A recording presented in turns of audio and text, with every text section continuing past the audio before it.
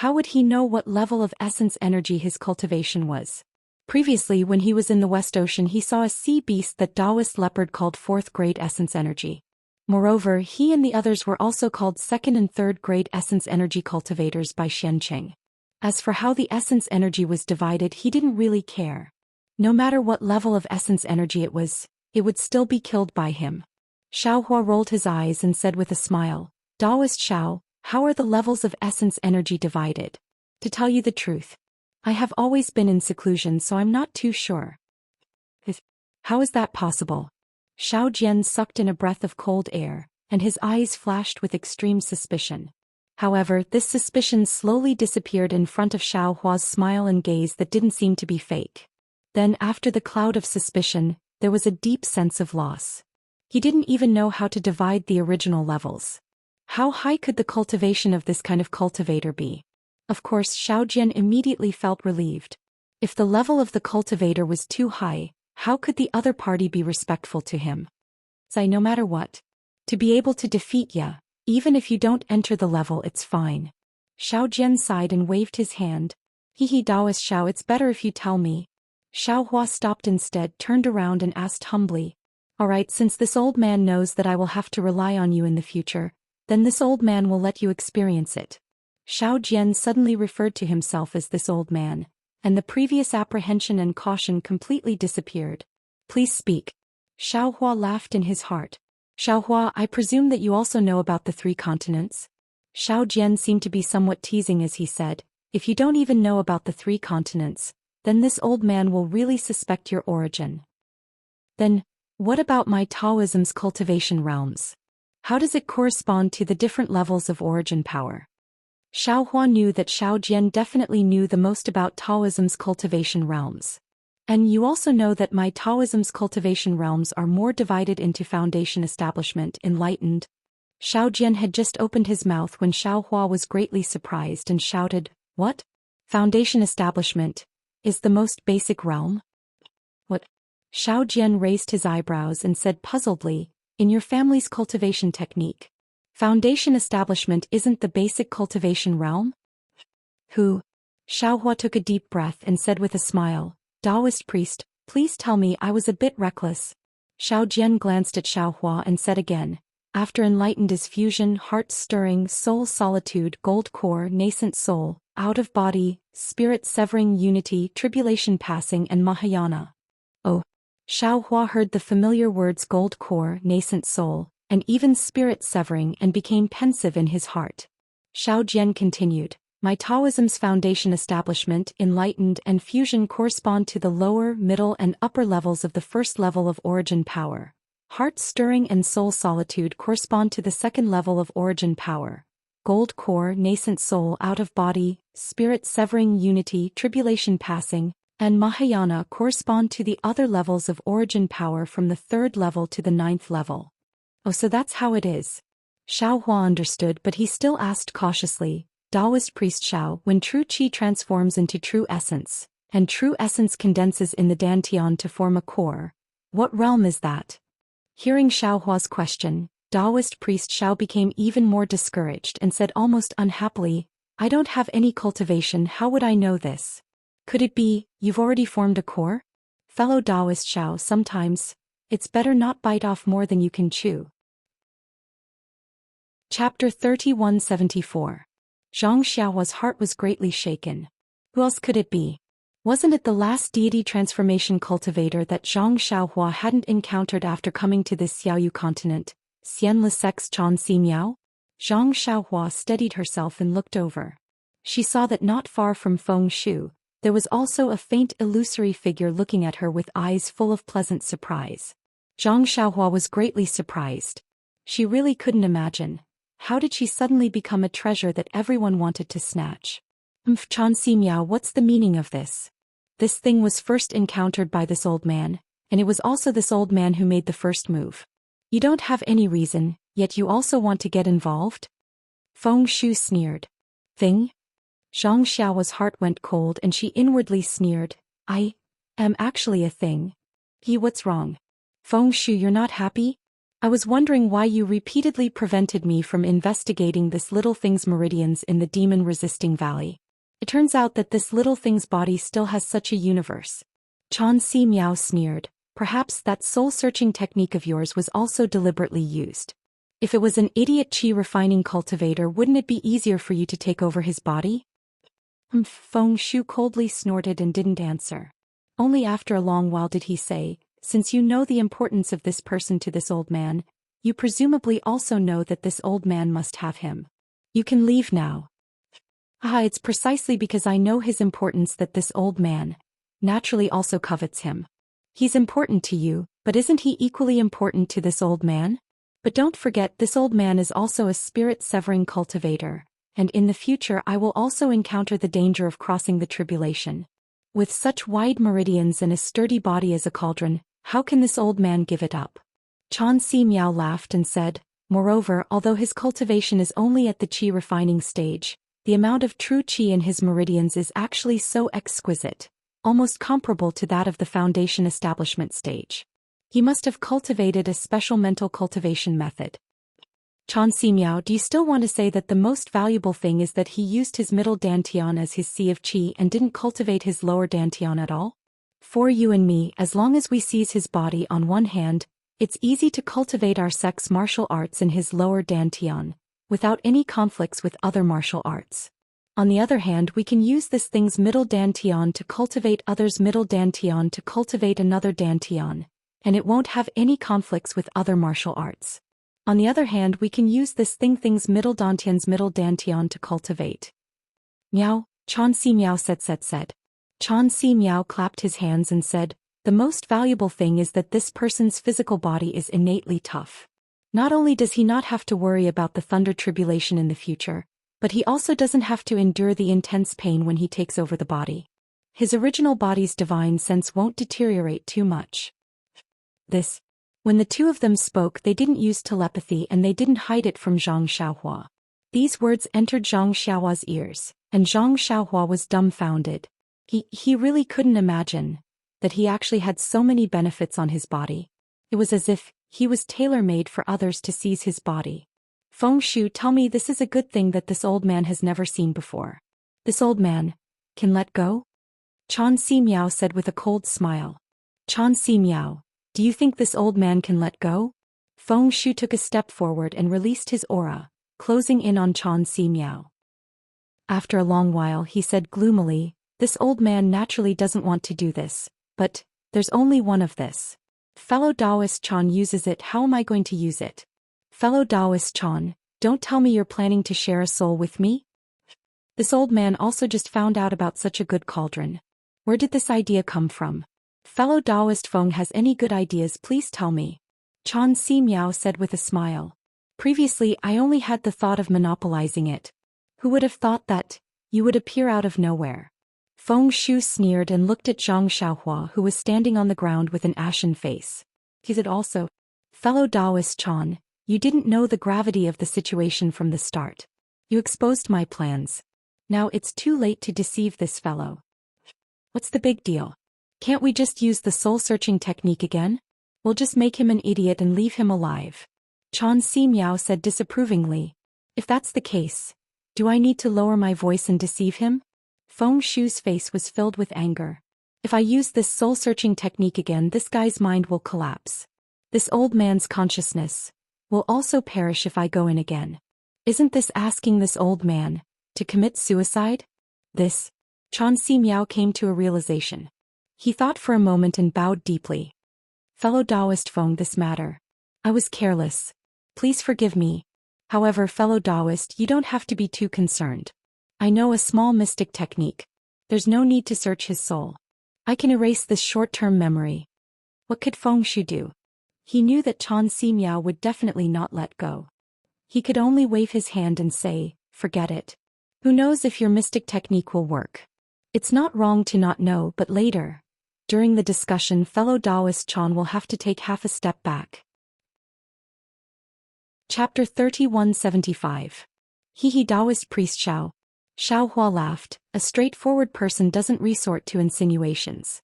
Others may not know whether Taoist priest has cultivation or not, but how could I not know? What? You actually... Taoist priest Xiao turned pale with fright, almost jumping up. You were really sent by them? Who are they? Xiao Hua laughed. Taoist priest Xiao is too suspicious. Could it be that if you weren't sent by them, they wouldn't know that you have spiritual sense? You... Taoist priest Xiao's face turned ashen, but immediately after his face showed ecstasy again. Just as he was about to speak, Xiao Hua immediately waved his hand. Don't talk nonsense. You should first answer this Xiao's question. Yes. Taoist priest Xiao almost stuttered in his surprise. True essence condensing into a core is naturally the golden core realm that all Taoist disciples dream of. Other than this, what else is possible? Could it be? Taoist priest Xiao, oh no, senior Xiao is already third grade essence force? Third grade essence force? Xiao Hua laughed. This Xiao wants it, but it doesn't want this Xiao. Do you think this Xiao is third grade essence force? Xiao Hua's words were naturally ambiguous, but in a normal person's impression, Xiao Hua naturally admitted that he was not third grade essence force. No, not possible. Taoist priest Xiao seemed to suddenly wake up at this time, shaking his head vigorously, trying to throw away his unrealistic delusions. Taoist priest Xiao has naturally terminated meridians. It's not possible for him to enter the foundation establishment realm, not to mention consecration and fusion. But finally, Taoist priest Xiao struggled like a drowning person grabbing onto a water plant, saying, but that bald donkey from the small gold temple is at most in the early stage of the benevolence realm. He can be considered a low first-grade essence force. If Taoist priest Xiao can enter the ranks, then you can defeat the Buddhist sect and expel that group of bald donkeys from Longevity Town. Taoist priest Xiao, are you in the ranks or not? He. Xiao Hua smiled slightly, turning around to leave, and said indifferently, this Xiao can be considered in the ranks. Looks like if this Xiao doesn't say it, you won't be able to sleep tonight. Taoist Xiao was overjoyed. He bowed and said, since Taoist Xiao is at the lower first rank, then the challenge in 10 days will depend on you. Xiao Hua flicked his sleeves and ignored Xiao Jian's bow. Xiao Jian seemed to be an unspeakably snobbish person. His attitude towards Xiao Hua changed several times. Xiao Hua originally had the cultivation of a Buddhist sect, so he only treated the fight between Shaojin Temple and Jiangchao Temple as a joke. However, the arrogant words of Shaojin Temple's monk Mingyu, who even proposed to expel Xiao Jian and Yuan Ye from Longevity Town, was not something Xiao Hua was willing to see. Therefore, this was also one of the reasons why Xiao Hua helped Xiao Jian. After all, Xiao Hua was also from the Tao sect. It was impossible for him to watch Taoism be expelled from Longevity Town by the Buddhist sect. Of course, 10 days was indeed a short period of time for Xiao Hua. It was impossible for him to completely clean out the earth crystal Yao milk in his meridians, dantian and flesh. However, looking at monk Mingyu's fat body and Yuan Ye's ability to fight 1 against 5, there was no reason why Xiao Hua couldn't sweep through Shaojin Temple's monks. As for Longevity Academy and the people Chansher Mingyu relied on, Xiao Hua didn't care about them at all. Even if he couldn't recover to his peak state, when facing some foundation establishment or even Jindan stage cultivators, Xiao Hua definitely wouldn't be at a disadvantage just by relying on some yellow and fire talismans. It was exactly as Xiao Hua said. He indeed had the cultivation of a 4th-rank origin energy, but right now his meridians and flesh were filled with earth crystal Yao milk. He couldn't use any divine abilities, so he really was just in the ranks. The 3 lonely and helpless Taoist cultivators of Jiangchao Temple saw the light and were filled with hope for their future. One closed his eyes and meditated, one meditated and prayed for blessings, and one even laid down on the branch of a banyan tree, looking up at the stars in the night sky. It was unknown what he was thinking. Less than 5 li north of Longevity Town, there was a hill several li in size. Shaojin Temple, which was a dozen times larger than Jiangchao Temple, was built on top of this hill. At this moment, inside Shaojin Temple, the rhythmic sound of a wooden fish in the main hall was heard along with the loud and clear sound of a bell. The fat monk Mingyu, who was wearing a bright kasaya, put down the small wooden mallet in his hand. He looked at the 30-something people in the main hall with great satisfaction and said in a deep voice, "Today's evening class ends here, you all can go back and rest." "Yes, Abbot," the 30-something people replied in unison. It was very loud and resounding in the main hall, making Monk Mingyu even happier. After all the monks left, Monk Mingyu stood up, tidied up the kasaya on his body, and turned his head to look at the slightly old Shakyamuni Buddha statue in the main hall. He respectfully knelt down, kowtowed to the ground and said in a low voice, "My Buddha disciple Mingyu has been in this Shaojin temple for more than 10 years. Previously there were only 3 to 5 people in Shaojin temple, but now there are a lot of people reaching 32. My Buddha must have seen disciples' hard work in these 10 years. Of course, disciples' hard work is incomparable to my Buddha's boundless dharma. The reason why Shaojin temple is so prosperous is all because of my Buddha's mercy, and not because of disciples' hard work. Disciple is willing to take root in Longevity Town's Shaojin temple, in this corner of hidden immortal continent, to plant my Buddha's mercy deep into the hearts of mortals, to let them know, in this world there is only Buddha, only nirvana is their best home. Only by devoutly worshipping my Buddha, can they get rid of evil, can they cut off evil. Amitabha." After that, monk Mingyu softly muttered for a long time, kowtowed again and respectfully retreated from the main hall. After monk Mingyu returned to the abbot's meditation room, he changed his kasaya into a white monk robe. Ping ping. Someone knocked on the door of the meditation room. "Who is it?" Monk Mingyu frowned, feeling somewhat displeased. "Senior brother Mingyu, it's disciple Ming Fa." A respectful voice sounded from outside the door. Amitabha, so it's Ming Fa. Monk Mingyu's lips curled into an inexplicable smile. He walked to the front of the door and personally opened it. "Amitabha, senior brother is too polite." The one standing outside the door was the monk who followed behind monk Mingyu in the afternoon. At this moment he had a smile on his face and his palms were clasped together as he said respectfully, "You only need to say the word and disciple will enter. Why do you need to personally open the door?" "Junior brother Ming Fa, for you to come so late, there must be something extremely important." Monk Mingyu invited Ming Fa into the room and said with a smile, "To be able to rack your brains for my Shaojin temple, to be able to work tirelessly for the prosperity of my Buddhism sect, you are a meritorious servant of my Buddhism sect. This poor monk naturally has to personally open the door." "Thank you for your trouble, senior brother." Ming Fa sat on the praying mat somewhat cautiously. Monk Mingyu personally held the pot, poured a cup of tea and then asked with a smile, "May I know what is the matter, junior brother?" Chapter 3176. Reporting to senior brother. Mingfa picked up the tea, took a sip and said, "Actually it's nothing important. It's just that after finishing my homework I returned to my room and thought of the challenge at the Temple of the River and Tide on the 10th day. I couldn't help but think of the situation 10 years ago when you came to the Shaojin temple alone with a warning letter. Then I thought of the prosperity of the Shaojin temple in the past 10 years. Now, even the Longevity Academy doesn't dare to look down on the Shaojin temple. They took the initiative to exchange pointers with the Shaojin temple on the day of the Immortal and Buddha ceremony. This was something I didn't even dare to think about 10 years ago. Amitabha, when I think of this I can't sit still in my room. The development of the Shaojin temple these years is all due to Senior Brother Abbot's contribution. Therefore I came here to thank Senior Brother Abbot for the effort you put in for the Shaojin temple." Amitabha, Mingfa's words obviously had a faint flattery, but in Zen Master Mingyu's ears, it was very pleasing to the ear. Zen Master Mingyu unconsciously chanted the name of Buddha and smiled. Junior martial brother Mingfa really knows this poor monk's heart.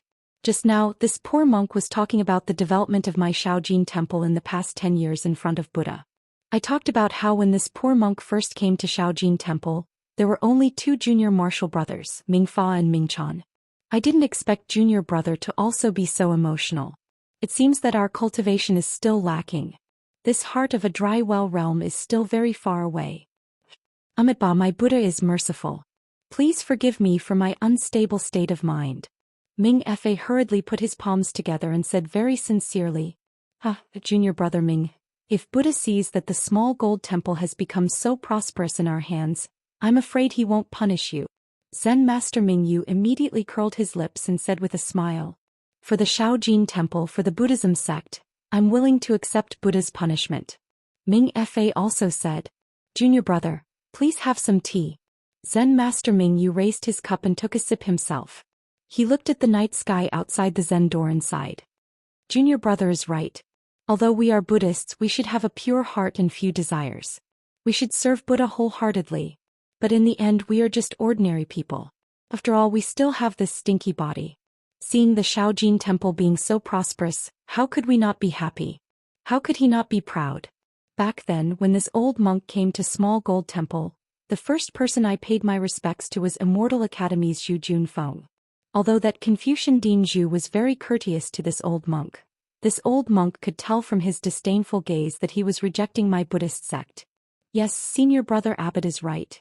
In the 3 continents, other than the Western Paradise, which is the pure land of my Buddhist sect, the hidden immortal continent and the Thousand Demons sacred realm are not places that my Buddhist light shines upon.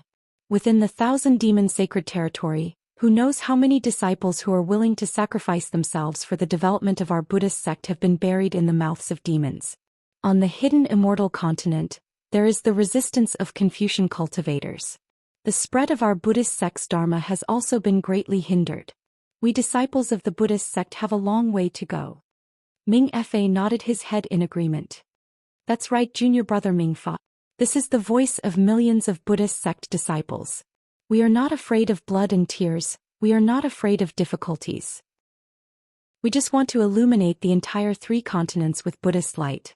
Zen Master Ming Yu's face showed a trace of redness, his eyes also flashed with fanaticism. Unfortunately, Ming Fa slightly clenched his teeth. The matters of this world are a test for us Buddhist disciples. In this small immortal town, not only does Immortal Academy have Ruo Tong Long tightly protecting their sphere of influence, even Taoism has revived from the ashes. A long time ago declined River Tide Temple. A wandering Taoist dares to go against my Small Gold Temple, challenging the dignity of my Buddhist sect. I won't hide it from Junior Brother. Zen Master Ming Yu said with a smile. Back then when this old monk saw that Taoist surnamed Zhao's face, I looked down on him from the bottom of my heart. What the hell, a scoundrel wants to challenge my Small Gold Temple in Immortal Town. Who does he think he is? Indeed, Ming Fa said with a smile. I remember the first time this old monk saw that so-called Taoist Zhao. He was no different from a beggar. However, this beggar-like person actually went against my Small Gold Temple in all aspects. Zen Master Ming Yu said with a sigh. If not for the fact that this River Tide Temple doesn't have many Taoist disciples, perhaps in these 3 to 4 years, that River Tide Temple really could catch up to my Small Gold Temple. This can't help but make me think of our Small Gold Temple back then. At that time in Zhu Juanfeng's eyes, you and I probably weren't much different from this Taoist Zhao, right? How could it be that simple? My Buddhist sect's dharma is boundless. What does his Taoist sect have? It's nothing more than some tricks. It's fine to deceive ordinary people, but in front of us it's just a joke. I believe that Immortal Academy knows all of this. The problem is, Zen Master Ming Yu smiled bitterly, my Small Gold Temple is entangled with River Tide Temple. So many years of pure reputation will turn into flowing water. Even if I can't see River Tide Temple clearly, how will the secular people of Immortal Town view my Small Gold Temple? After all, this cauldron is someone we want to possess in the future. Imprison him for a long time will be detrimental to our future development. Fellow Taoist Feng, don't tell me you're going to throw him to Dawn Rain Continent. Chan Si Miao said in disbelief. If he's discovered by others, how can we still have a chance? Fellow Taoist Chan, have you forgotten that the big hide in the city and the small hide in the wilderness? Even if you imprison this guy somewhere, he'll still be discovered by others. Furthermore, there will be many chances of him being discovered. Why don't you just let him cultivate in Dawn Rain Continent? There are countless cultivators in Dawn Rain Continent. Who would recognize such a lowly cultivator? Furthermore, if the 2 of us join hands to restrict this guy's middle dantian, who else would be able to discover it other than cultivators above the void refinement realm? How could such an insignificant cultivator be discovered by a cultivator with a higher cultivation base than us? Even if this guy's aptitude is very good, but there's no need to wait until then. You and I can transcend the minor heavenly tribulation, right? Fellow Taoist Feng is indeed wise. Chan Si Miao clapped again. However, he immediately felt bewildered. If this guy doesn't have our guidance and only starts from Qi refinement realm, I'm afraid his lifespan won't be enough. Feng Shu smiled bitterly. Could it be that fellow Taoist Chan has a better idea? If fellow Taoist Chan is still worried, why don't you let me bring him back to the Immortal Sect? Of course, Chan Si Miao shook his head. Then Feng Shu whispered a few words to Chan Si Miao. Chan Si Miao was shocked at first. He turned to look at Zhang Xiaohua and nodded slightly. Fellow Taoist Feng thinks so then. I can only agree. Then Feng Shu said again, since that's the case, the two of us will swear a heart oath. From today onwards, the two of us will never reveal this matter to anyone, including our own disciples. Furthermore, no disciple of the Immortal Ascension sect or the Immortal Music sect can give this guy any guidance. Wherever this guy goes, where he lives, whether he cultivates or not, it has nothing to do with us. Yes, that means that before we transcend the minor heavenly tribulation, we are absolutely forbidden to have any contact with this guy. Only when one of us transcends the heavenly tribulation can we appear together to capture this guy. Yes, if you and I want to do anything to this guy, we must discuss it with the other party. Only when both of us agree and both of us are present at the same time can we do anything. Also, if this guy is discovered by others, we must take action at the same time, to cover up this matter. No matter what method we use, we must kill that guy. But, what if it's an old ghost who's transcending the heavenly tribulation? Haha, then forget it. Let's preserve our lives first. Also, what if there's any change in this guy? This is not possible, right? It's better to be safe than sorry. Fellow Taoist, let's make this clear first. Alright, if there's any change, we can investigate it. However, if one of us goes, we must inform the other. Neither of us can go looking for this bastard alone. I'll say the same thing again. This matter must not be known by others. Alright, we'll do as fellow Taoist Feng says. Seeing that the two of them were almost done discussing, Chan Si Miao thought for a moment and nodded his head in agreement. Then the two of them dripped a drop of blood and mixed it together. In front of this drop of blood, they made a heart oath and pointed at the drop of blood. The drop of blood split into two and turned into two strange runes that flew to their foreheads and disappeared. Fellow Taoist Chan, it's time for you to use your secret technique. Seeing that they had made a heart oath, Feng Shu pointed at Zhang Xiaohua and said indifferently, the memories of the past few days shouldn't be left behind. Well said. Chan Si Miao stretched out his hand and 10,000 broken fireflies flew out. Zhang Xiaohua flew into the air with the broken fireflies. In the hands of a soul formation cultivator, Zhang Xiaohua was like an ant. He had no power to fight back. The moment the broken fireflies fell on him, Zhang Xiaohua suddenly felt a kind of sadness. The sadness of being a fish on a chopping block, the sadness of being an ant. This sadness didn't decrease even as his consciousness gradually blurred. Seeing Zhang Xiaohua's ashen expression, Feng Shu wasn't surprised. He looked around and waved his hand. The storage ring flew into his hand and disappeared. The bag and strange-shaped magic tools on the ground also disappeared. Even Zhang Xiaohua's clothes were taken by Feng Shu. Then Feng Shu said to Zhang Xiaohua, "Hee little guy, I wanted you to raise him like a pig, but now I have no choice but to raise him like a sheep. Your fate was already decided when you saw us. Of course, it's not like you don't have any chances now. First, you can pray to the heavens and ask the heavens to reduce the heavenly lightning when fellow Taoist Chan and I transcend the tribulation so that we can safely transcend it. Fellow Taoist Chan and I promise you that as long as we transcend the lightning tribulation, we will immediately release you. Second, you can also cultivate diligently. As long as you transcend the tribulation before us, don't worry, we don't have to do anything. The small heavenly tribulation from the soul formation will definitely destroy this restriction." Zhang Xiaohua only listened in a daze. His eyes were straight as if there was no spirit in them. Or you can do what you did just now. You don't want your life and self-destruct. Turn around and reincarnate. Feng Shu ignored his reaction and continued, however, this old man has to remind you that if you disintegrate, the restriction that Chan Si Miao and I placed in your dantian will immediately alert us, and we will immediately rush over. Before your corpse turns cold, we will do something else to ensure that we can use it when we go through the tribulation. Of course, this is under the condition that you know who you are and remember what happened today. Feng Shu seemed to still be saying something, but Zhang Xiaohua's consciousness was already blurred. It was as if he had fallen into a gray space. There was no possession, no furnace, no pain, no sadness. Fellow Taoist Feng. Seeing Xiaohua standing in the air with an expressionless face, Chan Si Miao smiled and said, "I was fortunate enough to not disappoint you.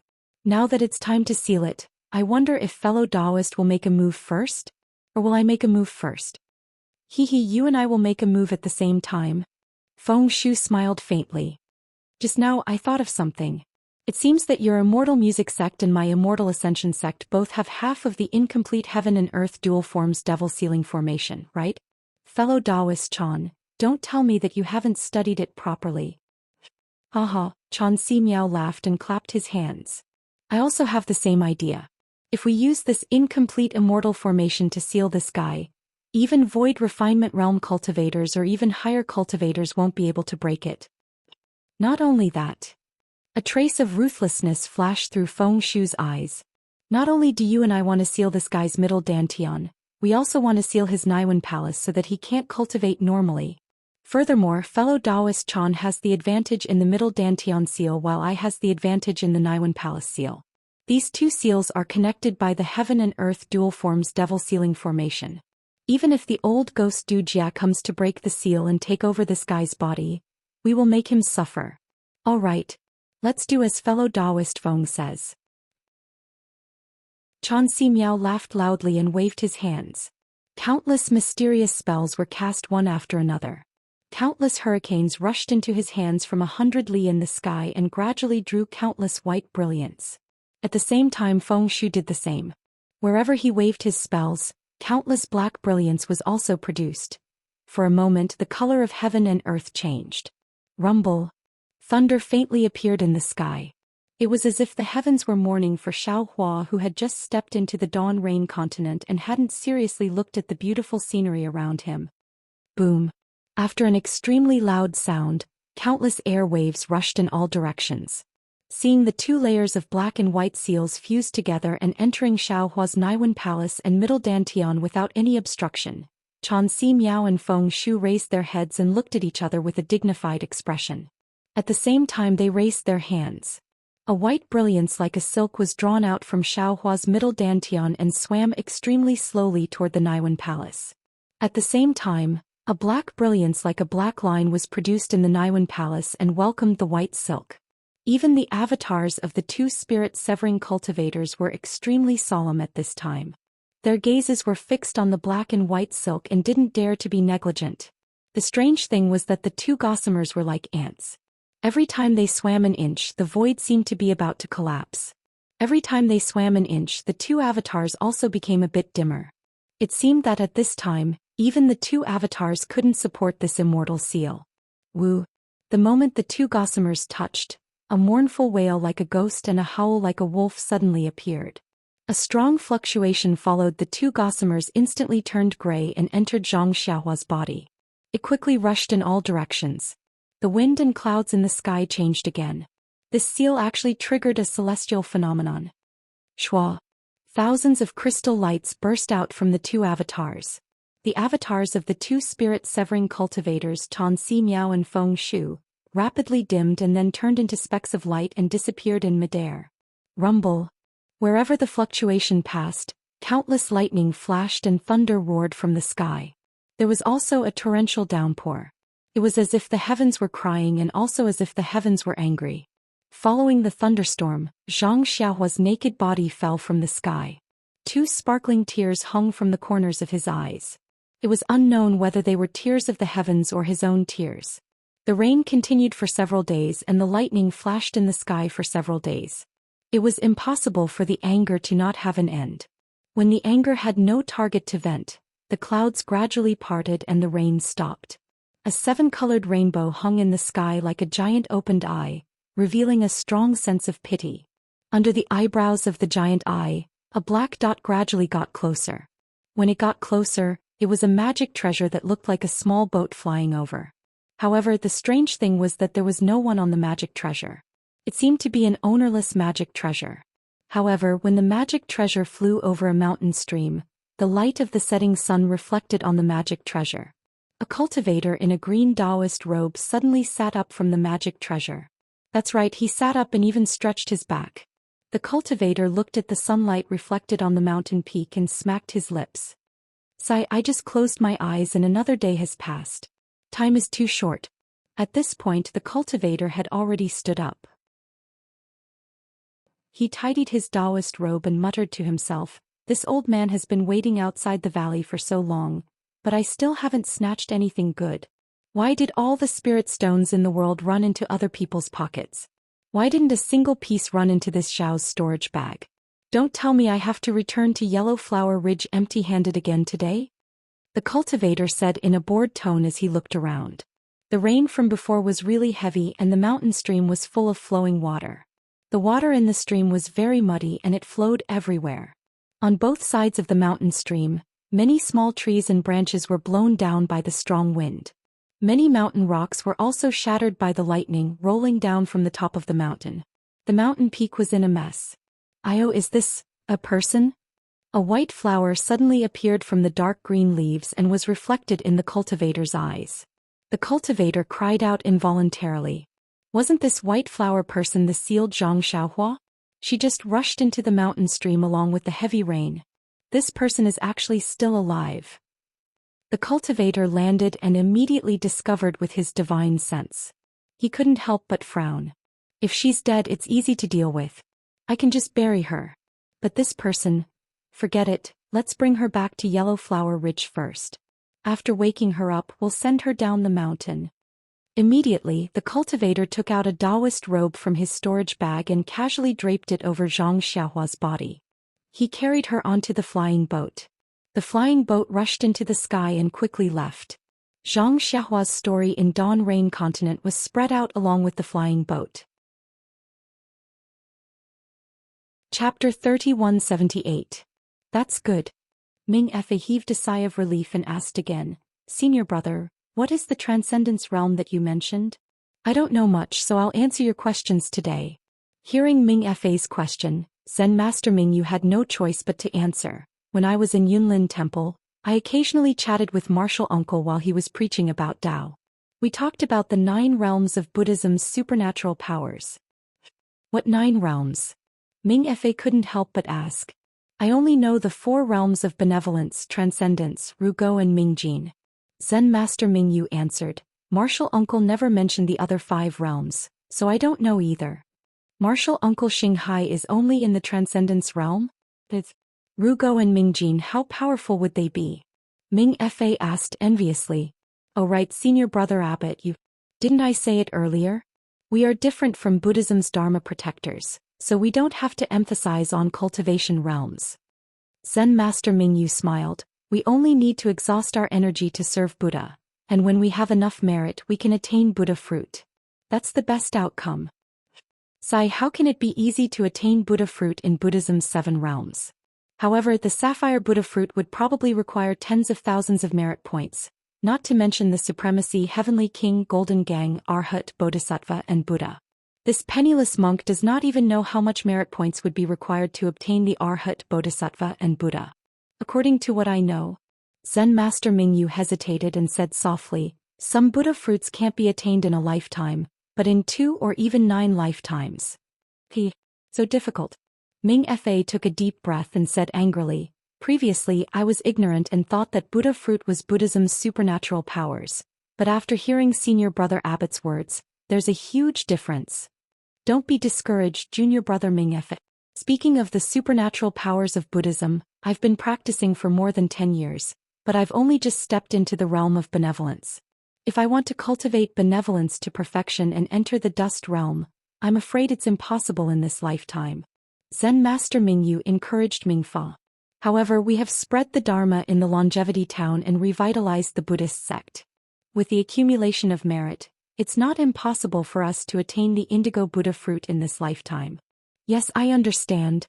Mingfa put his palms together and lowered his head. "Buddha is merciful. Buddhism is widely spread.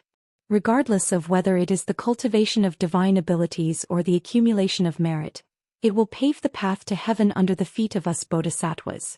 This disciple is willing to make the indigo Buddha fruit my lifelong pursuit. I will give my everything to Buddha Tathagata." "Excellent." Zen Master Mingyu also pressed his palms together and said with a smile, "Junior brother, you are so ambitious. You will definitely be able to attain Buddhist enlightenment. I'm very gratified. Disciple thanks Senior Brother Abbot for clearing my doubts tonight." Ming Fe stood up and thanked him. Disciple will take his leave now. Yes, junior brother Mingfa. The immortal Buddhist ceremony in 10 days will be the first for our Shaojin temple. You must not make any mistakes. Start preparing from tomorrow onwards. Zen Master Mingyu stood up and instructed. Yes, I understand. Senior brother Abbot, please rest assured. Ming Fa agreed and slowly left the meditation room. Sigh, competing with the Jiangchao temple is really an unfair victory. I wonder if martial uncle Xinghai will agree. Looking at Ming Fa's departing figure, Zen Master Mingyu sighed. However, I don't think he will watch us get chased away by the Taoist priests of the Jiangchao temple, right? The two monks of the Shaojin temple were thinking about the Buddhist challenge in 10 days and preparing for the immortal Buddhist ceremony that was held once every 10 years. On the west side of the Longevity Town in the Longevity Academy, which was several times larger than the Shaojin temple, the sound of reading resounded from the academy, resonating in the night sky. Following the sound of reading, wisps of faint mist danced in the night sky. Also, traces of undetectable brilliance slowly scattered, enveloping the entire academy. Within the brilliance, in a corner of the academy beside a lush bamboo forest, a disdainful voice reprimanded from within a small and exquisite library, Junfeng, you are a little reckless. The immortal Buddhist ceremony can be lively, but it is only held in our Longevity Academy. Why did you drag the Shaojin temple into it? A small temple actually wants to stir up trouble in the Longevity Town. Why don't you take a look at the morals of these monks? Ah, Mr. Taiyan, you worry too much. Following this voice, another voice sounded in the library. It was Zhu Junfeng, Dean Zhu of the Longevity Academy. He held the fist-sized lamp on the desk and looked at the white-haired but hale and hearty thin old man in front of him. He smiled and said, I just happened to be returning from a walk outside the town with a group of scholars. When I heard about the bet between the Shaojin temple and the 3 Taoist priests of the Jiangchao temple, I felt it was funny. That's why I spoke. I wanted to let them know that in the Longevity Town, only the Longevity Academy counts. Whether it is the Shaojin temple or the Jiangchao temple, they are jackals of the same tribe. Yes, I just feel that competing with the Shaojin temple and celebrating the immortal Buddhist ceremony is beneath the dignity of the academy. It's not that I am dissatisfied with your arrangement. Mr. Tide and nodded and said, if we can use the immortal Buddhist ceremony to suppress the arrogance of the Shaojin temple, that would be great. That's exactly what I was thinking.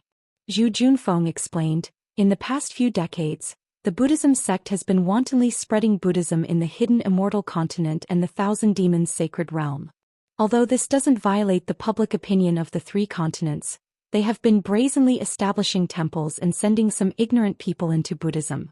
This has affected the rule of the Confucian cultivators in the hidden immortal continent.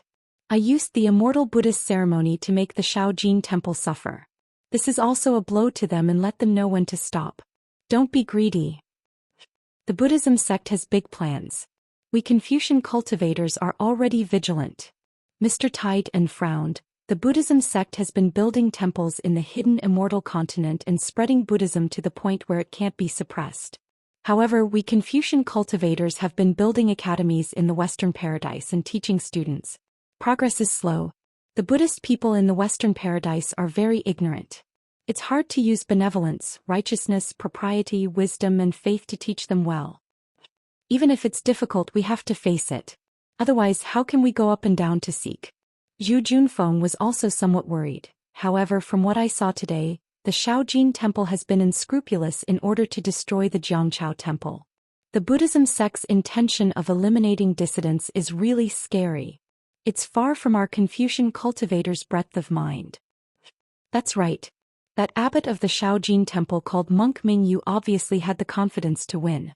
He was sure that after 10 days, there would be a Buddhist expert who defeated Yuanya. That's why he restrained himself and pushed the challenge 3 days later to 10 days later.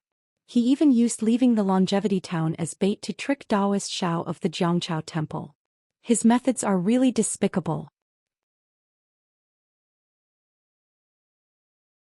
Chapter 3179. Poor Taoists. The Immortals and Buddha's ceremony is in 10 days. Although Longevity Academy won't make a move, they will disappear from Longevity Town under the pressure of the Buddhist sect. Mr. Taiyan couldn't help but lament the fate of the Rivertide Temple. Who says Chongqing Academy won't do anything? Zhu Junfeng smiled. Since Mr. Jianli is here, don't go back empty-handed. No matter what Buddhist masters come from Shaojin Temple, let Mr. Amo do it. Let them see what the Confucian cultivators of Zhongxian continent are like. Oh, Mr. Amo Yen is coming? Mr. Taibin was surprised. I haven't seen Mr. Amo for years. Why did he come to Chongqing town? Mr. Taibin said proudly, Mr. Amo is young but mature. He is a famous scholar of Chongyun sect. Isn't it like using a sledgehammer to kill a chicken? Hearing Mr. Tai'an's question, Zhu Juanfeng's smile faded slightly and he frowned slightly. He was also puzzled. Not to mention Mr. Tai'an, and even I am puzzled. The Longevity Town is just a small part of the country of Xi. Our Longevity Academy is just one of the hundreds of academies in the country of Xi. 15 years ago, because of the appearance of a fox demon in Mount Qing, the sect sent Mr. Lu Tinghan to eliminate the demon. I passed by the Longevity Town and stayed for half a day. Since then, no other scholars have passed by here. Even if there are disciples of the sect who want to cross Liao River, they come from Jishun Town. Very few of them come to Chongqing Academy. Mr. Jianli's arrival is very sudden. Didn't the sect say anything else? Mr. Taibin didn't believe him. Oh, Mr. Jianli. Zhu Junfeng pretended to exaggerate. Sir is a senior elder of my Longevity Academy. Before this little one came to Longevity Town, Longevity Academy was managed by Sir alone. If the sect has information, how could this little one dare hide it from Sir? Ah, Mr. Taibin laughed heartily. He stroked his beard and shook his head. I'm just curious. If you don't want to tell me, I won't ask. Whoosh. At this moment, a green sword light flashed in the night sky outside the library. It cut through the open window and rushed in front of them. Who is it? Zhu Junfeng didn't have time to check what the sword light was. He turned his head abruptly and looked out of the window. His originally black and white eyes flashed with a faint clear light. Zhu Junfeng used the greenwood eyes of a Confucian cultivator to examine the situation around Longevity Academy. Mr. Taibin waved his hand, and a ball of true qi flew out from his sleeve, instantly turning into a dozen or so strands to surround the sword light. Within the true qi, the sword light suddenly converged. It was a thumb-sized green flying sword. Mr. Taibin opened his mouth and infused his true qi into the flying sword. The surface of the flying sword immediately began to roll like water. Gradually, something similar to a bamboo joint emerged from the flying sword. Principal Zhu. The vigilance on Mr. Tai'an's face faded. He smiled. This is a flying sword message from the sect. Try using Longevity Academy's sword comprehension technique. Zhu Junfeng used his greenwood eyes to observe for a moment. There was nothing strange within a few miles of the Chongqing Academy. He knew that the sword light must be a message from the sect. He nodded and formed a sword sign with his hands. When a few streams of Jin Qi rushed into the bamboo joint like flying swords, the bamboo joint slowly opened. A clear voice came from the bamboo joint. Jian, I am Mo Jianli from the sect. I am now on the Liao River, which is more than 15 miles south of the Chongqing Academy. I have something to ask you. As Mo Jianli's voice faded, the bamboo joint slowly dissipated. Then it turned back into a thumb-sized sword. Mr. Mo. Zhu Junfeng reached out and the sword landed in his hand. He carefully examined the sect insignia on the sword. He couldn't help but frown. He looked at Mr. Taibin and asked curiously, How did he get here so quickly? Last time, the message said that he would come to Longevity Academy in about 6 days. Moreover, why did he go to Liao River instead of coming to Longevity Academy so late at night? Could it be that his main purpose of coming here today is Liao River? Since Mr. Amo is here, why don't we go and ask him? Why bother guessing? Mr. Taibin said with a smile. When Zhu Junfeng heard this, he couldn't help but laugh. Exactly. Tonight the sky is clear and the stars are like lanterns. I really want to go to the Silver Han Dynasty with Mr. Taibin. We'll play the stars and welcome the guests from afar. That's right, that's right. I want to go with you. Mr. Taibin was in high spirits. He shook his hand and a jade pendant flew into the air like an auspicious cloud. Then he opened his mouth and breathed in a puff of true qi. The jade pendant flashed with a faint white light. Then, It turned into an auspicious cloud several feet in size and floated in front of Mr. Titan. Mr. Titan raised his leg and stepped on it. The cloud rose into the air and rushed out of the library. Mr. Titan's robes fluttered in the wind, making him look like an immortal. Mr. Titan's auspicious cloud pendant is indeed marvelous. It's not something an ordinary origin artifact can compare to. Zhu Juanfeng's eyes flashed with a divine light as he praised. He extended his hand and his index and middle fingers came together to form a sword seal. Rise, following Zhu Juanfeng's soft command, a wung sound of a sword rang out. The treasured sword hanging on the wall of the library flew out of its scabbard, and like a silver dragon, it streaked across the air and rushed past Zhu Junfeng. Zhu Junfeng nimbly leaped onto it and the treasured sword did not stop there either. It also rushed out of the library. In the sky above the library, other than the sound of students reading, Mr. Titan's voice could also be heard. The building is 100 feet high and the stars can be plucked with one hand. I don't dare to speak loudly for fear of alarming the people in the sky. Haha. Zhu Junfeng heard this and laughed inwardly. Mr. Titan is in high spirits today. I'm afraid that Mr. Imo Jianli has inspired him. Mr. Titan has spent his entire life practicing the classics. Today he has only reached the middle stage of transforming energy into qi. He is only a scholar. Mr. Imo, on the other hand, has practiced the noble spirit river. He is only in his 50s and has already reached the last stage of transforming energy into qi. He has become the youngest scholar in the Chongyun sect. Facing a child who once wanted to learn from him, no one would be able to remain calm. Sai, where do saints come from in this world? The desire to win has never ceased. If Mr. Titan is like this, how can others be spared? Fortunately, although I am a young scholar, I am still much younger than Mr. Mo. Facing such a prodigy, how can I live with my dignity? Zhu Junfeng stood on his flying sword, looking like a sword immortal. He was even more graceful than Mr. Tian. Mr. Tian's high spirits had already attracted the attention of countless students. When Zhu Junfeng flew out, it caused a stir. Strong, quiet as a virgin, moving as a rabbit. Using qi to control the sword, moving unhindered between heaven and earth. This is my life's pursuit. A few students with delicate features could not help but clench their fists and sigh. I am willing to use my heart to strike the sky. I am willing to use my pure heart to cover the 9 provinces. I am willing to use the righteous energy of heaven and earth to destroy all demons and monsters in the world. Some students even sighed in the sky. However, more students were still whispering to each other. Since the headmaster has such a cultivation, if we work hard and train hard, we will definitely be able to win first place in the annual competition. Only then will we have the opportunity to enter the sect to cultivate. Only then will we be able to fulfill our ambitions. Our wish to sweep the world with our swords and cover the 9 provinces will come true. That's right. It's better to retreat and form a net than to admire the fish in the abyss.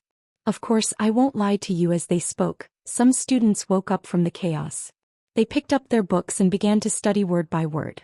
Not long after, wisps of clear energy filled the entire academy, becoming denser and denser. Outside Longevity Town, night had already fallen. The fog of dusk only began to slowly recede at this time. The Liao River, which was dozens of li wide, was currently emitting hua-huach sounds of water. Under the bright moon, it flowed endlessly towards the east. The moonlight was like frost, sprinkling specks of water on the river. From time to time, fist-sized splashes would rise up and then turn into fireflies in the air. Occasionally, large whirlpools would appear in the rapid flow of the river. The dried branches and leaves floating on the river surface would all be sucked into the water. Although it was already late at night, under the moonlight, the Liao River seemed to be as bright as day. Not to mention the huge ships in the middle of the river. From time to time, they could see the dozens of small boats fishing at the river's edge. It wasn't just the huge boats. Under the moonlight, it was the time for the fish to swim upstream. Tens of thousands of small fish were like notes jumping around in the waves. They jumped and attacked the water, going against the current, unwilling to go with the flow. It was a scene full of vitality, a scene of people wanting to fight against fate. Unfortunately, on the dozens of small boats, there were some middle-aged men who wanted to take advantage of the night to go upstream and catch more fish to feed their families and buy more clothes for their children. Looking at the nets cast time and time again on the small boats, there were also heavy shouts and joyous laughter. Although they were tired, their harvest was bountiful. On the other hand, those fishes who wanted to change their fate would immediately fall into the nets of others as soon as they jumped up from the river surface. Other than becoming the meal of others tomorrow, there was no other ending. What bravery, what change, what unyielding will, they all turned into the moon's shadow in the river. Woo, without any reason, a gust of cold wind suddenly rushed out from the river. A few seemingly ordinary waves rose up with a whoosh, immediately capsizing several small boats nearby. The river surface that didn't seem dangerous suddenly became a whirlpool. Nearly 10 people on the small boats fell into it and were immediately sucked into the whirlpool. There was almost no time to call for help. On the contrary, not far away, the fishermen who were celebrating their harvest inadvertently saw this and no longer cared about fishing. They shouted loudly, urging their family members who were trying their best to stabilize the small boats. They ignored the whirlpool on the river surface and rowed towards the small boats that were spinning rapidly in the whirlpool. There were even a few fishermen who didn't even think and jumped into the river, wanting to save the nearly 10 fishermen who had already disappeared. Chapter 3180. These fishermen might not be familiar with each other, but since they were still boating in the middle of the night, they knew that they were all people who worked hard. If they could lend a helping hand, no one would be stingy. How could their honest and upright hearts think more than that? Since those fishermen did not surface from the river, how much stronger could they be? But the strange thing was that these fishermen were much more agile than the upstream fish in the river. In a short moment, they had already neared the numerous large whirlpools. However, the moment the fishermen touched the whirlpools, they immediately sank into the water and did not show their heads again. It was as though they had never appeared in the first place. This time, the numerous fishermen who had rushed over from behind turned pale with fright. They hurriedly screamed and fled towards the shore with all their might. Unfortunately, it was already a little too late. The numerous large whirlpools were like huge mouths that could devour people. They were getting bigger and faster, moving towards these people. Help! The heart-wrenching cries for help could not travel far on the surging river surface. Not to mention the sound of splashing water, even the sound of thousands of fish falling into the water could drown out these cries. Just at this critical moment, a rumbling sound of flowing water suddenly appeared in the distant night sky. This flow of water was as continuous as the river water, but it also seemed to be more imposing than the sound of the river water. It was simply like a waterfall that washed down from the cliff. Following the sound of flowing water, another voice that was full of energy and even more powerful than the rolling waves sounded. Hold on for a moment, this MO will save you all. Looking at the source of the voice, a long river that was like the Milky Way descended from the 9 heavens. On the long river there was a scholar who stepped on a crimson cloud. He was dressed in a white scholarly robe and was flying over on a sword. Help! How could the numerous fishermen who had half of their bodies in the whirlpool care to look at the immortal's grace? They hurriedly shouted for help. Speaking of which, it was strange. When the scholar's voice sounded, the whirlpool on the river surface immediately weakened. Although the fishermen's bodies were spinning uncontrollably in the whirlpool, they did not immediately fall into the river like before. In a short moment, the scholar had already landed on top of the fishermen's heads. The scholar's thick eyebrows and his face was full of tranquility. Although he was facing the life and death of several people, his thin lips were tightly shut and there was no sign of panic. Go! The scholar waved his hand and a brocade silk handkerchief flew out. The sword wind became 10 feet long and the silk handkerchief fell down and easily wrapped around a fisherman. Then the silk handkerchief flew to other places and wrapped around a few more. As for the scholar himself, he controlled the flying sword and grabbed the air. 2 fishermen were pulled out of the river and were brought to the shore. This humble one thanks Mr. for saving our lives. Several people landed on the shore. Their faces were already deathly pale, and they didn't think much about it as they lowered their heads and kowtowed. Ah, get up! Crow's feet appeared at the corner of the scholar's eyes. He did not look young. He waved his hand and said, "It's late now and the Liao River is not peaceful. It's better to go back and rest early. Although fishing for money is important, your life is more important. Sir, please save old second son," one of the fishermen said anxiously. "He still has a 70-year-old blind old woman at home. The scholar looked at the Liao River, which was still without any waves, and bit his tightly shut lips slightly. Plop plop. Several fishermen hurriedly kowtowed again. They might not know who Old Second Son was, but they knew that without Old Second Son, that 70-year-old blind old woman would not be able to live for long. Wait a moment. The scholar hesitated for a moment and flew into the air again. At this time 3 slightly older old men flew over from the distant sky. They were all dressed like Confucian cultivators. However, these old men did not carry swords on their backs. Instead, they stepped on a faint green cloud. The 3 old men were very respectful when they saw the scholar. The scholar gave a few instructions, and the 3 old men chased after the uncontrollable boats on the river. They seemed to want to send these boats to the shore. The scholar waved his hand and a sword light rushed into the night sky. The direction was the Longevity town. Sword light flashed around his body, and then he rushed into the Liao River. A few moments later, when the 3 old men sent the boats to the shore, Mr. Tide and Zhu Junfeng arrived together on a cloud. When they saw the situation, the 2 of them were shocked. When they heard the fishermen say that it was dangerous, their expressions changed drastically. They looked at each other and then looked at each other. It was not that the Liao River was not dangerous. It was not that no fisherman had died on the Liao River. It was that, as the fisherman said, Zhu Junfeng and Mr. Tite, and had never heard of it before. My name is Zhu Yan and my courtesy name is Zhu Junfeng. I am the Dean of the Longevity Town Academy. Greetings, martial uncles. Zhu Junfeng saw that the 3 old men were Confucian cultivators and hurriedly went forward to greet them. Mr. Tite and did not dare to be negligent and bowed as well.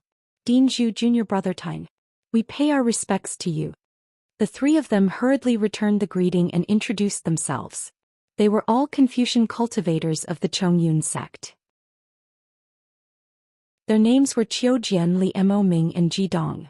However, they did not tell Zhu Junfeng their courtesy names. After the 5 of them greeted each other, Zhu Junfeng did not ask too many questions because there were still fishermen from the Longevity town. He looked at the 3 of them and said, Mr. Taik and will accompany the 3 martial uncles here. I will go and take a look. Dinju. Qiu Jian hurriedly called out, the river is dangerous. Mr. Mo Ming won't even let us go near it. You should, it's fine. Zhu Junfeng smiled. I have been in the Longevity town for a long time. If I haven't been to the Liao River 100 times, I have at least been here dozens of times. I have done many things like rowing at night and drinking. Li Mo Ming said unhappily, I know that you are in charge of this place. However, since Mr. Mo Ming is here, we naturally have to listen to his orders. Mr. Mo Ming said not to go there. That place is definitely dangerous. Furthermore, I have come here today precisely for this matter. If you think that a little scholar like you can handle it, then I will wait for Mr. Mo Ming to return and immediately turn back. Yes, I know my mistake. Zhu Junfeng's heart trembled as he hurriedly bowed. It's good that you know. Li Mo Ming nodded and did not say anything else. He raised his head and looked at the Liao River. The wide Liao River was the same as before. There was no danger at all. There were very few giant boats in the middle of the river, but one would occasionally sail by. The lights on the giant boat flickered with the stars in the sky, and the fragments of moonlight on the river's surface seemed to resonate with each other. It made one wonder if this was the falling stars in the sky. Whoosh, a long river flowed against the current and rushed up to the sky. The brilliance of the river instantly covered all the stars and moonlight.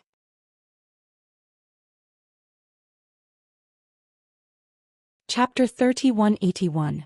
Mr. Mo is back. Ji Dong frowned and exclaimed, but Mr. Mo... Yes, Mr. Mo stepped on the river and flew across the sky, landing right in front of them. Unfortunately, his hands were empty, not even the corpses of the fishermen. My apologies. Mo Jinli landed, ignoring Zhu Junfeng and Mr. Tian. Instead, he walked up to the fisherman and bowed. I have failed you. Not only did I not find Sun Lauer and the others, I did not even see their corpses. Mr. Mo, you didn't go with the river? The fisherman asked in disbelief. Of course I did. Mo Jianli was not embarrassed by the fisherman's pointing fingers. He explained calmly, I have checked the area within a few miles, including the bottom of the river. The fishermen were shocked, their bodies trembling. Could it be, I don't know what it is and I didn't see it, so I don't dare to say anything. But for now, don't come out to fish at night. Imogenly said in a gentle voice. Of course, we will try to find the reason around the longevity town, but there might be some accidents. You should wait until the truth is out. But we all fish for a living. Even if we don't come out at night, we have to come to Liao River during the day. One of the fishermen said boldly. Sigh. Imogenly sighed, looked at Zhu Junfeng and said to the fisherman, the Longevity Academy of the Chongyun sect will do its best to protect you. However, you all still need to be careful. Imogenly then took out a silver coin from his pocket and handed it to the fisherman. He said, this is for Sunflower's mother.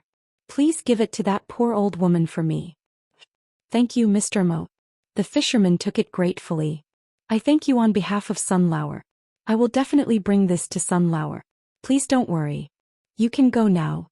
Imogenly waved his hand. The fishing boat has been found. Go home quickly. Yes. Thank you, Mr. Mo. The fishermen were overjoyed but still scared. They packed up their fishing gear and their harvest and hurried back. Greetings, Mr. Li. Zhu Junfeng could still call the few scholars martial uncle, but Imogenly, who was a scholar, could only call him grandmaster. However, among Confucian cultivators, teacher was an honorific regardless of seniority. Most Confucian cultivators liked to hear this honorific, so Zhu Junfeng naturally addressed him as teacher. Yes, Principal Zhu. There was no trace of a smile on Imogenly's face. He seemed to be feeling guilty about what had happened just now. He cupped his hands and bowed. This old man will be troubling the principal for a period of time from now on. I don't dare. Sir, please call me Junfeng. Zhu Junfeng hurriedly said respectfully, Sir, you are my senior. Regardless of knowledge or cultivation, you are my teacher. The dean is just a common name. Sir, please don't humiliate me. All right. Imogenly nodded, then bowed to Mr. Titan and said, Mr. Titan, I haven't seen you for many years. Today I see that you are still as strong as before. Mr. Mo. Mr. Titan was not convinced before he came here. However, when he saw Imogenly was neither arrogant nor humble. Imogenly was so amiable even in front of a few lowly fishermen, he was convinced. He hurriedly bowed and said, in the early years I just explained a few things to you. I don't dare to call myself your teacher. Sir, you are wrong. A teacher for a day is a father for life. Imogenly's tone was still a bit indifferent. Although you have never been my teacher, a few words of advice are enough. It is the tradition of Confucian cultivators to respect their teachers. If I don't acknowledge you as my teacher just because my cultivation is higher than yours, how can I carry forward the inheritance of Confucian cultivators? Haha, Mr. Mo. Mr. Titan laughed. You can call me Mr. Mo. You don't have to call yourself my student. Otherwise, as a scholar, if I were to hear a scholar call me teacher, I would also feel uncomfortable in my heart. All right, I got it. Imogenly didn't hesitate. He nodded and said to Zhu Junfeng, Junfeng, did you hear what the fisherman said just now? Do you know what's going on? I've heard about it. Zhu Junfeng hurriedly replied. I've never seen such a situation in all my years in Longevity Town. However, legend has it that thousands of years ago, Liao River was inhabited by the Water Tribe. These Water Tribe are cruel and often eat mortals alive. Every year, the Longevity Town would have to hand over virgin boys and girls on time. Otherwise, they would flood the town. That's right. Mr. Titan nodded. I've heard about it too. Because of the Water Tribe, the Longevity Town was plunged into misery and suffering. The people had no way of making a living. Almost every family was wailing in grief. 7 out of 10 people left for other places. Later on, an immortal passed by the Liao River and saw a group of fishermen carrying a crying boy and girl to throw into the Liao River as a sacrifice to the Water Tribe. Only then did he make a move to subdue the demon. He fought with the Water Tribe for 3 days and 3 nights, fighting until the sky turned dark and the earth turned dark. In the end, the Water Tribe was killed. Blood flowed all over the river. The immortal floated away. Later on, in order to commemorate this immortal, the Longevity Town built a Taoist temple for him on Jiangchao Ridge. It's called Jiangchao Temple. Zhu Junfeng continued. They even called the statue the god of the river. Junfeng, thousands of years ago, was there a Longevity Academy in Longevity Town? Imogenly asked abruptly. Of course there wasn't. Zhu Junfeng said curiously. My Chongyun sect only built the Longevity Academy 1,200 years ago. At that time, I'm afraid my Chongyun sect was still a small sect, right? Mo Jianli nodded. However, even if there wasn't a Longevity Academy in the Chongyun sect, there was still a Jingzhu Academy in the Bamboo sect. So why didn't the Longevity town spread the story of the Jingzhu Academy, but instead built a Taoist temple in Jiangchao Ridge? I don't know. Zhu Junfeng was a little embarrassed. The Academy's records about this are not very detailed. I don't mean to blame you. Mo Jianli explained. I received a secret order from the sect and found this information in the sect's records about the Longevity town. I didn't know about this before. Mister, please enlighten me. Zhu Junfeng clasped his hands and said. There's no other reason. It's because the students of the Jingzhu Academy from the Bamboo sect all died in the battle with the Water Tribe. None of them survived. And that so-called immortal was just passing by when the Water Tribe died and took advantage of the situation. It's not like the story said where they saw some virgin boys and girls. Mo Jianli sneered. That so-called immortal was not a Taoist cultivator but a Buddhist disciple. But that disciple was not a monk who shaved his head, so he was mistaken for a Taoist cultivator. A Buddhist disciple who didn't shave his head? Zhu Junfeng was surprised. There's such a person? Which one is it? The sect's records didn't mention it in detail, so I don't know. Don't ask too much. I guess the sect didn't want to leave behind a thick mark of the Buddhism sect in the Longevity town. Mo Jianli said lightly. And in the following thousands of years, the number of Buddhist cultivators gradually decreased. On the contrary, there were more and more monks who shaved their heads in the Zhongxian continent. Oh, Zhu Junfeng was deep in thought. Mr. Taibin frowned and said, Mr. Mo, so what happened today? This? I don't know either. Maybe it's a little strange. Mo Jianli sighed. He turned to look at the moon which had already set and the Liao River which was covered in mist again and said, Our Chongyun Martial School has received some news. It seems that some water-kind creatures have come to the Liao River. As for whether they are the descendants of those water-kind creatures thousands of years ago, and whether they want to harm the Longevity town, the Martial School has no right to know. But for the safety of the Longevity Academy, I have been ordered to come here. Hearing this, Zhu Junfeng gasped and said hurriedly, The Water Tribe are naturally demons. They have a long lifespan which is far from the human race. This Liao River is far away from the East Sea, and there hasn't been any Water Tribe members wreaking havoc for hundreds of years. If there really are Water Tribe members coming, they must be the descendants of the Water Tribe. It's too early to make a judgment now. Mo Jianli waved his hand. It's better to wait and see. Oh right, Mr. Taibin looked at Zhu Junfeng and said in a low voice, The Shaojin Temple seems to have sent experts here too. Could it be because of this? Maybe. Mo Jianli's eyes flashed with a trace of disgust. The Buddhism sect is everywhere in the Zhongxian continent. Their dharma is the best at bewitching people. What happened in the Longevity town thousands of years ago may be hidden from ordinary people, but it may not be hidden from the Buddhism sect's experts. And now they have many spies in the Zhongxian continent. The sources of information are no less than us Confucian cultivators. If the Chongyun sect can get the information, they can get it even more. Besides, the Shaojin temple has grown from a small temple of 2 or 3 monks to a temple of 30 or 40 people. Its future is limitless. It can't be ignored by the Yunlin temple. I just don't know which monk from the Yunlin temple came here today. And Zhu Junfeng suddenly remembered something and said hurriedly, This afternoon, a demon appeared on the streets of the Longevity town. Oh? What demon? What's its cultivation level? Mo Jianli's eyes lit up as he asked.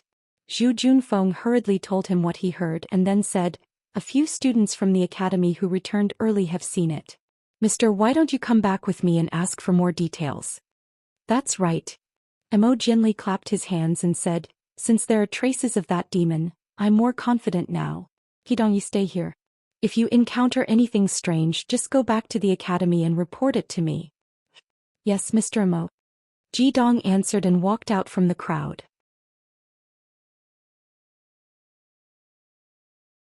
Chapter 3182. The others followed Zhu Junfeng back to Longevity Academy. Ji Dong flew to a hillside and stood with his hands behind his back, quietly looking at the rapidly flowing Liao River. Liao River's water was like thousands of years ago. Although the waves were small, they were not completely dead. Under the small waves, there was an incomparably surging undercurrent. This undercurrent was not something that could be seen clearly by the greenwood eyes and divine sense. Longevity Town's turbulence did not affect Xiaohua at the tidal river temple. Xiaohua sat on the praying mat and calmly refined the earth crystal Yao milk. In front of this mountain of crystal milk, Xiaohua's refinement was tantamount to a foolish old man moving a mountain. Although Xiaohua still had some Mo Zhao's corpse in his space, which also had a corrosive effect on this crystal milk, the stingy Xiaohua was not willing to part with it. This was all heaven and earth's spiritual energy. Wasting even a little bit was disrespectful to heaven and earth. He could only move it bit by bit like an ant moving house, turning it into a part of his cultivation. Now that I've arrived at hidden immortal continent, perhaps I can find my origin. Xiaohua secretly thought as he cultivated, since I have the 18th level of qi refining technique, it is obviously different from Dawn Rain continent. The Taoist technique of hidden immortal continent is also different from Dawn Rain continent. The classification of the lower levels is also very different, very similar to my cultivation. Maybe I didn't come from the 10,000 demon realm, but from one of the 3 continents.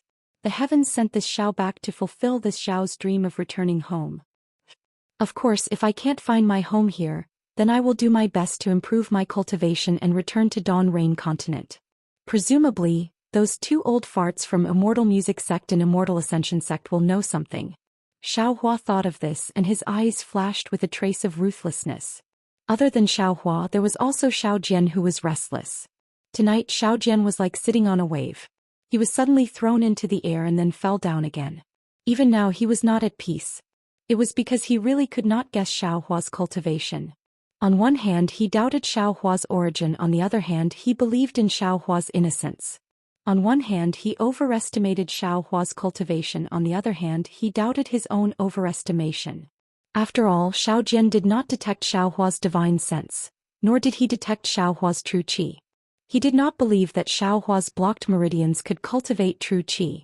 But it was clear that since Xiaohua was able to produce miraculous pills and possess divine sense, his background was in no way simple.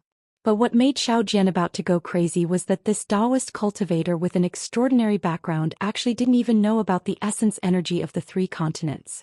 Even with his wisdom, he couldn't figure out if Xiaohua was testing him or if he really didn't understand.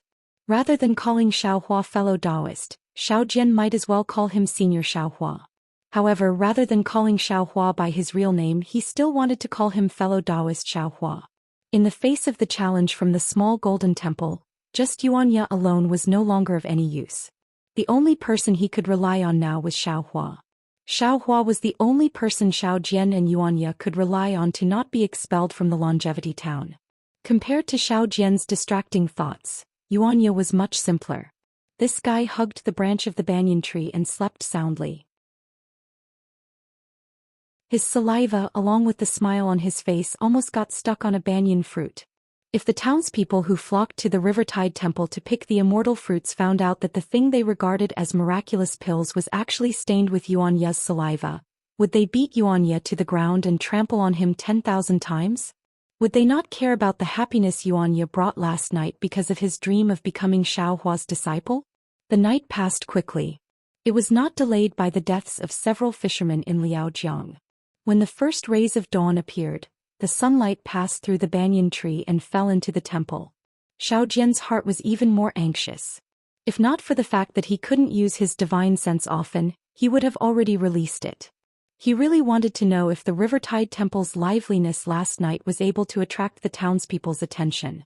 Would it be able to make them slightly shift their gaze in piety from the small golden temple to the Rivertide Temple?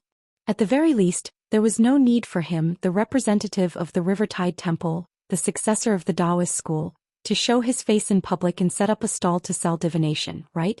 Listening to the chirping of the birds on the banyan tree, Xiao Jian's eyes from time to time drifted towards the small door of the temple, ready to be drowned by the tide of people at any time. Unfortunately, after looking for the time it took to eat a meal, The small door did not even make a creaking sound. First, there was still the pleasant chirping of the birds, which made Xiao Jian feel that it was too noisy. That's not right. Suddenly Xiao Jian woke up. Since when did his Rivertide temple have birds? Those birds were a delicacy in the eyes of Yuanya, who grew up in the forest. Especially when Yuanya did not have enough copper coins to buy meat buns. Therefore, after Xiao Jian and Yuanya arrived at the Rivertide temple, there were no more birds chirping in the morning. How come there are birds today?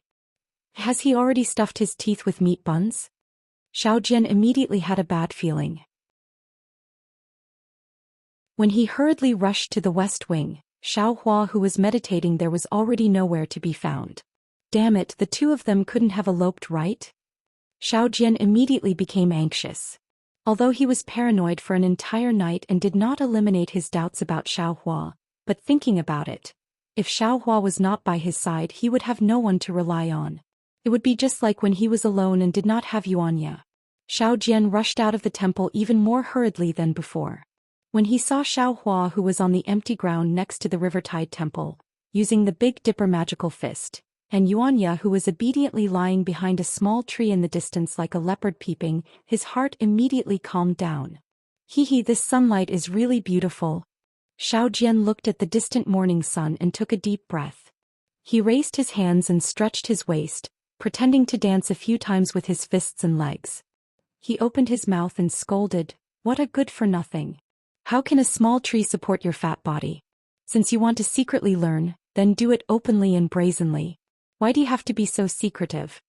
Xiao Jian's words immediately startled the chirping birds on the banyan tree. Naturally, Yuanya also flew up with the birds. This guy's face carried a trace of shame. His hands and feet nimbly climbed up the small tree. His whole body borrowed the elasticity of the branches to rush up the banyan tree and then hit his whole body between the branches. Xiao Hua naturally had already seen through the appearance of this pair of master and disciple. He secretly laughed in his heart and did not pay attention to them. The current him is already 200 years old. He can really call himself an old man. Xiao Jian and Yuanya are just two little children in front of him. However, Xiao Hua's face is so tender that he also likes others to call him young man. The Big Dipper magical fist was used one move after another. The slow and steady flow melted the earth crystal Yao milk bit by bit. Xiao Hua closed his eyes and enjoyed this relaxed and tranquil atmosphere. He did not seem to care about Yuanya secretly learning. If the Big Dipper magical fist could be learned so easily, would it still be a bone-tempering secret technique? Even though Yuanya, who had escaped, still revealed half of his eyes on the banyan tree. His eyes were burning with passion, but Xiao Hua did not expose him. Xiao Jian also did not think that Yuanya, who was always ignorant of the ways of the world, would be so shy today. He actually escaped back to the Taoist temple. He strolled in front of the Taoist temple for a while. From time to time he would look down at the Jiangchao Ridge and see that there were already some people on the main road. Unfortunately, these people were only limited to the main road. Not even half of them flowed towards the Jiangchao temple. Xiao Jian sighed. He knew that his dream was shattered. He loudly berated, "You quickly get down for this old man. Follow this old man to the town." Similarly, the yes master that Xiao Jian was accustomed to did not appear. Instead, it was Yuanya who asked in puzzlement, "Master, didn't we have so many copper coins yesterday? Why do we need to go to the town again?" "Oh, that's right. Master wants to eat steamed buns, right? I will look for a while and then go buy some for Master." Idiot! Xiao Jian had already entered the Taoist temple. He angrily scolded, "What do you know? Do you know how to sit and eat? Although there are a lot of copper coins, it is not enough for us to eat for a year and a half. This old man should take advantage of these days when the Taoist temple's feng shui is flourishing, to earn a few more copper coins." While speaking, Xiao Jian hurriedly entered the east room. There was a series of crackling sounds in the room. It was as if someone was looking for something. Last night there were really a lot of people who came to the Taoist temple. There were really a lot of people who rushed into Xiao Jian's room to search for the so-called elixirs. Even the box that Xiao Jian locked with a copper lock was pried open. "Let's go," what could Xiao Jian say? Inside the achievement box was a pile of copper coins. It looked much cuter than the copper lock. However, in the time it took to brew a cup of tea, Xiao Jian had already tidied up. He was still wearing the same Taoist robe, the cloth bag and the bamboo pole. Xiao Hua's Taoist robe. Lowering his head to look at his own Taoist robe, Xiao Jian suddenly remembered that the clothes that Xiao Hua was wearing today were not the same ones that he was wearing yesterday. Moreover, it looked a bit strange. It was different from what he was wearing. What was special was that the material of the Taoist robe seemed to be of a much higher quality than his. Where did this guy get these things? Look at how he has nothing on him. Damn it, did he take the copper coins from the main hall yesterday? Xiao Jian suddenly woke up and hurriedly went to the main hall to check. However, the achievement box was still locked. He picked it up and waited a few times. The wait was the same. Only then did he fiercely look at Xiao Hua's direction and extinguish the thought of interrogating Xiao Hua. Master, wait a moment. Let me take a look again. Xiao Jian walked out of the main hall. Yuan Ye's careful voice came from the banyan tree. You idiot. Xiao Jian berated, quickly come down. How many times have you seen it? You still can't learn it? It's not that I don't want to teach you, it's that you are not cut out for it. You are just a petty person. Yes, master, Xiao Jian's familiar reply finally appeared. However, there was a trace of depression in his tone. It seems that I am indeed not fit to cultivate with master. It is only the 108 fist and leg style. No matter how I look at it, I can understand it. However, after I hit the front, I forgot the back.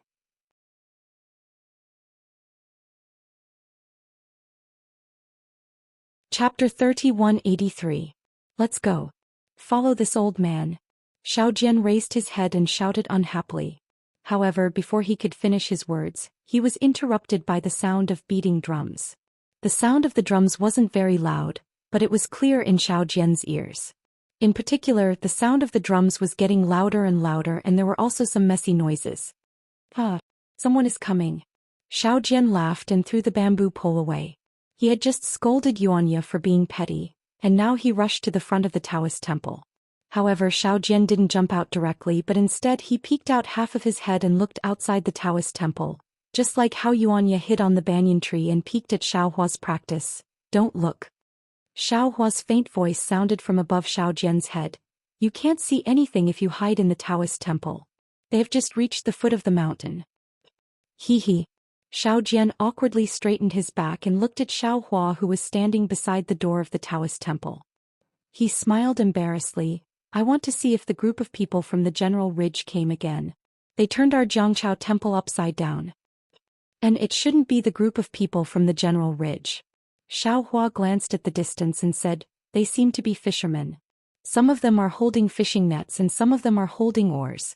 In addition, some of them are wearing white mourning clothes. They should be here to worship the Taoist temple. Worship the Taoist temple? Xiao Jian seemed to be a little disappointed. He coughed twice and was about to walk out of the Taoist temple. At this moment Yuan Ye's cheers sounded. Master, there are pig heads. Big fat pig heads, cow heads and sheep heads. Slurp. At this point Yuan Ye couldn't help but drool. When Xiao Jian heard this, he naturally swallowed his saliva. He walked to the front of the Taoist temple and looked down along the mountain path. Sure enough, just as Xiao Hua and Yuan Ye had said, there were dozens of people at the foot of the mountain path.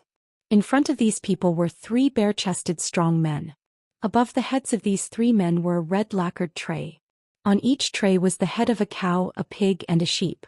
Behind the 3 heads were 2 children, 1 male and 1 female. Each of them was holding a fist-sized incense burner. At this moment there were 3 incense sticks in each burner. As soon as the incense sticks were lit, the incense sticks slowly floated up and were blown away by the mountain breeze. Behind this group of boys and girls, there were another dozen or so people. Among these dozen or so people, 2 of them were carrying a red drum that was several feet in size. There was also a burly man who was several feet tall, holding a drumstick that was even larger than his fist. He was beating the drum with all his might. Large beads of sweat dripped down the man's forehead, and his veins throbbed as he beat the drum. Next to the 3 people beating the drums, there were 4 people holding gongs in their hands. Plang, plang. As for the people dancing along with the gongs and drums, there were 2 men dressed as lions. In front of the 2 male lions, there was actually a thin young man holding a colorful ball in his hand. It was like a lion dance. As they pounced on the young man's colorful ball, the young man nimbly jumped in front of the male lions, dodging and leading the two male lions up the mountain path step by step. Behind these people there were dozens of fishermen wearing tattered clothes. Each of them held a fishing net and oar in their hands, respectfully following behind the lion dance. Their faces were solemn and pious. As for the people in mourning clothes that Xiaohua had mentioned, they were walking at the very end.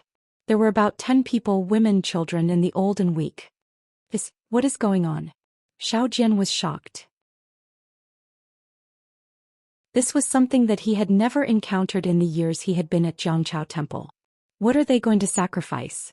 Could it be that they are going to make a water and land Dao temple? Xiao Jian said to himself. Then, should they go to Shaojin Temple? Master. On the branch of the banyan tree outside the temple, Yuan Ye's figure strangely appeared. He shouted, I'm afraid that your reputation has already spread out last night. These people are here to worship you. Oh, not bad, not bad. Xiao Jian suddenly understood. He hurriedly lowered his head to look at his own Dao robe and immediately felt extremely dissatisfied. He turned his head and crashed into the temple. It was unknown whether he went to lock the door or to change his Dao robe. In short, when the sound of gongs and drums arrived in front of the temple, Xiaohua quietly watched from the side. Xiao Jian was wearing a new Dao robe and brought Yuanya out of the temple. At this time, Yuanya was also wearing new clothes. However, looking at Yuanya's twisted head and back appearance, he was definitely not used to it. However, this did not affect Xiao Jian's face full of smiles and extremely amiable. Xiao Jian walked in front of the 3 big men holding the tray and bowed. I, Xiao Jian, am the temple master of Jiangchao Temple. May I know the reason for your visit?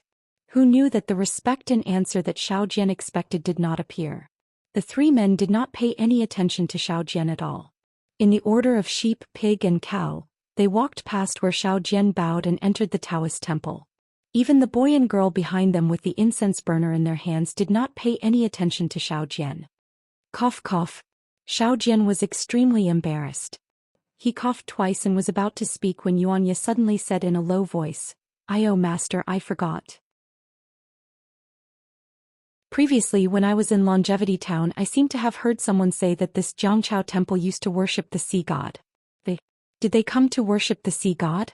Are they not looking for master? Damn it." Xiao Jian lifted his leg and turned around to kick Yuanya's knee. Why didn't you say so earlier? Disciple just remembered.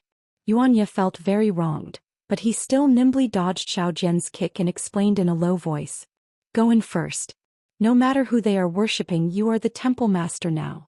Xiaohua said in a bad mood. Yes, what fellow Xiao said is right. Xiao Jian felt that it was reasonable and felt less embarrassed. He did not have time to argue with Yuanya and took the opportunity to enter the temple while the lion dance was showing off in front of the temple. Sure enough, after Xiao Jian and the others entered, the dozens of people behind the lion dance also rushed in. In an instant the small temple was completely surrounded.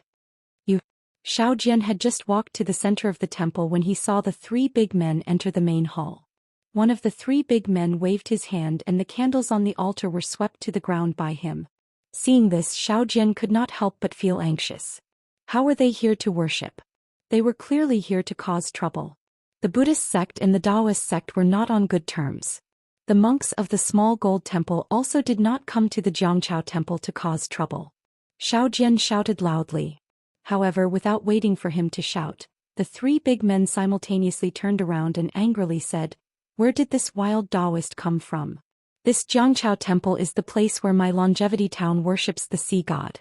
Not only did you secretly occupy the temple, but you are also here to act mysterious? If you dare to say another word, see if I don't chase you out of the Jiangchao mountain range." When Xiao Jian heard this, he immediately shut his mouth and did not dare to say another word. He was afraid that he would be chased out of Longevity Town by these fishermen before he could fight with the monks of the small gold temple. Lord Sea God. Mournful shouts came from behind Xiao Jian. Dozens of old and weak women and children wearing mourning clothes entered the Jiangchao temple and cried as they rushed towards the main hall. Xiao Jian tactfully dodged to the side. He was even more agile than Yuanya. Following the cries and shouts of these fishermen, the 3 burly men placed the 3 offerings on the altar. The 2 virgin boys and virgin girls also presented the incense burner respectfully, then stepped back to the altar with their heads bowed and eyes lowered. In the main hall, the 3 offerings shone brightly. The 2 young boys and girls were beautiful and charming. Smoke curled around the incense burner. Although the statue was still tattered, with the cries and sincere worship of the fishermen in the main hall, it was unknown how many times more powerful it was compared to the worship of Xiao Jian and Yuanya. Xiao Hua stood not far behind Yuanya. His eyes flickered as he saw everything clearly. After less than an hour, the fishermen wearing mourning clothes paid their respects. The other fishermen also paid their respects. Xiao Hua already understood. He knew that a disaster had occurred in the Liao River last night. 10 fishermen lost their lives in the river. These fishermen came to pay their respects to this statue for their own safety and future livelihood. They did not know how many years they had not paid their respects to this statue. At the end of the worship, a few craftsmen first went forward to pay their respects. Then they took out a strange ruler and thread to carefully measure the statue. Then they took out a brush and ink to carefully mark some numbers on an image. Xiao Hua also clearly saw that the image was of a statue. This statue was of a male body. The 2 strands of mustache above his lips were especially obvious. Other than the mustache, the statue was full and round like a heavenly palace. His ears were even drooping over his shoulders. In his eyes, other than some compassion, there was even more ferocity. Oh, is this the so-called sea god? Seems like it is only Esu. Compared to Taoist Master Xiao, it is still far inferior. Xiao Hua faintly smiled and looked elsewhere. Unlike Xiao Hua's indifference, Xiao Jian was laughing non-stop. He promised the villagers of General Ridge that he would reconstruct the statue's golden body. However, in reality he did not even know what the statue originally looked like. Moreover, he still had to find the craftsmen and discuss with them how to repair it. In particular, although he had a lot of copper coins last night, it was far from enough to repair the statue. Now that the fishermen were paying their respects to the sea god, wouldn't it save him a lot of trouble by reconstructing the statue's golden body? How could Xiao Jian not be happy? When the villagers of General Ridge ask me, this old man will say that I repaired it myself. Xiao Jian had already made up his mind. Moreover, he believed that the villagers of General Ridge would definitely not ask too much. The craftsman wrote down some numbers and hurriedly left the Taoist temple. It was obvious that they wanted to reconstruct the statue's golden body in the shortest time possible. The fishermen in the Taoist temple excitedly paid their respects a few more times. Seeing that the ritual that had nothing to do with Taoist Master Xiao Jian was about to end, more than 10 people came in from outside the Taoist temple. These people looked different from the fishermen. However, when they looked at the fishermen in the Taoist temple, there was no surprise in their eyes.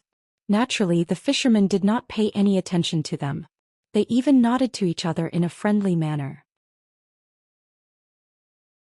However, when these people kowtowed, their first sentence successfully caused the emotions of the 2 groups of people to explode.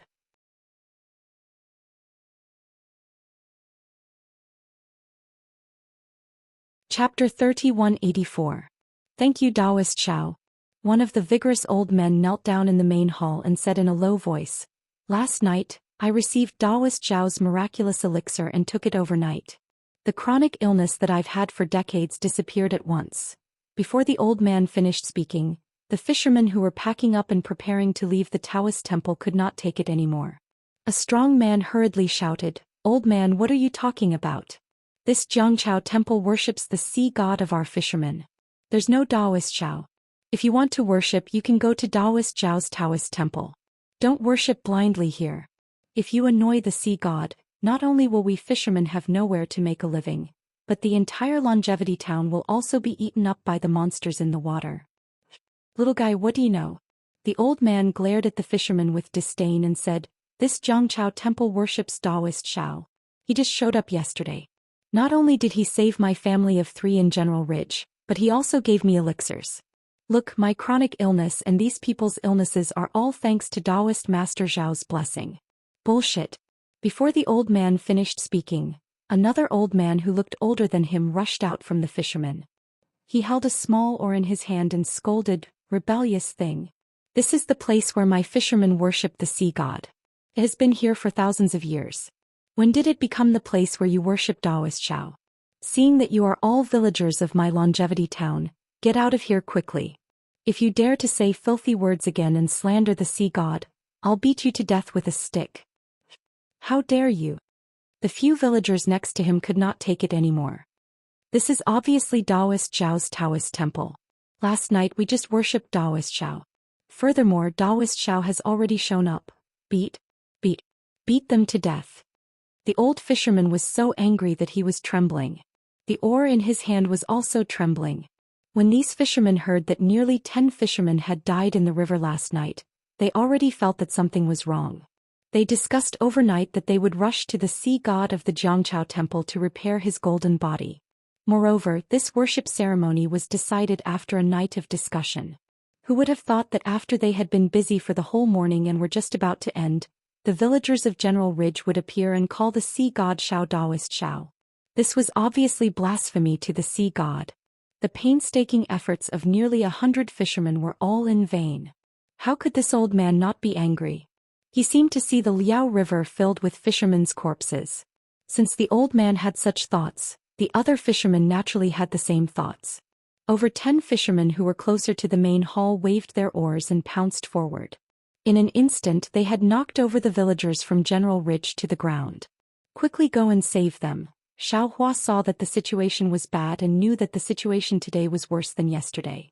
He hurriedly ordered Yuanya. Yuanya was stunned for a moment, then he let out a loud roar.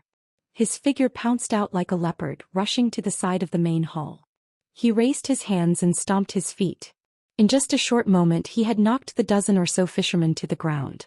Where did this bastard come from? The old fisherman's mouth was so foul that it hit Yuanya's soft spot. Roar. Yuanya kicked a fisherman into the hall, raised his head and roared. Then he suddenly turned around and stared at the old fisherman with his bloodshot eyes. Plop. Without waiting for Yuanya to make a move, his gaze that was as sharp as a sword was enough to scare the old man to the point that he wet his pants and sat on the ground. Great-grandfather. A few strong men in the distance shouted and prepared to pounce over. Yuanya's strength had already gathered and was about to erupt. It seemed that he would be able to rush to the front of the old fisherman without the need for those strong men to pounce over. He only needed to lightly slap and he would definitely be able to kill this old fisherman who flaunted his seniority and spoke vicious words. As long as it was a farmer in the countryside, no matter if it was a fisherman fishing on the Liao River or a farmer digging for food in the fields, all they cared about was the life of their family members. All they thought about was their ordinary life. When they were powerless to control their lives, they would always place their hopes on God, on an existence that was beyond their ability. Moreover, in their simple minds, they might not risk their lives for the sake of living because there was always a glimmer of hope in life, making them reluctant to risk their lives. However, for the sake of the God in their hearts, for the sake of their last hope, they would definitely risk their lives regardless of everything. Perhaps the farmers were simple, but if they were stubborn, then even if they were to bang their head against the wall, they would not easily turn back. Therefore, even if Yuanya suddenly showed his power and knocked several fishermen to the ground in an instant, and even looked at the old fisherman like a wild beast, something went wrong, he would immediately kill him. However, those fishermen who had been fighting against the fierce wind and fierce waves for many years instead became ferocious. That old man clenched his teeth as if he did not care about Yuanya's snake-like gaze staring at him. He waved his hand and said, "Hit." Xiao Hua was slightly angry in his heart. He could clearly see the farmer's pity, but the farmer's selfishness was also something he did not expect. Even if it was just a clay sculpture, it did not really bring them any hope, yet they were already fighting over it like this. If there were really any benefits, then it would be just like yesterday's chaos. Xiao Hua snorted coldly and was just about to speak. However, he heard a loud and clear voice speak before Xiao Hua could say anything. "How dare you? This is the dojo of my Taoist god. I would like to see which one of you doesn't want to live anymore and dares to anger the god. It doesn't matter if you don't want to live, but don't let the god's anger land on Longevity Town, General Ridge and Liaojiang." Xiao Hua was startled and looked at the main hall with some disbelief. Xiao Jian, who was cowardly and fearfully shrinking back just now, actually stepped over a screaming fisherman and stood in front of Yuanya as he said coldly. The fishermen were somewhat unruly. Just when they heard the old man's command, the dozen or so well-built fishermen all wanted to pounce towards the main hall. However, Xiao Jian's cold words were like a sudden clap of thunder that struck their heads, instantly scaring them. You are all originally pious people. Today you came to worship Lord Sea God. Lord Sea God is also very happy. Seeing that the group of fishermen were temporarily frightened, Xiao Jian hurriedly said, "But now, you dare to behave atrociously in front of Lord Sea God. Do you still have Lord Sea God in your eyes? Since you dare to make a move in front of Lord Sea God, how can you say that you believe in Lord Sea God?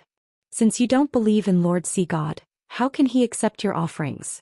Although these three animals are extremely revered, how could they have the slightest bit of weight in the face of your disrespect? Even if you offer 10 offerings and reconstruct your golden bodies 10 times, you still won't be able to obtain Lord Sea God's gift." Hearing Xiao Jian's short words, not only did the expressions of all the fishermen change, even the old fisherman who spoke viciously was greatly shocked. "That's right, today I came to worship Lord Sea God. If I were to make a move here, how can I be considered to be worshipping?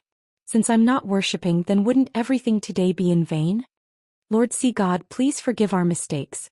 We are all people who deserve to die. I hope that your mercy will exempt us from the disrespect in our hearts." There were already a few women and children who were trembling with fear. They threw themselves onto the ground in front of the main hall and started crying. How could the fishermen who were about to make a move still move? They hurriedly shrank back and stole a glance at the old fisherman. The old fisherman clenched his teeth. Just as he was about to speak, Xiao Jian beat him to it. "You aren't my Taoist disciples, so you don't understand my Taoist rules at all. Let's not talk about the thousands of titles of the gods we worship. Even I, other than my original name, have different titles like Taoist Xiao and Wanderer Tranquil. If I were to succeed in my cultivation one day, perhaps even a holy name would descend. Therefore Lord Sea God is Taoist Xiao and Taoist Xiao is also Lord Sea God. By the way, this old benefactor, I want to ask you, what did Lord Sea God call himself that day? Has he ever appeared in front of you?" The old fisherman originally wanted to say something, but his words were immediately choked by Taoist Xiao. He opened his mouth but was unable to say anything. "If I'm not wrong, Lord Sea God should have appeared before. Even all of you have seen his heroic bearing." Taoist Xiao continued. "However, we don't have the immortal lifespan of gods, so how can we remember so clearly? Even if our ancestors knew that Lord Sea God was Taoist Xiao, when it was passed down to our generation, his name had long been forgotten. I can't help but say that Taoist Xiao appeared at the River Tide Temple 2 days ago and scolded us for forgetting him and cutting off his family line." Plop. The old fisherman didn't dare to say another word. His knees went soft and he knelt on the ground again. "Damn it." Xiao Hua at the side couldn't help but laugh. Looking at Taoist Xiao's serious face, he thought to himself, "This Xiao Jian is definitely not an ordinary person." With a few simple words, he was able to convince these irascible fishermen and force them to kneel down. Truly amazing. Thinking of this, Xiao Hua's heart was moved again. Could it be that what this guy said before and those stories are all true? Xiao Hua's impression of Xiao Jian wasn't particularly good. He felt that Xiao Jian's mouth was full of nonsense and slippery. Therefore he only believed half of what Xiao Jian said. Now, looking at Xiao Jian's appearance, he was somewhat pensive. Just when Xiao Hua was admiring, he suddenly saw a strange expression appear on Taoist Zhao's incomparably pious face. Taoist Zhao's 2 eyes were blinking at him as if he wanted to say something to him. "Oh." Xiao Hua suddenly woke up and immediately opened his mouth. An extremely cold voice floated above the main hall of the River Tide Temple. Ouch. At the same time, in the River Tide Temple, other than Taoist Xiao and Yuanya, everyone held their heads with one hand and a painful expression appeared on their faces as they wailed with all their might.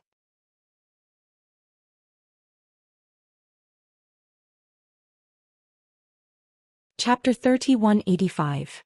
A bunch of stubborn things. At the same time, the voice scolded coldly, "Back then I saved you from fire and water. How many years has it been and you actually don't even know my name? Lord Sea God. Lord Sea God." Everyone was trembling with fear, shouting loudly and banging their heads on the ground.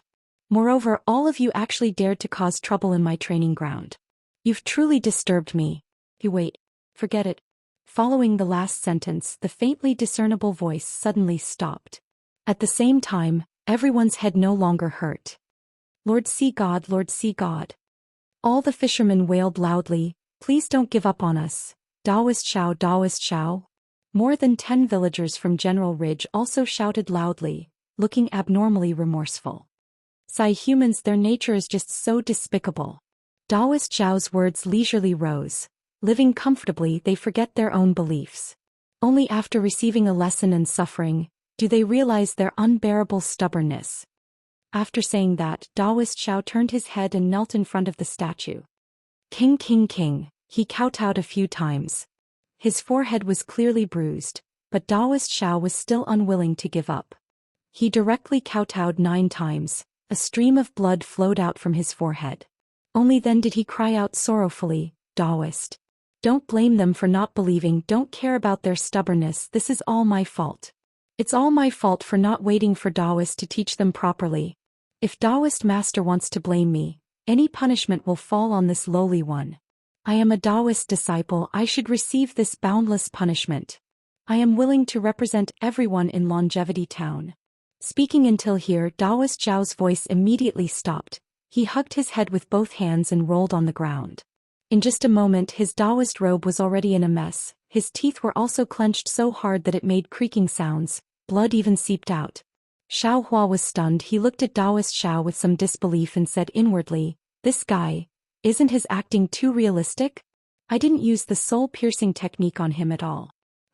Daoist Xiao, Daoist Xiao. Seeing Daoist Xiao in such pain, a few villagers hurriedly shouted. When he saw this, Xiao Hua knew that it was time for him to enter the arena. Thus his cold voice resounded once more. "Out of consideration for the fact that I'm a disciple of the Daoist sect." Xiao Hua had also learned to be obedient now. He didn't even finish his sentence and let others guess the second half of his sentence. Sure enough, as soon as Xiao Hua's voice faded, everyone cried tears of joy and shouted, "Lord Sea God, we know our wrongs, we know our wrongs." Naturally, Xiao Hua wouldn't make another sound. As for Daoist Xiao, he stood up in an awkward manner. His face, which was in so much pain that it was almost convulsing, still carried a trace of glory and even some unusual excitement. Oh no, this Xiao has fallen into his trap again. Xiao Hua looked at the excitement on Xiao Jian's face and suddenly had a feeling of being schemed against. That's right. Last night, no matter how Xiao Jian probed, Xiao Hua didn't say anything. This caused Xiao Jian to be puzzled the entire night, unable to determine Xiao Hua's cultivation. Or perhaps he couldn't be sure whether the so-called miracle was done by Xiao Hua or not. Even if he was sure that Xiao Hua had some tricks up his sleeves, but, as long as he was a little clever with his mouth, wouldn't he be able to achieve the effect of scaring ordinary people? But now he was able to make hundreds of people hold their heads and cry out in pain. This wasn't something an ordinary person could do. Even an ordinary cultivator probably wouldn't have this kind of magical ability. Xiao Hua, who claimed to have just entered the grade yesterday, was now probed by Xiao Jian all of a sudden. This guy really has a lot of tricks up his sleeve. Xiao Hua didn't know whether to laugh or cry. There was no need to say more about the following scene. The fishermen and the villagers of General Ridge wept bitterly and almost hugged each other. They all regretted their contempt and ignorance, just like brothers who had met after dozens of years. All the previous grudges vanished like smoke in thin air. Then the crowd, under Daoist Zhao's gratified gaze, gave out a lot of copper coins. Only then did they respectfully bid farewell to Daoist Xiao and Lord Sea God with their longing for a beautiful future and their unwavering belief in Daoist Xiao or Lord Sea God. The entire Jiangchao temple gradually calmed down. Although there were still some believers who were reluctant to leave immediately, they still wandered around inside the temple, wanting to touch the divine aura or encounter the so-called miracle. But Daoist Xiao didn't care anymore. Without the previous carefulness and that charming smile, Daoist Xiao leisurely instructed Yuanya, "Yo, watch over here properly. Don't let the secular people offend Daoist Zhao's dignity." "Yes, master," Yuanya answered, but his eyes were looking at Xiao Hua. The scene just now had made him extremely shocked. He was able to knock down 10 strong men in one go, but he didn't have the means to give hundreds of people headaches at the same time. This was really beyond his knowledge. After inviting Xiao Hua into the east room, Xiao Jian looked outside and saw that there weren't many people paying attention. He bowed and said, "Disciple Xiao Jian greets Senior." No need, Xiaohua waved his hand and stopped him from bowing. He said lightly, "You're not a true Taoist disciple and I'm also not your so-called Taoist successor. You don't have to be so respectful. I'm just staying here for a few days. When the time is right I'll leave." Yes, senior. Xiaohua's cultivation hadn't recovered by 10%, but Xiao Jian was even worse.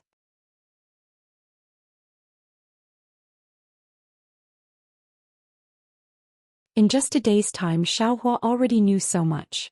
AI, it's all this disciple's fault. Xiao Jian lowered his head and said very sincerely, just now in the main hall, this disciple had some thoughts. This disciple actually had the delusion of testing senior's cultivation. I really deserve to die. And Xiaohua didn't comment. He was indeed a bit angry because of what happened just now. Moreover, this disciple also admits that when I saw Ya, my first thought was that he was a rare commodity worth hoarding. Since he was going to be thrown into the wilderness or killed in the arena, why not see if I could make him submit to this disciple and become this disciple's protection? Xiao Jian continued, however, this disciple's heart isn't made of stone. All these years, this disciple saw something in Ya that this disciple couldn't see in other people. Although he didn't live in the human world since he was young and didn't understand human nature and ethics. But it was also because of this that he maintained his pure heart and maintained his innate hobby. He likes to kill and this is the most direct way to solve problems. But he wouldn't cause trouble for no reason and kill people for no reason. You also saw it for yourself. He would rather buy a few meat buns on credit than rob others. He would rather give his precious meat buns to senior than let senior starve.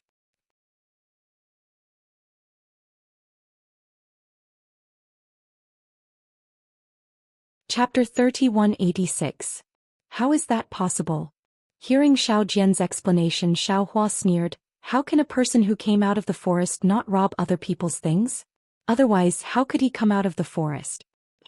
Tell the senior. Xiao Jian kindly looked at Yuanya. Yes, master. Yuanya nodded and looked at Xiaohua with some fear. Master, when disciple just came out of the forest, disciple often robbed other people's things. He had even injured someone before. However, that was something that happened in the gladiator arena. Since then I have followed master. Master told disciple that other people's things belong to other people. Only things obtained with one's own strength are one's own.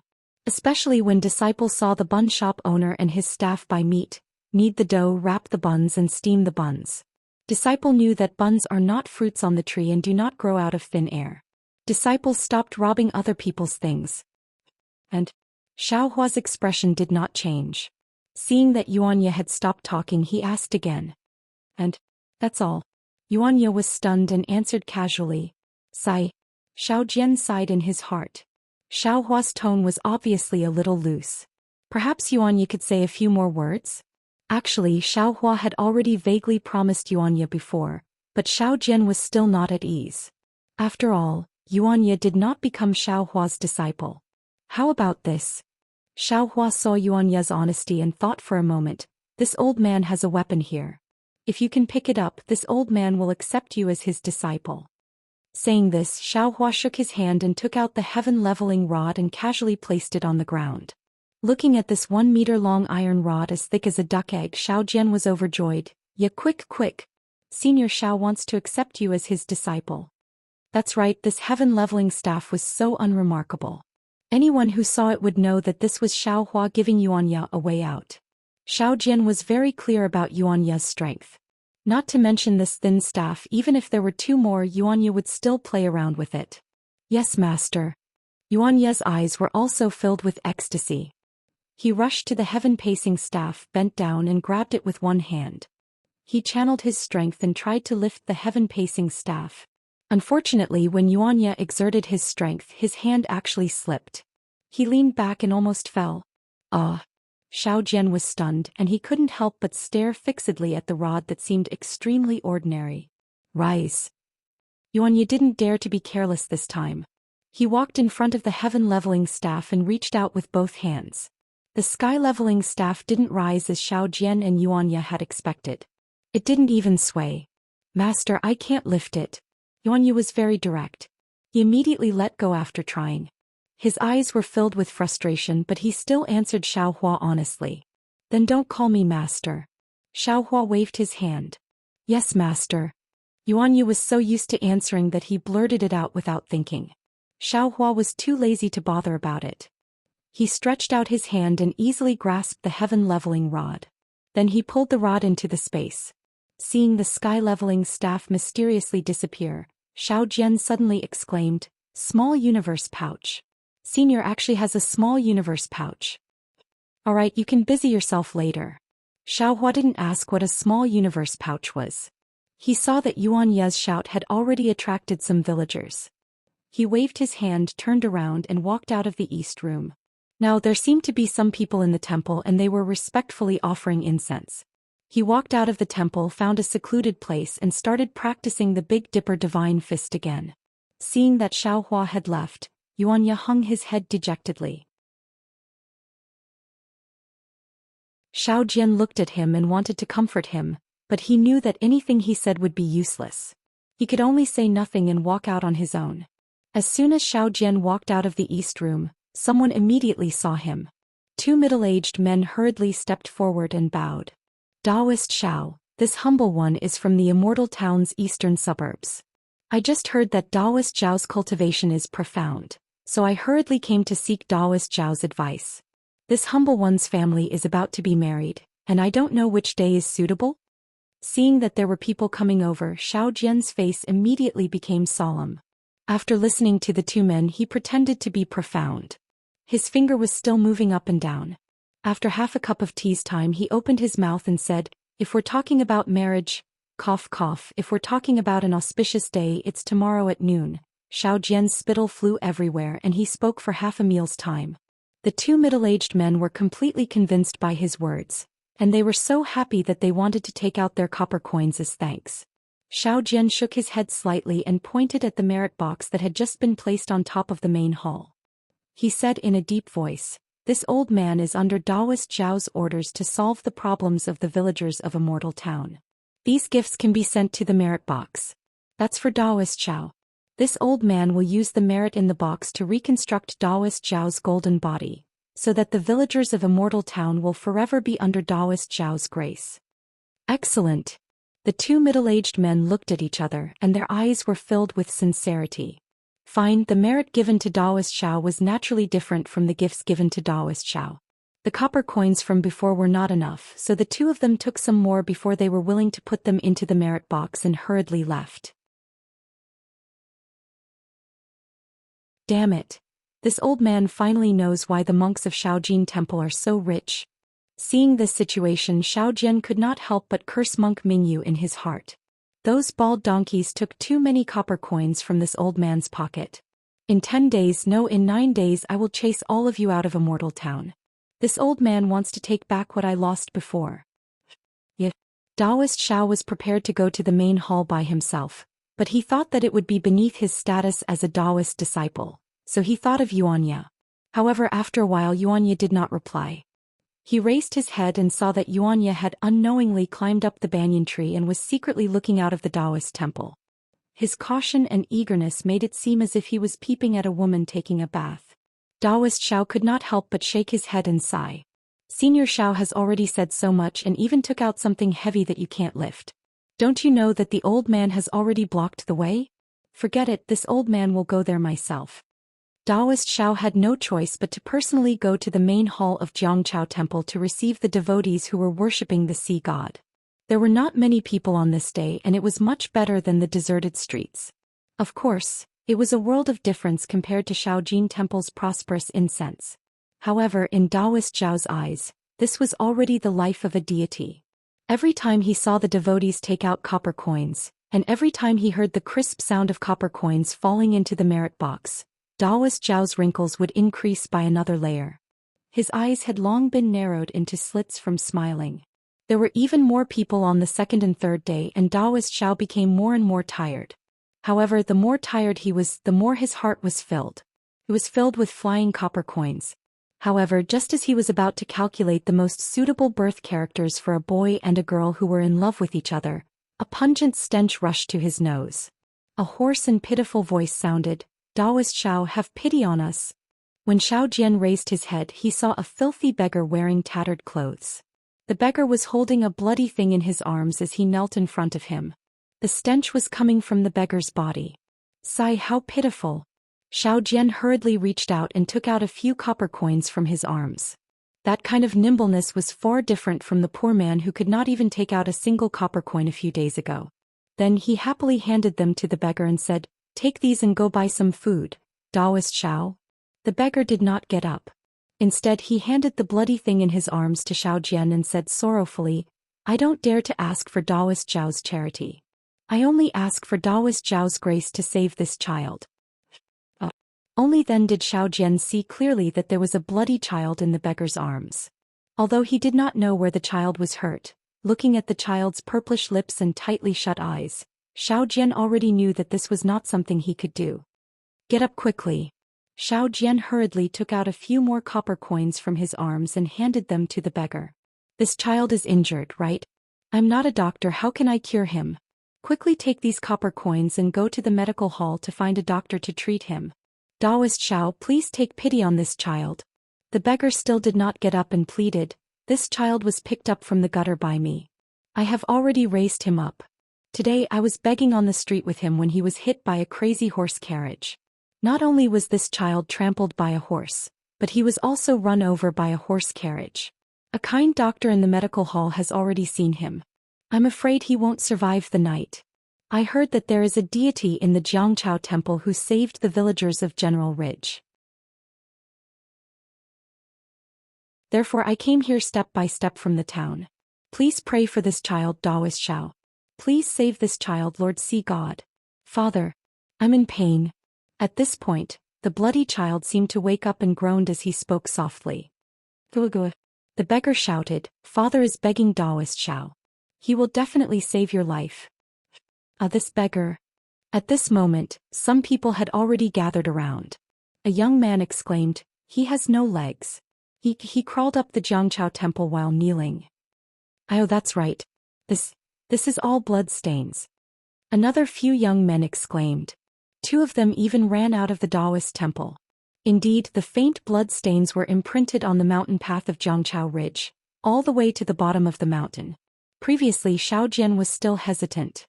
He was afraid that this beggar adopted this child so that he could use some means to cripple this child and make him beg like a beggar. Now that he saw the blood stains, he knew that the beggar loved this child dearly. He hurriedly shouted, "Ya! Quick, go to the west room and get some warm water to wash this child. Alright, let Taoist Xiao come and help. I will beg Taoist Xiao to see if he can show mercy."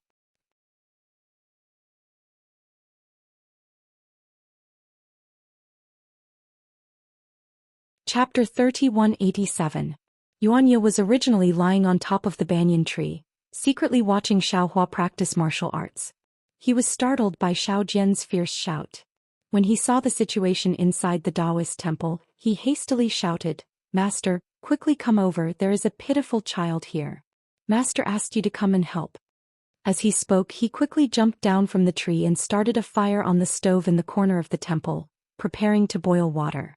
Xiaohua, who had been in peace for 3 days, suddenly heard Yuanya calling him. He released his Buddha's sense, and when he understood, he couldn't help but sigh in his heart. Xiao Jian was right. This mattered, he had to help.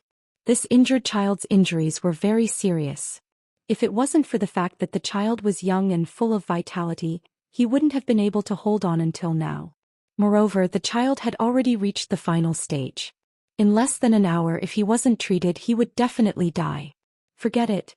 Xiaohua withdrew his fists and slowly walked back to the temple. After all, it is a life. If I can save it, I will save it. When Xiaohua walked back to the west wing, Yuanya had already placed a large wooden bucket inside. He was waiting for the water to heat up so that he could wash the child. "Go and bring the child in," Xiaohua ordered. "Yes, master." Yuanya responded and prepared to go out. However, after taking 2 steps, he turned his head and whispered, "Master, this child, you must save him. As long as you save him, I will do whatever you ask me to do. Including not peeking at me practicing martial arts? Including not worshipping me as your master?" Xiaohua said with a smile. "Yes." Yuanya clenched his teeth and said, "Why?" Xiaohua asked curiously. "Because this child also has no parents. Yuanya said, then turned around and left, not saying another word. Xiaohua looked at Yuanya's firm back and didn't know what he was thinking. Yuanya carried the child into the west wing. However, other than the beggar who was anxiously looking at him, everyone's gaze fell on Xiaohua, who was shouting in the main hall. Taoist Master Xiao, please have mercy and save this child. Xiaohua's words came one after another as if he didn't stop. It was as if the worn-out statue could still hear his voice. While Taoist Xiao was trying to act mysterious, Xiaohua took the child from Yuanya's hands. Xiaohua placed his hand on the child's pulse, closed his eyes for a moment, then moved his fingers as if they were flying, pointing at several places on the child's body. Soon after, he strangely took out a dozen silver needles and inserted them into the child's body. As the silver needles entered the child's body, black blood slowly flowed out from the child's 7 orifices. Yuanya was shocked at first, but when he saw that there were small blood clots in the black blood, he immediately understood that this was the dirty blood that had accumulated in the child's body. Xiaohua was cleaning this dirty blood out. Immediately after, Xiaohua waved his hand and took out 2 pieces of yellow paper. He waved his hand and placed them on the child's body. With a flash of green light, the yellow paper disappeared. The child's body slightly trembled and no longer moved. Call Xiao Jian in. After Xiaohua fed the child another pill, he handed the child to Yuanya and said, clean the child.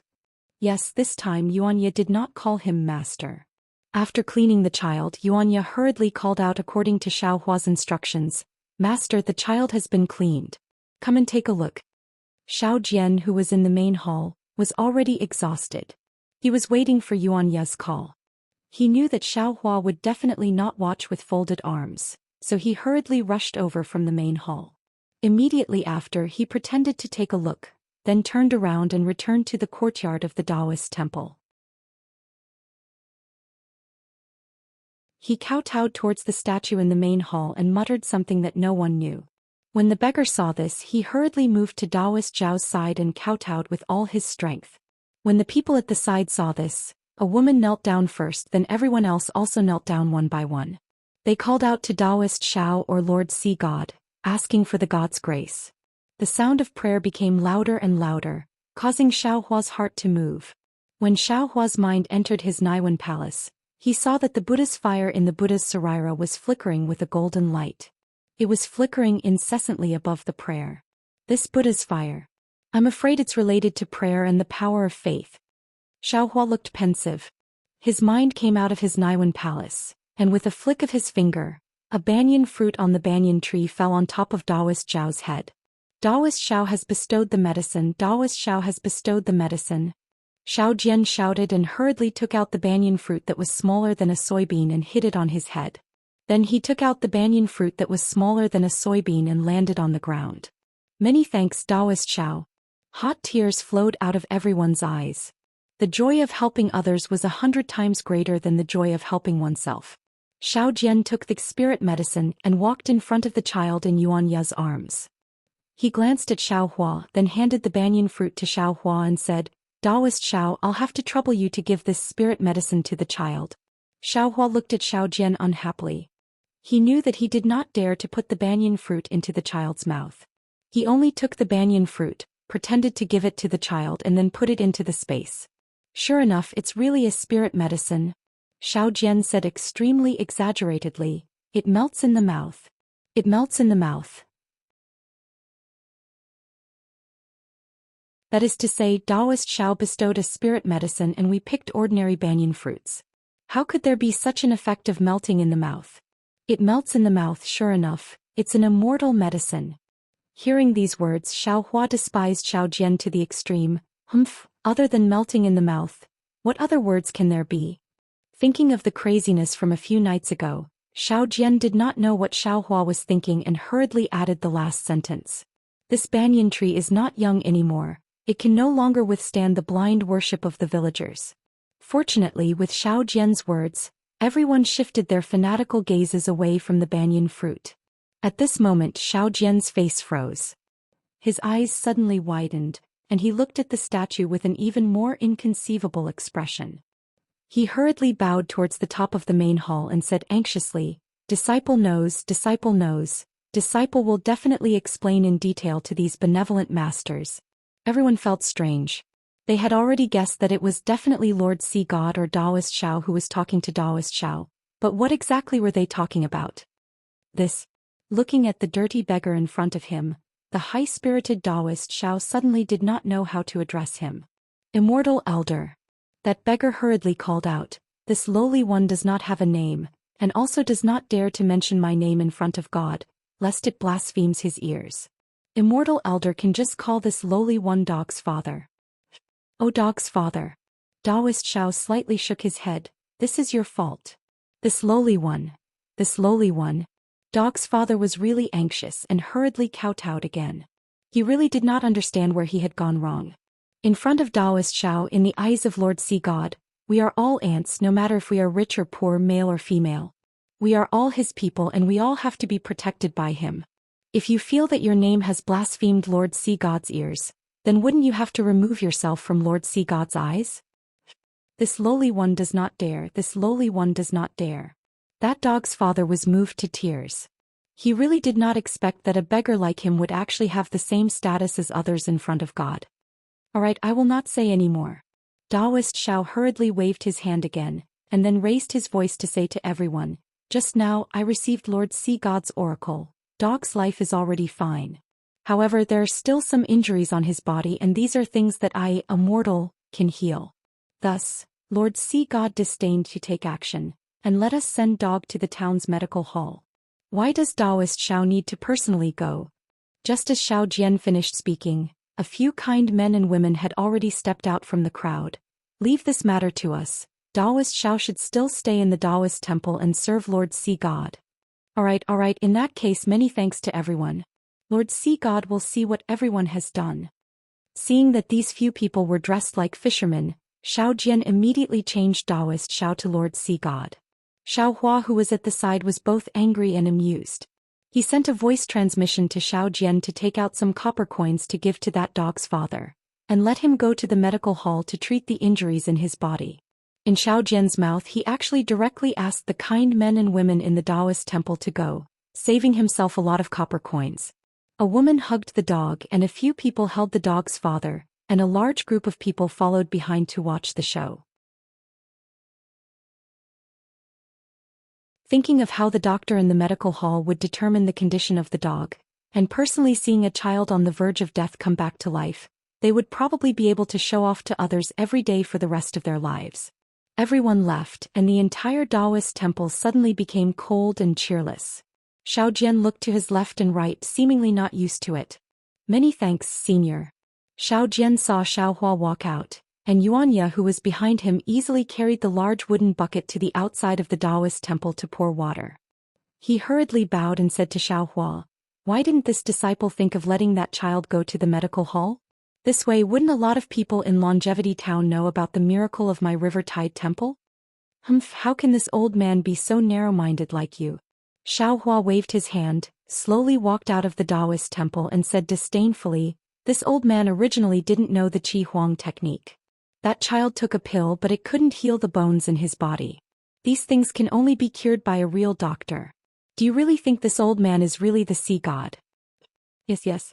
After seeing Shao Hua's ability, Shao Jian really admired Shao Hua from the bottom of his heart.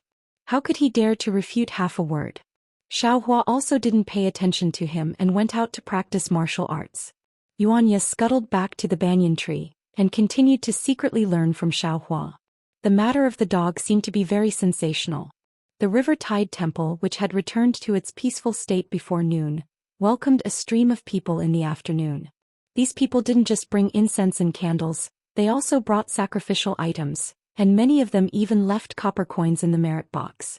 At this time, although Taoist Shao was smiling from ear to ear in his heart, his face was even more solemn.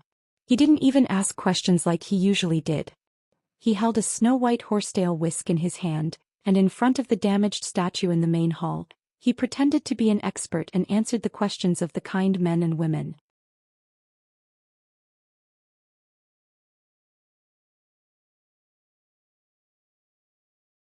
Chapter 3188. On the sixth day, the long-awaited statue of Lord Sea God was finally completed. The face of the statue was the same as the one Xiaohua saw that day. The craftsman's craftsmanship was very exquisite. The statue looked very lifelike, as if it was alive. The celebration of the reconstruction of the golden body was even more grand. At this time, the matter of the Jiangchao temple was no longer Taoist Zhao's matter alone. Not only did the fishermen come, there were also the villagers of the general ridge and the devout townspeople who came to help. The celebration was extremely lively and took half a day's time. However, this had nothing to do with Xiaohua. Even if there were some chores, Yuanya would go and help. Taoist Xiao did not dare to rashly trouble Xiaohua. Xiaohua was naturally happy to have peace and quiet. He was constantly using the Big Dipper divine fist beside the Taoist temple. Xiaohua's appearance naturally attracted the attention of others. However, the adult's attention was only attracted by the bustling Taoist temple for a moment. Who would still look at a Taoist who was endlessly practicing inexplicable punches and kicks? On the other hand, there were some children who were happily playing near Xiaohua. There were even some who were standing there and gesticulating. Only when the sun set in the west did the people in the Taoist temple gradually become sparse.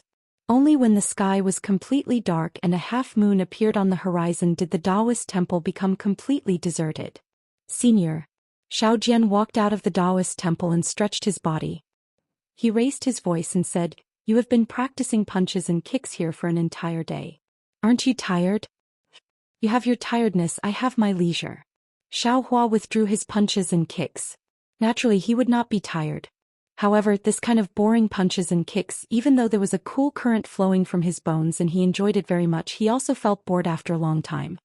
"You don't look any more. Quickly go and boil some hot water for this old man." Xiao Jian shouted towards the banyan tree again.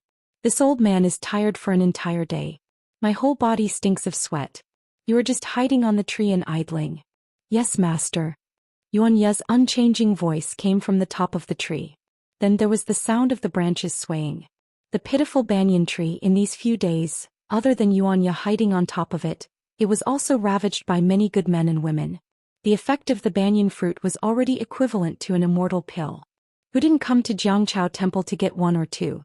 Although Xiao Jian had already made it clear, how could a person's greed be dispelled with just a few words? Looking at this Xiao Taoist who was not too particular about cleanliness a few days ago, Xiaohua smiled and said, "Congratulations, Taoist Xiao, this Jiangchao temple is becoming more and more prosperous. Today, Lord Sea God's golden body has been reconstructed. I'm afraid it won't be long before Jiangchao temple is rebuilt." "Hee, isn't it all thanks to Senior's help?" Xiao Jian said with a smile, "And in a few days I still have to rely on Senior's help. Yes, if Senior wins against the Little Gold Temple, this disciple won't have to rebuild the River and Tide Temple. I'll just chase away the bald donkeys in the Little Gold Temple and erect the statue of Lord Sea God there." "Can't be that simple," Xiaohua said with a smile. "Jiang Chaoguan is but a single disciple of Yuanya. This old man doesn't know how many monks there are in Shaojin Temple, but there are definitely more than Jiang Chaoguan. With just the two of you, how can you stand firm in Shaojin Temple?" I won't hide it from Senior." Xiao Jian laughed softly and said, "Disciple is already considering how to recruit disciples. But, speaking to here, he said regretfully, it's a pity that this disciple has only used a few Taoist techniques. I can only rely on Yuanya to teach them some martial arts. I still can't form a real threat to Shaojin Temple." Xiaohua said with a smile, "Although this old man doesn't know, this old man doesn't believe that other than Jiang Chaoguan having Taoist disciples, there aren't any other places? As long as your Jiang Chaoguan's name is spread out, there will definitely be other Taoist disciples coming to contact you." Yes, it should be like this." Xiao Jian didn't hide anything from Xiaohua and sighed. Today's Jiang Chaoguan can be considered as a paradise. It is the time for this disciple to be at peace. If other Taoist disciples were to find out, they would definitely reach out. But this disciple doesn't have any magic power, so I can only be used as a wedding dress by others. Actually, this disciple is sometimes very conflicted. On one hand, this disciple wants Jiang Chaoguan to have a flourishing incense and endless miracles to benefit the longevity town. But at the same time, this disciple knows that after the flourishing incense, this disciple is very unwilling to provoke. Hearing this, Xiaohua laughed coldly and said, "This Xiao doesn't know what will happen in the future. But now, your trouble has already come. It can't be so fast. Xiao Jian was shocked. His eyes flashed with a trace of panic as he hurriedly looked down the mountain. Unfortunately, at this time, the night had already enveloped the entire mountain. No matter how far Xiao Jian looked, other than darkness there was only darkness. However, Xiao Jian immediately recovered his calm and said with a smile, "With Senior here, this disciple has nothing to be afraid of. This Xiao only promised you to accept the challenge of Shaojin Temple." "I never promised," Xiao Hua said with a smile.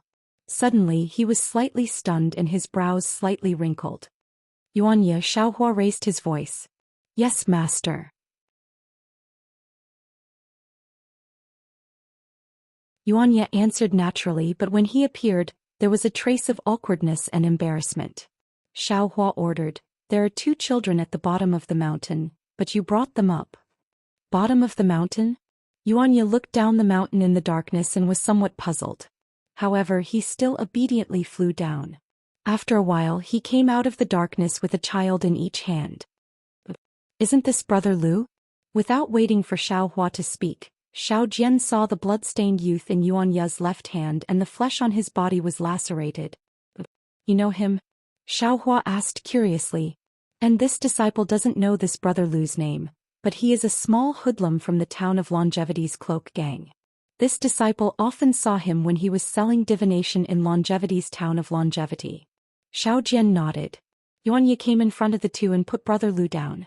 Brother Lu shouted as soon as he landed, "Daoist Xiao, quickly leave. Boss Xing is here to find you." "Boss Xing? The boss of the cloak gang?" Xiao Jian was shocked. Why is he looking for this old man? My Jiangchao temple is in a complete mess. The few copper coins we have were all donated by benevolent people. Those are Lord Sea Gods. Oh, Immortal Elder. It really is you." At this moment Lu Guder saw Xiao Hua at the side. Although there was a kind of surprise on his face, it was more of a gratification. Then with a plop sound he knelt in front of Xiao Hua and cried, "Immortal Elder, please reach out and save my sister. I know. Lord Sea God who saved Goer is you. As long as you give me a pill, my sister's life will be saved." "This child still hasn't recovered?" Xiao Hua looked at the girl in Yuanya's hand. Sure enough, the girl's eyes were tightly shut and she looked like she was unconscious. "That's right, Immortal Elder. That day you gave me some copper coins. I immediately brought my sister to the medical hall." Lu Yi knelt on the ground and refused to get up. He cried and said, "The doctor prescribed medicine for me. However, after taking it, not only did my sister's condition not get better, it became even worse. Now the copper coins have been spent and my sister is unconscious. Moreover, my sister's body is very hot. No matter what, I can't lower her temperature. A few days ago, I heard about the miracle of the Jiangchao temple from the medical hall's doctor. I also wanted to ask Lord Sea God for help. But Boss Xing has been looking for me. I don't dare to show myself." At this point Lu Yi suddenly remembered something. He knelt and shouted, "Daoist Xiao, you must leave quickly. That Boss Xing has invited an expert and is about to go to the Jiangchao temple. If you don't leave now, I'm afraid it will be too late." "Brother Lu, this old man's Jiangchao temple is extremely poor. Why did Boss Xing come here? Even if the Jiangchao temple is prosperous these few days, it shouldn't attract the attention of the Zephyr gang." Xiao Jian trembled and asked Lu Yi, "Do you know the specific reason?" "I don't know." Lu Yi was very anxious. He urged again, "I have been hiding in a secret place. However, I was still found by Boss Xing this afternoon. The 2 leaders of the Zephyr gang disappeared. Boss Xing suspected that it was related to me. Therefore he blocked me and my sister at that place and used cruel means to deal with me. The injuries on this little one's body were caused by someone beating me up in the afternoon. Looking at Boss Zheng's posture, I knew that I wouldn't be able to come out alive today. However, at dusk, someone suddenly reported to Boss Xing that the person he was looking for had arrived. Boss Xing seemed to attach great importance to everyone. He immediately ordered his subordinates to hang me up high and let me slowly starve to death. Then he hurriedly left. When I was in a daze, I heard him shouting Jiangchao Temple.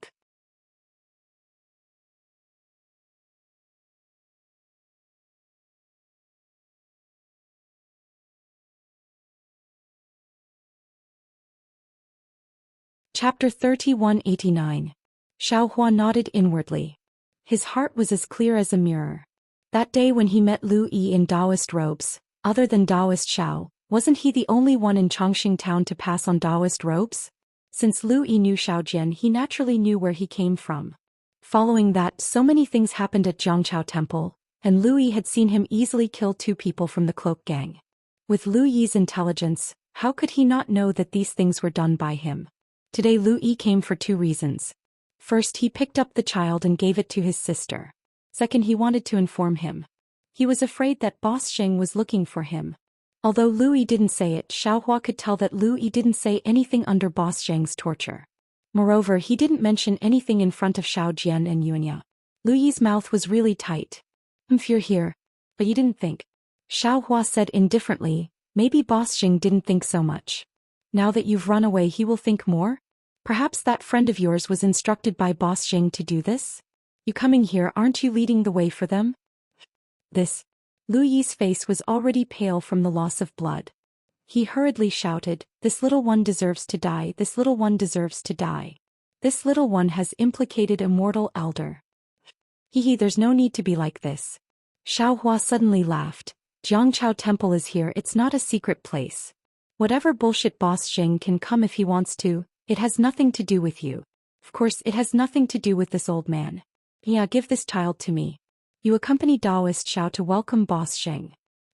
Yes, Yuanya's consistent answer finally changed under Xiao Hua's threat. Taking the little girl from Yuanya, Xiao Hua unconsciously frowned. The little girl's body was especially hot, like the heat of an ordinary person.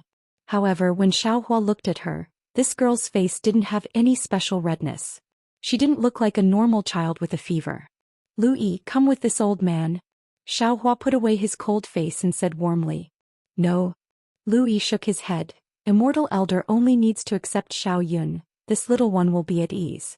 This lowly one is preparing to escape from Longevity Town. Boss Sheng is already at the foot of the mountain, where can you escape to?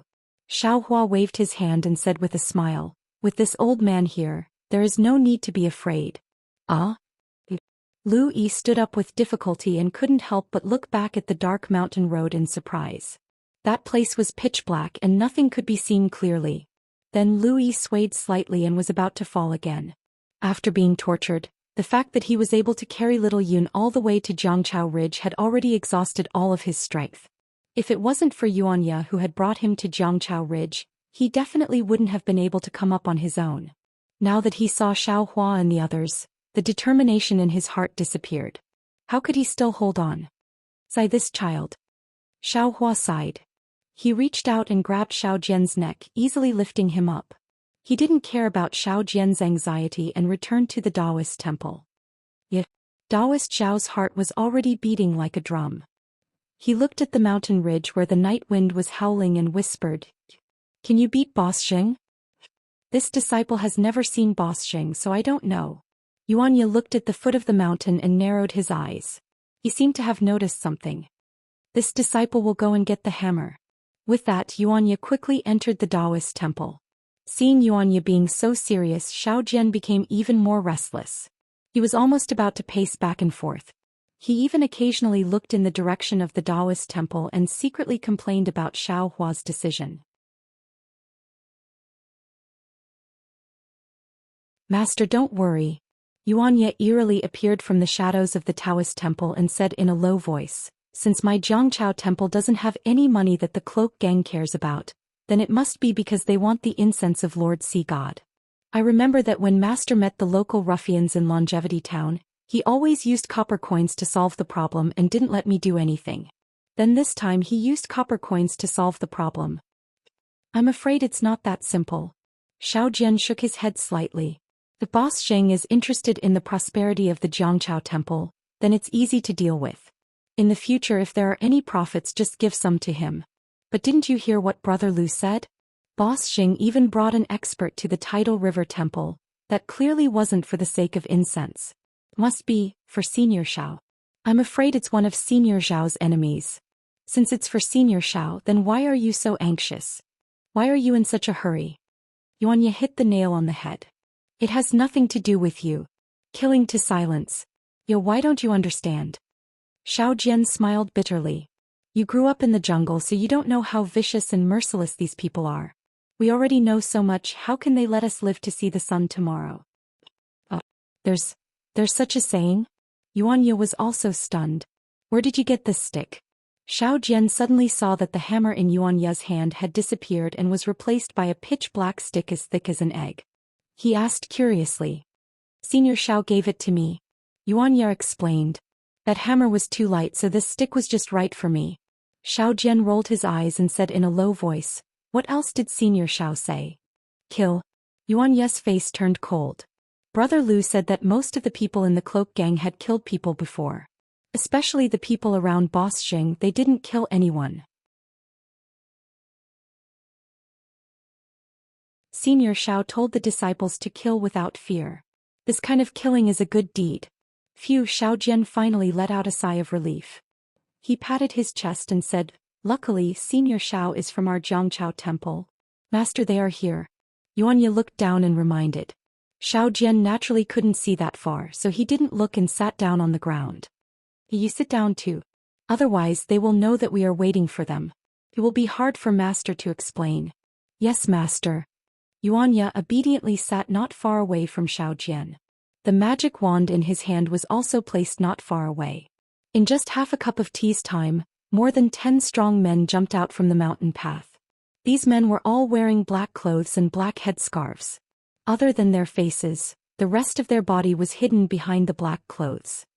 The man who jumped out first saw Xiao Jian and Yuan Ye sitting there and was stunned. Then he hurriedly said to the slightly fat man behind him, Big brother, these two are the two bastards from Jiangchao Temple.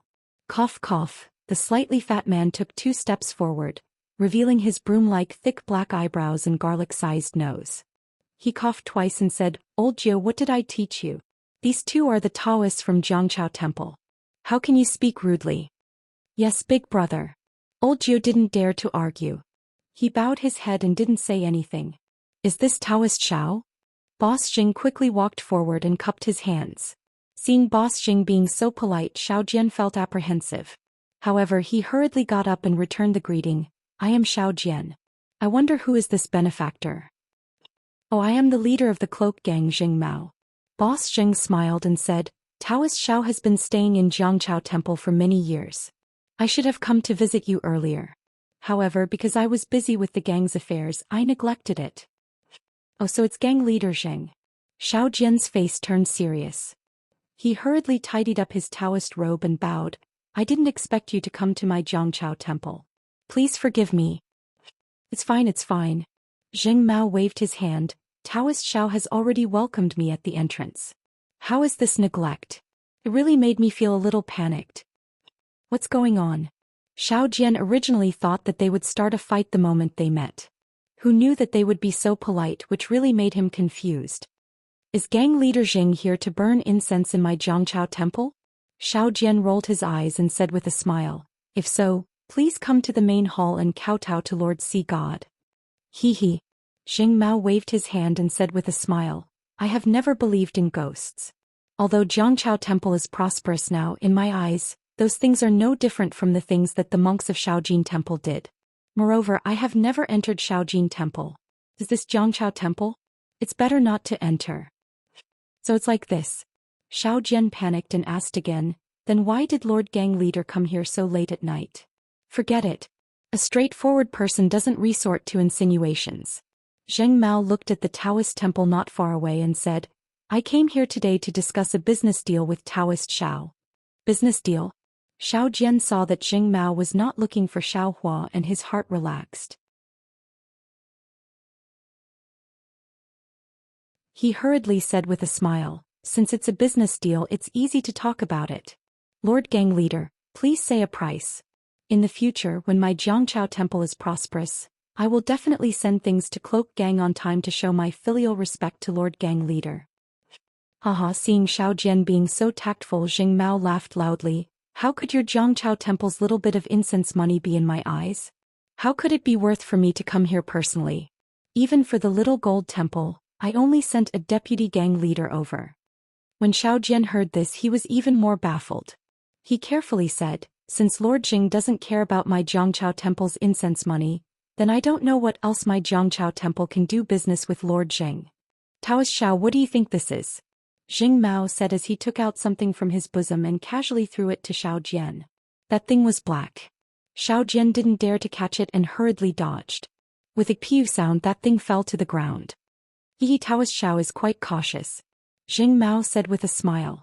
Xiao Jian hurriedly picked up that thing from the ground and said with a smile, I am old and can't see clearly, ah. When Xiao Jian saw the thing in his hand, he couldn't help but stare blankly. What? Taoist Xiao doesn't recognize this thing? Jing Mao narrowed his eyes and looked at the thing in his hand. He then looked at Xiao Jian with a smile.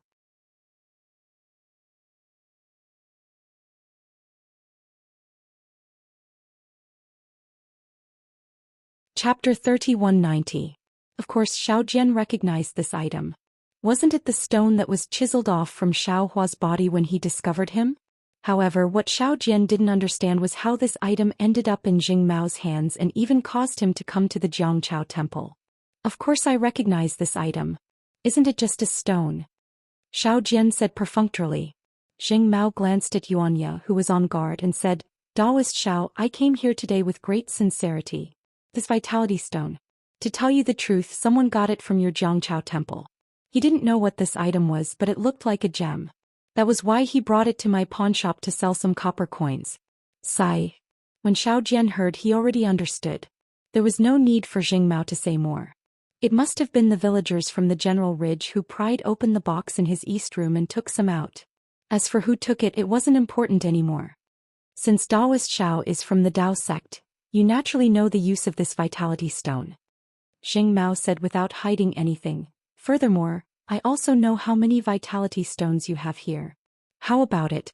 Is Taoist Xiao willing to do this business with me? Sure. Xiao Jian looked at the black-clothed men behind Jing Mao and said with a smile, this poor Taoist obtained this item by accident. Since gang leader Jing knows what it is, then I'll sell it to gang leader Jing. There's nothing to say about it. Alright, Taoist Xiao is indeed straightforward. Jing Mao waved his hand and said, you made me think a lot earlier. I wonder how much silver does sect leader Jing intend to use to exchange for this vitality stone? Xiao Jian opened his hand and looked at the stone that was the size of a duck egg. He smiled and asked. I didn't bring any silver today, nor did I bring any Qinkuan bag. Jing Mao laughed. Xiao Jian was shocked. Don't worry, Taoist Xiao. Jing Mao smiled and said, to tell you the truth, I'm afraid you and I don't know how much this vitality stone is worth. However, this item is just a pile of stones in Taoist Zhao's Jiangchao Temple. But in the hands of my cloak gang, it's money. Today I have personally come to the Jiangchao Temple to discuss with you. I will take these primordial stones first, and after exchanging them for silver at the auction, you and I will split the profits evenly. How about it? How is this possible? When Xiao Jian heard this, his face fell and he said indifferently, let's not talk about this for now. The source stones belong to my Jiangchao Temple and it has nothing to do with the cloak gang. The idea of a 50-50 split was complete nonsense. I will not agree. What's more, gang leader Jing said that he would take the primordial stones away. No one would agree to that, right? Taoist Xiao. If the ratio is not suitable, it won't be too late to discuss it later. Jing Mao smiled and said, but Taoist Xiao, you have to think about it. If you didn't have my cloak gang, where would you exchange your primordial stones for silver? I'm the only one who can help you find the exchange location, right? As for the second condition, I'm a man of my word in Longevity Town. Isn't my cloak gang a guarantor? Gang leader Jing. Xiao Jian already knew that Jing Mao was trying to gain something without risking anything. He even had the intention to forcefully swallow these primordial stones. He sneered and said, country of she naturally doesn't have any place to exchange primordial stones. But what about the capital of Copper Pillar country? There's an auction there. I can just bring these primordial stones there. What's so difficult about it? Jing Mao laughed loudly. If I knew about it before, it wouldn't be a problem. But now that I know, there's a big problem. Do you think I brought so many brothers here just to see the night scene? Do you think the incense in the Jiangchao Temple is flourishing these few days? How dare you? Xiao Jian's furious roar was extremely frightening. Even Jing Mao was dumbfounded and felt a sense of fear.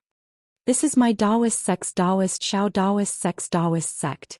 You dare to come here and disturb a Taoist. Do you not want to live anymore? Xiao Jian's following words made Jing Mao laugh again. He threw away his previous fear and pointed at the Jiangchao temple and said, "What kind of place is this Jiangchao temple? I believe I know better than all of you, right? 40 years before Taoist Master Xiao came to you, I had lived in this Jiangchao temple for several years. The coldness of the winter night, the loneliness of the summer night, how could I not know? At that time I made a wish to this bullshit Lord Sea God. As long as I don't feel cold, as long as I can eat my fill, I will definitely reconstruct his golden body. Unfortunately, my words were blown away by the night wind 40 years ago. My heart was also broken at that time. I know, there are no gods in this world. It's just that when there are many people who believe in them, they are gods. I also know that only by relying on one's own ability can one eat their fill and live in a big house that doesn't feel cold. Taoist Xiao has been in Longevity Town for so many years, but I have never caused you any trouble. Of course, it's because Taoist Xiao also doesn't have enough to eat. More importantly, it's because you stayed in Jiangchao Temple and I didn't want to disturb you. But today," Jing Mao looked left and right. "I brought my brothers here just to have a good discussion with Taoist Xiao. If it was before, how could I say so much to you? How could I give you 50% of the benefits for free?" "Headmaster Jing," Taoist Xiao took a deep breath and said, "Perhaps it is because of your obsession in front of Taoist Xiao that you have achieved what you have today.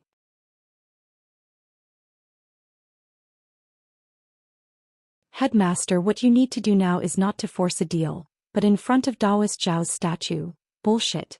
Zheng Mao sneered and interrupted Taoist Zhao's pretense. He said loudly, "When I left Jiangchao Temple, I should have killed the Buddha in my heart. Shaojin Temple's Buddha was like that, and so is Taoist Jiangchao Temple. There's no need to talk about the secular people in Longevity Town. They only know how to work at sunrise and rest at sunrise. They only put their lives on the illusory hope. Reconstructing the golden body for Taoist Sea God of Jiangchao Temple is just their hope for the future. The illness of the little girl in General Ridge and the injury of the beggar under the East Pass Bridge is just the power of your Taoist elixir. Xiao Jian, you can fool others, but can you fool me? You." Taoist Xiao secretly complained in his heart, but he still forced himself to be calm and said angrily, "Headmaster Jing, you're blaspheming Taoist Xiao." "If I'm not just blaspheming. If you don't hand over the vitality stones, I'll kill you too. This Jiangchao Temple has no need to exist anymore." Jing Mao sneered. "I know." Taoist Xiao raised his eyebrows and shouted, "You've accepted the benefits from the monk of Shaojin Temple. You can think whatever you want." Zheng Mao let out a long breath and looked deeply at the Jiangchao Temple behind Taoist Xiao. What he said just now was for Taoist Xiao, but more importantly, Zheng Mao wanted to say it to himself. At this moment he was already a little disinterested. He waved his hand and said, "Xiao Jian, you're just a wandering Taoist. Since you're pretending to be confused, I'm too lazy to talk to you anymore. Call out the Taoist cultivator behind you." Taoist Xiao saw this and took a few steps back. He waved his hand and shouted, "Now that you've got a suitable weapon in your hands, I know you don't understand the meaning of this weapon. I'll tell you now that your master is testing you. If you can control this weapon and defeat these useless cloak gang disciples, you'll be able to enter your master's eyes." "Oh, really? Master?" Hearing this, Yuanyu was really ecstatic. He couldn't believe it and asked back, "It's up to you to believe it or not." Taoist Xiao snorted, "Anyway, this is also a way for you and me to escape with our lives. It'll be best if your master can see it." "Kid, give me your life." Yuanyu couldn't hold it in anymore. He roared and waved his magic wand towards Jing Mao. "Come out." Jing Mao didn't advance but retreated. The four disciples on his left stretched out their hands and took out their weapons to meet Yuanya. Jing Mao himself sneered and shouted towards a dark place on the left side of the Jiangchao Ridge. Following Jing Mao's words, two old men jumped out from the mountain ridge. They were the two people Xiao Hua saw playing chess under the tree at the foot of the Jiangchao Ridge. "Huh." Xiao Jian saw two strangers and couldn't help but be stunned. "You two have followed me up the mountain and have been watching from the side for a long time. I don't know where you're from. I'm an honest person who doesn't do underhanded things. I didn't say anything before. Now that I can't do business with you too, it's time for you to come out.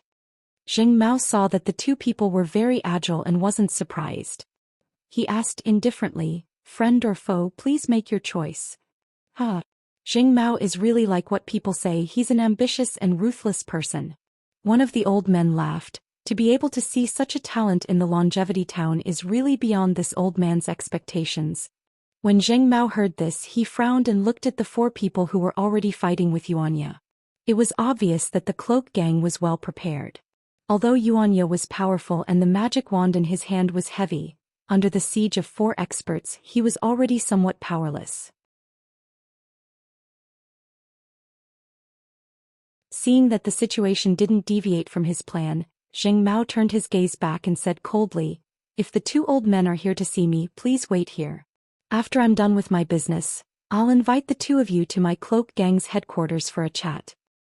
With the 2 of us here, how can we let you disturb the peace of the Jiangchao temple? I'll let you have a taste of this old monk's methods. The other old man had no intention of revealing his name. With a wave of his hand, he tossed out a Buddhist staff that was 8 feet long. Immediately after, he chanted Sanskrit and formed a Buddhist seal with his hands. The Buddhist staff emitted a faint Buddhist light. Like a huge python, it pounced toward Zheng Mao and the others. A sharp blade-like sound of wind was produced, covering an area of 10 feet around Zheng Mao.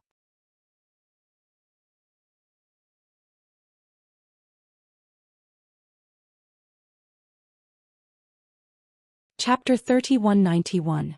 When the other old man saw this, he didn't dare to be negligent. His body actually flew up and waved his hand. That seemingly ordinary hand suddenly became bigger. One by one, golden palms appeared along with the old man's Buddhist seal and smashed toward the other cloak gang disciples who were wearing black clothes. These 2 old men were actually Buddhist disciples. Moreover, these 2 Buddhist disciples were actually here to protect the Jiangchao temple. They were here to protect Taoist Shaojian. Zheng Mao was obviously surprised. He said in surprise, you guys are monks from the small gold temple? Could it be that you guys are also drooling over the vitality stones? Unfortunately, the 2 Buddhist elders didn't answer. The power of the Buddhist staff and the palm shadows were already very close to Zheng Mao and the others. Naturally, other than Zheng Mao, who stood there steadily with his hand slightly clenched and didn't move, the other cloak gang disciples had already moved. They took out their weapons and fled in all directions. Quick, seeing that the 2 Buddhist elders didn't have any intention to answer, Zheng Mao hurriedly spread out his hand. A small green sword that was 1 inch long appeared in his hand. As Zheng Mao chanted the sword art, he breathed on the small sword. The small sword flew into the air with its swoosh sound and expanded into a 3 feet long green sword. With a king sound, it hit the Buddhist staff. Zheng Mao's flying sword was obviously no match for the Buddhist staff. It was immediately sent flying. However, the attack of the Buddhist staff was also blocked. Zheng Mao and the others took the opportunity to escape from the attack range of the Buddhist staff. The old man's Buddhist seal changed again. The Buddhist staff let out a wung-wung sound and was raised again. The other old man's palm fell. Other than one of the black-cloaked men who dodged, the palm landed on the mountain rock and raised a cloud of dust. A 1 foot long and 3 inches deep palm print was clearly left on the mountain rock. The other 4 black-cloaked men were hit by the palm. Although they tried their best to raise their weapons to block, their weapons were all sent flying. They all spat out blood and rolled on the mountain ridge. Junior brother, don't leave him alive. The old man controlling the Buddhist staff warned when he saw this. He once again controlled the Buddhist staff to attack Zheng Mao. Zheng Mao's small sword's brilliance had dimmed. He had been seriously injured just now. The situation in front of the Jiangchao temple was completely under the control of the 2 Buddhist elders who had suddenly appeared. However, there was no trace of joy on Shaojian's face. Instead, there was a strong sense of fear and anger. He was probably muttering in his heart about his fate after the cloak gang's disciples were killed. Clang! At this moment, a strong sword cry rushed out from under the Jiangchao ridge and a cold voice shouted, "Where did this wild bald donkey come from? How dare you kill someone in front of me?" A green sword light streaked across the sky like a waterfall. The dense brilliance illuminated half of the Jiangchao ridge. An old man dressed in Confucian robes wielded a flying sword and stabbed at the 2 elders from the Buddhist sect. See third level origin power. As the sword light approached, a snow-like coldness involuntarily emerged from the hearts of the two Buddhist elders. The two of them exclaimed in unison and looked at each other. They abandoned the attacking cloak gang disciples and activated their Buddhist seals. The Buddhist staff and palm print rushed to meet the flying sword. Boom! A violent collision sound was heard. Brilliance splashed everywhere, followed by two miserable screams. The Buddhist staff that had sent Jing Mao's flying sword flying was now split in half by the Confucian elder's flying sword. One of the elder's hands was also chopped off by the flying sword. The two of them flew back and fell on the foothills. Roar! After the miserable screams, Yuanya, who was fighting with the four black-cloaked men, also roared and jumped out of the crowd. His arms were stained with blood. Although he had broken the weapons of the two black-cloaked men, it was still difficult for two fists to fight against four hands. His arms were seriously injured and he could not hold on. Thank you, Western Ridge Scholar. Jing Mao was not surprised by this outcome. He bowed to the descending Confucian elder. No need to be so polite. The elder waved his hand and the 3-foot-long flying sword in his hand spat out sword energy again. He coldly said, "This old man will kill these two bald donkeys. You kill these two bastards. This old man doesn't believe that bastard won't come out." Yes, this junior understands. Jing Mao agreed and waved his hand. Quickly kill these two. Fellow immortal. One of the two Buddhist sect elders who had fallen to the ground hurriedly took some medicine to stop his injuries, while the other hurriedly took out a jade token and shouted, "We are the state preceptors of the single Liang kingdom in the Liang province. This is a token issued by the king of the single Liang kingdom. We are here on the king's orders to protect Daoist Shao. You must not touch Daoist Shao. Otherwise, it will cause a war between the country of Shi and my single Liang country." Single Liang country? The Confucian elder with the bright moon Western Ridge Scholar was startled. He grabbed the jade token and it landed in his hand. This jade token was 3 inches long and was sparkling and translucent. It was obvious that it was not an ordinary item. On the front of the jade token were the 2 words Single Liang, and on the back was the word Shao. You are indeed the state teacher of Single Liang country. Western Ridge Scholar frowned.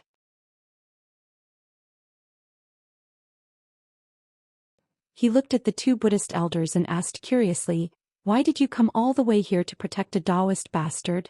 "Fellow immortal, this is an order from our king." The elder did not explain. Clearly he did not want to say more. "Fellow immortal, you can take whatever primeval stones you want as long as you don't hurt Taoist Shao. We will treat it as if nothing happened today." Western Ridge Scholar was clearly moved. He did not want to go against an order from a king even though Single Liang country was not close to the country of Shi. "Scholar, not far away," Jing Mao smiled and said, "They have already heard of your name and you even heavily injured them. It's not like you don't know how petty Buddhist disciples can be. If I let them go, how can I still take the primeval stones from the Tidal River Temple? Even if I don't take the primeval stones, my cloak gang still wants to survive in Longevity Town for a few more years. You don't need to be chased to the ends of the earth by others, right?" "That's right." Western Ridge Scholar looked at the Tidal River Temple which was still motionless and grinned. "I have offended Buddhist disciples before and was even chased by an old bald donkey with 2nd grade essence energy. If I let them go today I will have to run away again. Even if I get the primeval stones I can't cultivate properly." Rumble. Just as Western Ridge Scholar made his decision, a green light flashed in the sky above the Tidal River Temple. Then there was the sound of thunder. After the thunder, thick dark clouds gathered from all directions. The clear night sky now looked like it was about to change. The thunder naturally attracted everyone's attention. However, when they looked at the sky, the dark clouds and the mountain wind, there was nothing out of the ordinary except for the strange thunder. When they looked at the motionless Tidal River Temple, they didn't pay much attention to it. However, just as West Ridge Scholar was about to activate his flying sword again and the 2 Buddhist elders turned pale, countless bolts of lightning appeared above everyone's heads and rained down on West Ridge Scholar and the cloak gang. Ah! The lightning moved quickly and Western Ridge Scholar hurriedly used his flying sword to block it. However, under the powerful lightning, the flying sword was instantly shattered. Western Ridge Scholar was struck by 3 bolts of lightning and died with a scream. As for Jing Mao and the others, they were even worse off. They couldn't resist at all and had several large holes in their bodies. They died on the spot. Rumble. More than 10 lives were lost in an instant, but the remaining heavenly lightning continued to strike. Thunder and lightning continued to roar above the foot of the mountain. After a while, the foot of the mountain regained its tranquility. Other than the 4 people who were dumbfounded, there were only the mountain rocks and the mountain path that had been charred black. However, the charred area was covered by the night sky. Apart from the rising smoke, it couldn't be seen. The tranquility only lasted for a few breaths. Bean-sized raindrops fell from the dark clouds above the lightning, hitting the faces of the dumbfounded people, the corpses that were killed by the lightning, and even the Jiangchao Ridge.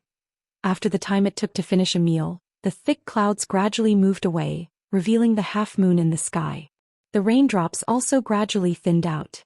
Xiao Jian seemed to have woken up from a dream and said coldly to the 2 Buddhist elders, "Both of you scram back to the country of Danliang and tell that Xiao Jun. This old man has the protection of my Taoist God. I don't need his hypocritical kindness. Also, pass on this old man's words to him. When this old man is tired of living in the hidden immortal continent, I'll return to the country of Danliang and take back the throne that belongs to this old man." The 2 Buddhist sect elders looked in horror at Western Ridgeley and the others who had been struck to death by the heavenly lightning. Then they looked at the charred ground. Finally, they looked at themselves, who were unharmed, and the slightly muddy mountain. They exchanged glances and bowed deeply to Xiao Jian. Then they rushed down the mountain path in a sorry state and gradually disappeared. Master. Yuanya finally dared to speak. He said with an incredulous tone, "Disciple. Disciple isn't dreaming, right?" "Yeah." Xiao Daoist still dragged his voice and called out. "Yes, master." Yuanya replied absent-mindedly. "Come here." "Yes, master." "Use all your strength and pull this old man's arm." Xiao Daoist's words floated like a gust of wind. "Yes, master." "Ah." Xiao Daoist's miserable scream was comparable to a pig being slaughtered. "Damn it, this old man told you to use all your strength, not to torture this old man to death." "Yes, master." Yuanya's voice didn't carry any shock. Instead, there was a hint of confusion. This disciple didn't use much strength. Damn it, looks like this isn't a dream. Xiao Daoist looked at the bruise on his arm and sucked in a breath of cold air. There was a trace of excitement in his mouth. "Is this master's divine ability?" Yuanya moaned and stuttered in a low voice. "Master, is he human?"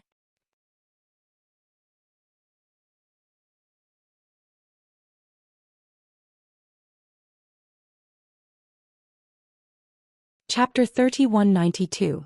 Xiao Daoist sneered. He looked at the dark clouds in the sky and said, "This old man's luck is good.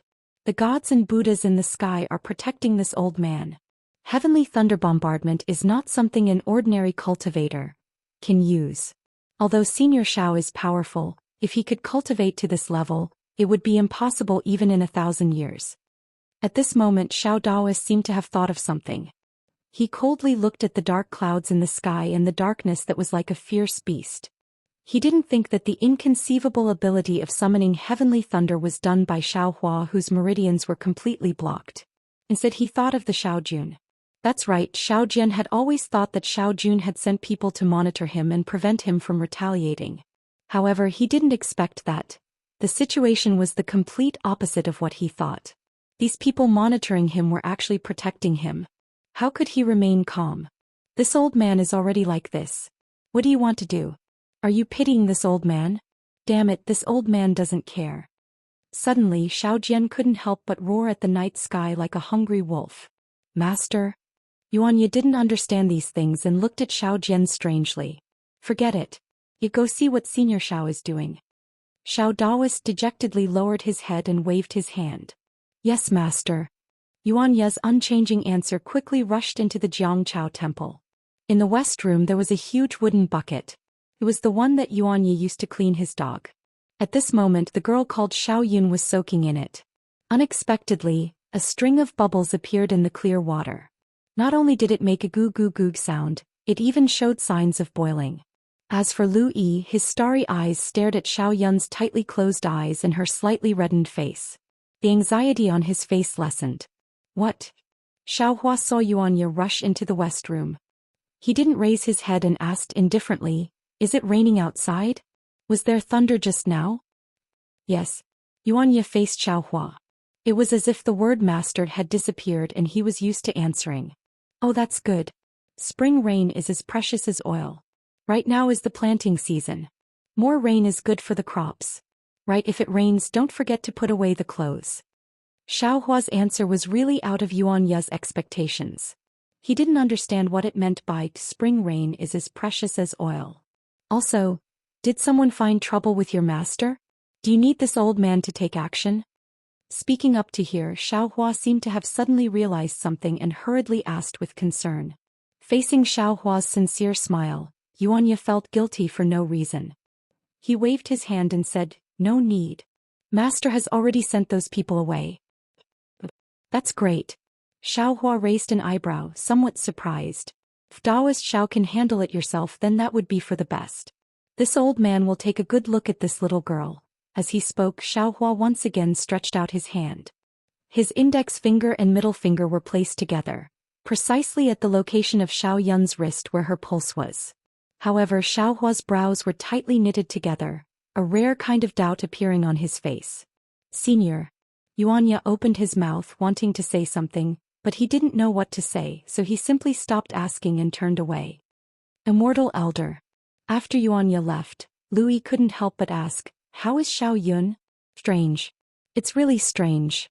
Xiaohua answered almost without hesitation. At the same time, the Dharma eye in between his brows slowly opened. The torrential rain at the Jiangchao temple was very strange.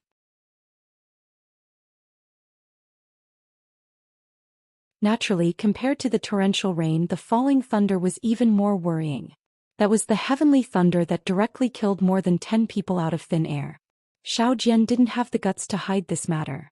He didn't even wait for Dawn to personally come to the Longevity Town's government office to report it. He didn't dare to let Yuanya handle this kind of matter. Yuanya would only make things worse. The Longevity Town's government office naturally belonged to the country of Xi's king, and also had its own set of rules. When the government office received the report, it was also as if they were struck by lightning. The Cloak Gang was able to run rampant in Longevity Town for so many years, so how could the official not know? When he received Xiao Jian's report, he almost wanted to smash Xiao Jian into prison at the first moment. Fortunately, the Jiangchao temple was no longer the same as before. The official didn't know, but the advisor and others who knew Longevity Town like the back of their hand immediately dissuaded him.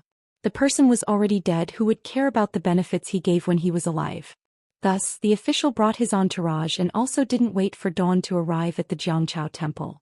They investigated the entire Jiangchao ridge from top to bottom. They even checked the place where Jing Mao and the others died more than 10 times. Even when the advisor and others were suspicious, they even invited Longevity Academy's principal Zhu Junfeng to investigate the Jiangchao temple at dawn. However, the situation of the falling thunder killing more than 10 people was indeed strange, but the torrential rain that followed was also normal. Although Zhu Junfeng was extremely suspicious of Jing Mao's death, he really didn't think that this kind of power that was close to the 5th level of essence power, and this kind of power that surpassed the 5th level was something that the 3 Taoist cultivators of the Jiangchao temple could do. Of course, this conclusion was also reached after he used the eye-clearing technique to see Xiaohua's cultivation.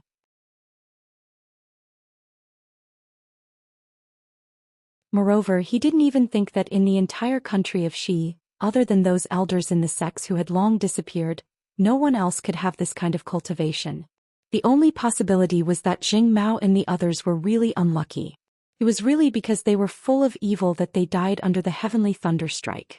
Since the Jiangchao town's officials believed that Jing Mao was killed by the heavenly thunderstrike, and even Longevity Town's principal Zhu didn't nod his head and tacitly agreed, then the one who benefited the most was none other than Taoist Xiao Jian Xiao.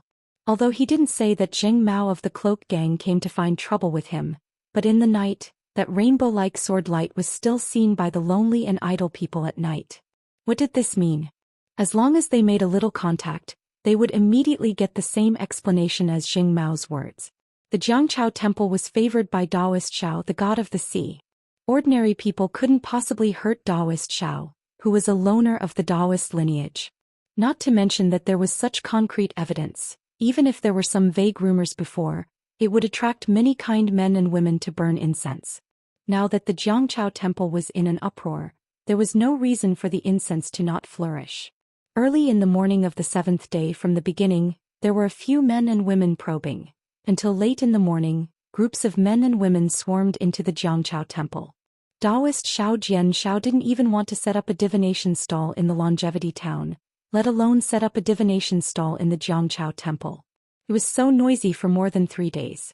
Until the evening of the 9th day, Shao Jian suddenly received a sealed letter from Yuanya. That letter was red and there was a small goose feather pasted on the outside. When Shao Jian saw the letter he frowned because he knew that if there was a goose feather pasted on the letter, it meant that it was extremely urgent. He wanted to open the letter as soon as he saw it. But what was in the Longevity town that made Taoist Shao Jianshao so anxious? This was simply impossible. Therefore Taoist Shao didn't care at all. After all, tomorrow was the day of the competition between the Jiangchao temple and the Shaojin temple. That was the day of the immortal Buddha ceremony. It was also a big matter for the Shaojin temple and the Jiangchao temple. After that day there could only be one temple in the entire Jiangchao town. Of course Taoist Shao was sure that the Shaojin temple would definitely be destroyed under his plan. Compared to the big matter of the next day, this goose feather letter was obviously insignificant. Taoist Shao could even see the perverted smile of the Shaojin temple's bald head in the goose feather letter. The goose feather letter had been thrown in the corner for 2 hours already. Shao Jian didn't even ask Yuanya how he received the goose feather letter. After Shao Jian sent off the last batch of worshippers and said that there was an even more important challenge the next day, the last batch of worshippers left resentfully with some copper coins. Even if Shao Jian was willing to fulfill their wishes, Taoist Shao wouldn't be happy. To make the descendants of worshippers who didn't have any children be comparable to the sand on the beach. Even if Shao Hua was given 100 times more power, he still wouldn't be satisfied. Shao Jian, who was lying on the bed, stretched his body. He tossed and turned but couldn't get up. Maybe it was because of the competition the next day, or maybe it was because he was still worried about something, but he couldn't fall asleep for a long time. When he saw the goose feather letter in the corner, he simply lit the oil lamp and sat up.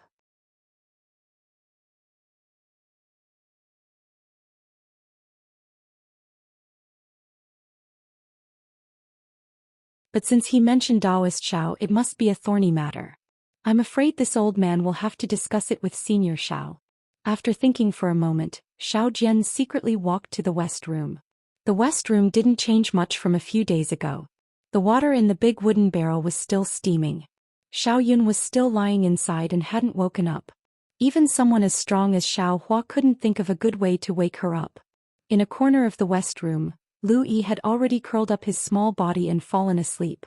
This child was mentally and physically exhausted, and his body was also deeply damaged by the cloak gang. Now that he was in front of Shao Hua, he didn't have to worry about anything. How could he endure? In a day he was only awake for 4 to 6 hours. The rest of the time he was sleeping soundly.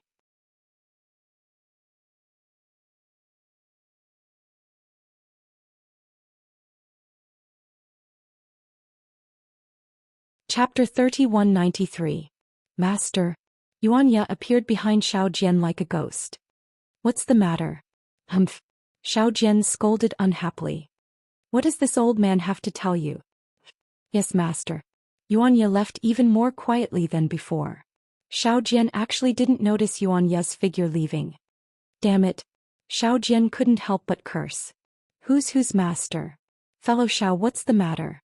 Shao Hua, who had his eyes closed, had no choice but to open them.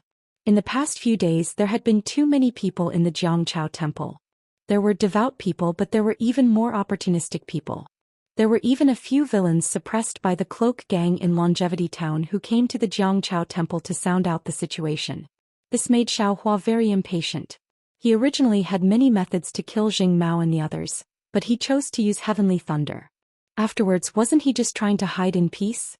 Today he saw Shao Jian, who had been too busy to come to the West Wing, come here at night. He knew that there was something troublesome and had to ask.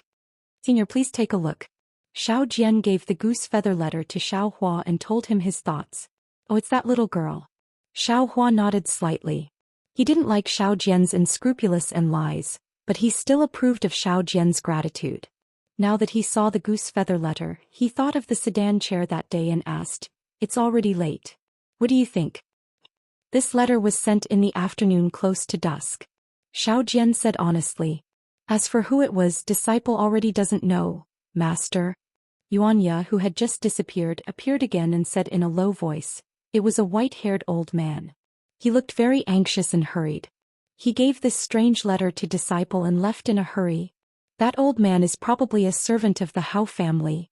Xiao Jian looked at Yuanya and then looked at the night outside. Although it's already late, disciple has no choice but to go. That day, disciple clearly told senior that if I ran out of copper coins, I would have to go to the Hao family's young miss to eat. Now that the Hao family's young miss is in trouble, disciple naturally has to help. What else did that old man say? Xiao Hua ignored Xiao Jian and turned to look at Yuanya and asked again. That old man asked me to tell master that no matter how late it is, as long as master is free, he can go. Yuanya also answered honestly, but master was very busy at that time. He didn't wait for me to say this before asking me to leave. Since that's the case, then just go. Why have you come to this old man's place? Xiao Hua looked at Xiao Jian and asked curiously. Since Squire Hao said that he was asking Daoist Xiao for help, it must be a great disaster. If it weren't for Daoist Xiao, he wouldn't be able to deal with it. Xiao Jian smiled and said, disciple knows his own limits. It's difficult to save the Hao family's eldest miss from this abyss of suffering. Senior, please help me. Xiao Hua didn't know much about Longevity Town. That Hao family's eldest young miss was one of the most unique people in the beautiful scenery. Thinking of that afternoon's calm and respect, Xiao Hua could only stand up, look at Xiao Yun in the wooden barrel and say with a bitter smile, this trouble hasn't been solved yet and now another trouble has come. There are so many troubles in this world. This girl. Xiao Jian had never asked before, but he could not help but feel curious. You don't understand. It's pointless to talk to you. Xiao Hua was not polite at all. He waved his hand and said, this old man will go with you to the Hao family. Thank you, senior. Xiao Jian laughed and hurriedly called out to Yuanya. Yeah. Quick, you run fast. Quickly go down the mountain and find an ox cart. Why find an ox cart? Xiao Hua asked curiously. Xiao Jian smiled and said, it's already late at night.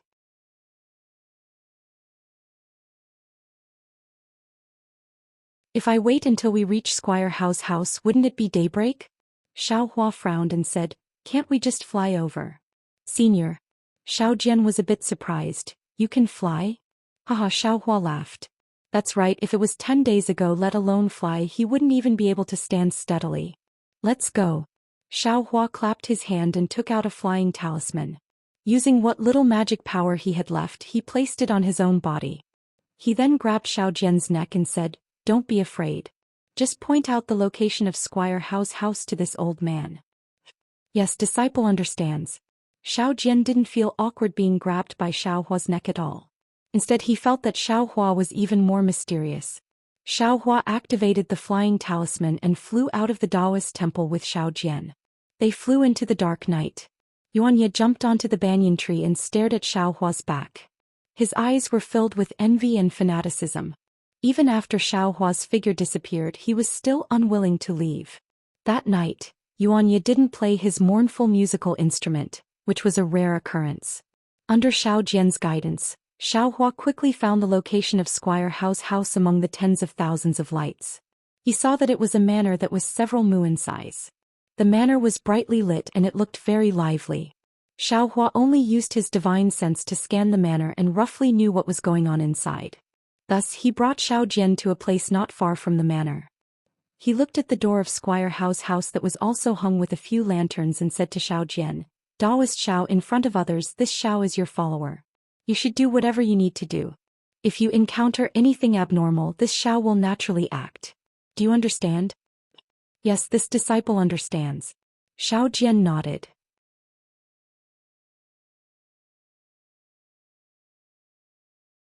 He smiled and pointed at his cloth bag and the peachwood sword in it and said, otherwise, this disciple wouldn't have taken these things. And Xiao Hua nodded. Then Xiao Jian cupped his hands towards Xiao Hua and walked towards the door of Squire Hao's house. Xiaohua closed his eyes and put his hands in the sleeves of his Taoist robe and slowly followed behind Xiao Jian. Xiaohua wasn't familiar with Longevity Town and was even more unfamiliar with Squire Hao's house. Although he had seen a bit, he was still confused. Since it was like this, why not let Xiao Jian take the lead and make things clear? If it was really worth Xiaohua taking action, then it wouldn't be too late for Xiaohua to take action. Io. Daoist Xiao. Daoist Xiao. Outside the door of Squire Hao's house, there was a white-haired old man. That old man had been looking in another direction, but when he heard the footsteps behind him and turned around to see Xiao Jian's figure, he couldn't help but be overjoyed. He hurriedly rushed out of the house and said with a smile, "You really came. This old man has been waiting here for you for more than 2 hours. I thought you wouldn't come." As he spoke, the old man looked behind Xiao Jian with some confusion and asked curiously, "It seems like it's not easy to come here from Squire Jiangchao Temple?" He. Although Xiao Jian liked the old man's respect, his expression didn't change at all. He cupped his hands and said, "When this Xiao received your house's goose feather letter, I knew that there was a great secret inside, and it was also a big matter. However, in the past few days, there were indeed too many people coming to my Squire Jiangchao Temple. Many things were urgent, so I had no choice but to deal with those even more urgent matters. When I had to deal with the matters that I had to deal with personally, then I handed over some matters that could be avoided to my disciple. I brought this Taoist friend to your house. I wonder who this old man is." "Oh, this old man is Squire Hao Yulong of Squire Hao Mansion." The old man hurriedly smiled and said, "This afternoon, this old man brought Squire Hao's goose feather letter to Squire Jiangchao Temple to meet Taoist Xiao." Seeing that Xiao Jian didn't answer his question, Hao Yulong didn't dare to ask anymore and hurriedly said, "It's just that there are too many good people in Squire Jiangchao Temple. This old man saw that Taoist Xiao couldn't find the time, so I gave the goose feather letter to your disciple and..." At this point Hao Yulong hurriedly stopped and said with a smile, "However, this old man told your disciple that no matter how late it was, as long as Taoist Xiao was free, he had to come. This old man knew that Taoist Xiao would definitely keep his promise, so I've been waiting here. Come, my squire has been eagerly waiting for Taoist Xiao's arrival." As he spoke, Hao Yulong hurriedly asked Xiao Jian to come forward. At the same time he also very politely nodded to Xiaohua. Xiaohua didn't mind. He grinned and closed his eyes again. Following Hao Yulong to the entrance of the Hao mansion, Xiao Jian felt a bit emotional as he looked at the entrance of the cave. He understood in his heart that for a big family like Squire Hao in Longevity Town, the entrance wouldn't be opened very often. Unless it was an important guest, they would have to go through the side entrance. He had also been to Squire Lu's house before, but every time he entered through the side entrance, he had never received such courtesy. Now that Squire Hao had opened the entrance, Xiao Jian had already received a courtesy that he had never received before. "Quick, inform the squire that Taoist Xiao from Squire Jiangchao Temple has arrived." Hao Yulong immediately shouted towards the entrance as soon as he reached the entrance. There was a similar response from inside and the sound of footsteps hurriedly went away.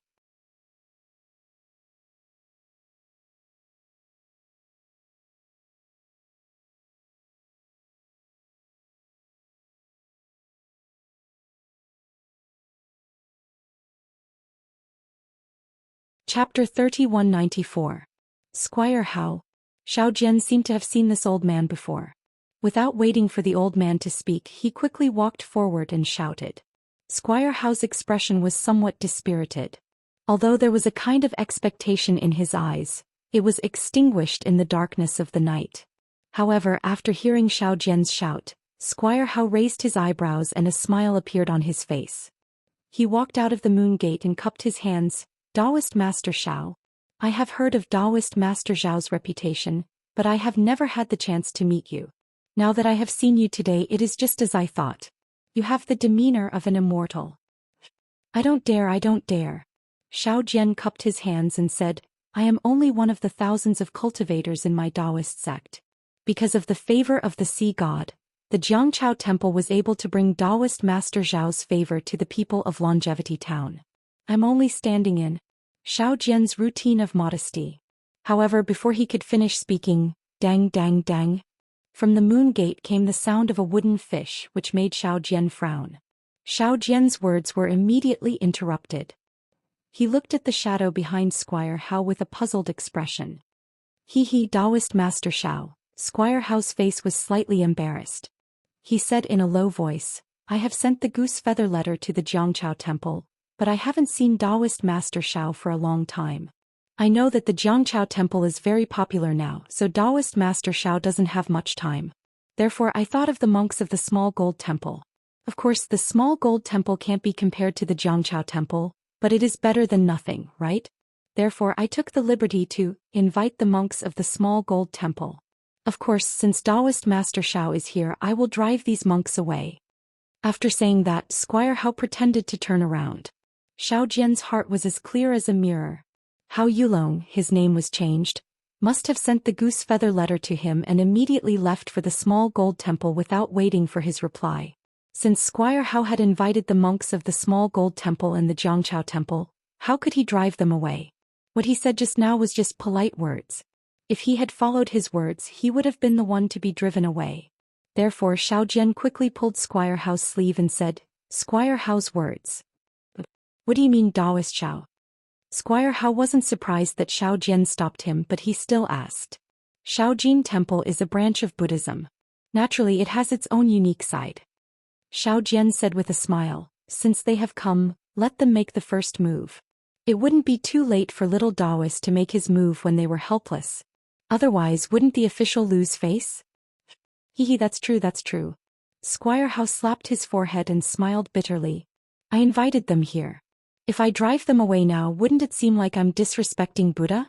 The Taoist priest's reminder was the best. Even if they can't, we can't not give them a chance. Exactly. Shao Jian nodded with a smile. This Taoist is. Squire Hao looked at Xiao Hua behind Shao Jian and asked in a low voice after finishing his polite greeting. Oh, this is also a fellow Taoist from the Taoist school. He is passing by the longevity town. Shao Jian said hurriedly, he heard that there will be an immortal Buddhist ceremony tomorrow, and my Jiangchao temple will accept the challenge of Shaojin temple. Therefore he stayed to help little Taoist. However, he is not good with words. I hope Squire Hao can understand. Squire Hao nodded. It seemed that he didn't care about the challenge. He said, then please come in. Squire Hao, please. Shao Jian raised his hand and gestured. Squire Hao didn't stand on ceremony.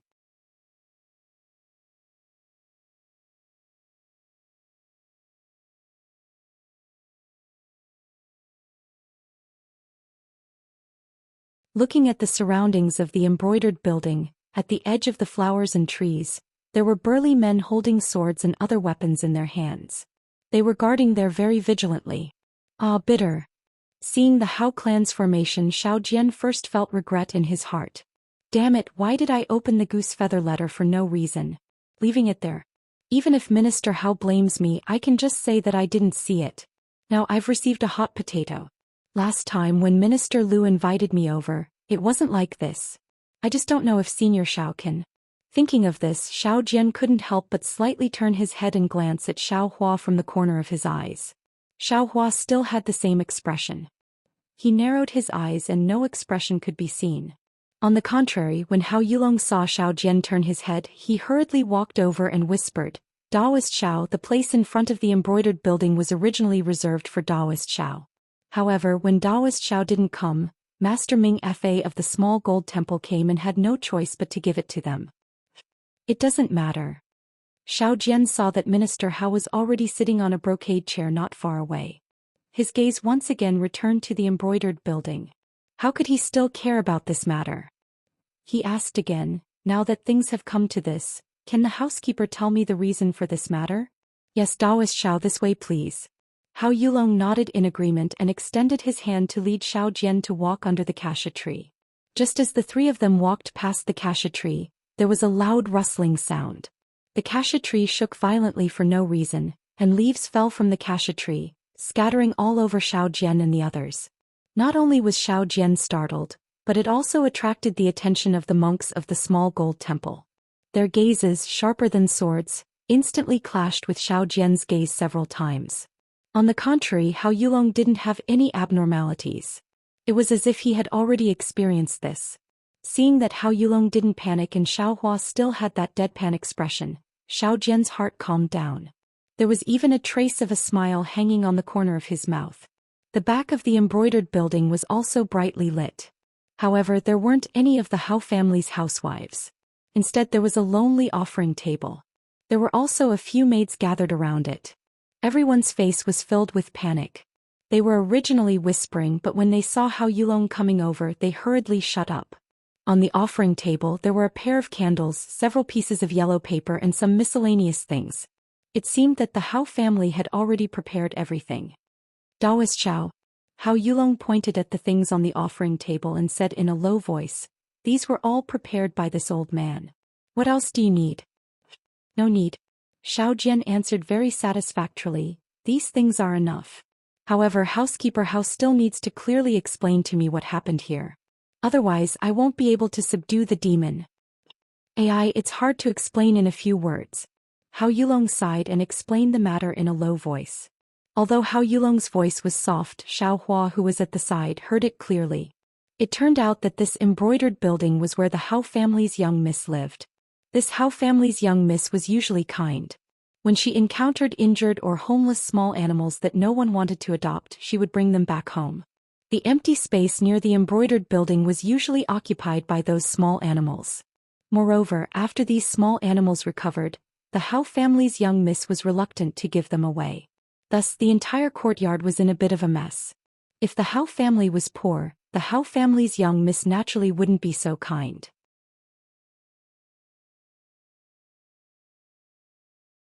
The family also wouldn't allow this kind of indulgence. However, the Hao family didn't care about money. They only wanted the Hao family's young miss to be happy. Not only did the Hao family's young miss's maids take care of these small animals, even the other family servants often came to help. After a long time there would naturally be mistakes. Once, after the young miss of the Hao family saved an unknown little beast, the first thing that the little beast did after waking up was to bite off the arm of a housekeeper. Then it swallowed most of the animals in the small courtyard. Only then did it calmly escape under the vigilance of the Hao family's guards, who were on guard against a great enemy. Fortunately, the Hao family's young miss wasn't in the embroidered building at this time and thus escaped disaster. Ever since that danger, Squire Hao no longer allowed the Hao family's young miss to take in small animals. However, the Hao family's young miss was after all kind-hearted. When she saw unattended kittens and puppies, she couldn't help but take care of them behind Squire Hao's back. Squire Hao couldn't do anything about it. He could only tell the Hao family's young miss's maids that they were only allowed to take care of and take in common animals. Moreover, once these animals recovered, they had to be released or given away. They absolutely weren't allowed to appear near the embroidered building.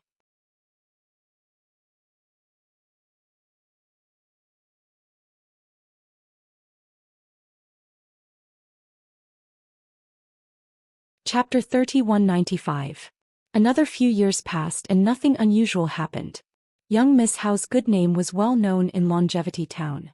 However, a few days ago, on the third day after Miss Hao met Daoist Xiao, Miss Hao's mood suddenly changed.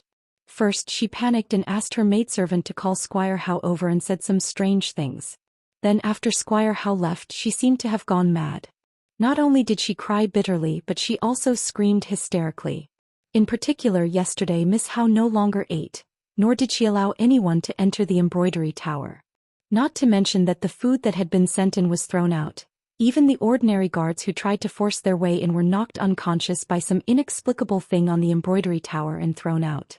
Squire Hao walked around the embroidery building for a day and a night. He couldn't enter the building no matter how hard he tried. He couldn't even see his daughter, so he had to think of another way. At this time, miracles appeared one after another in the Jiangchao temple. Squire Hao immediately sent Hao Yulong to the Jiangchao temple to ask Xiao Jian to come and subdue the demon. However, because he had to care about his face and Miss Hao's reputation, he didn't dare to make a big fuss.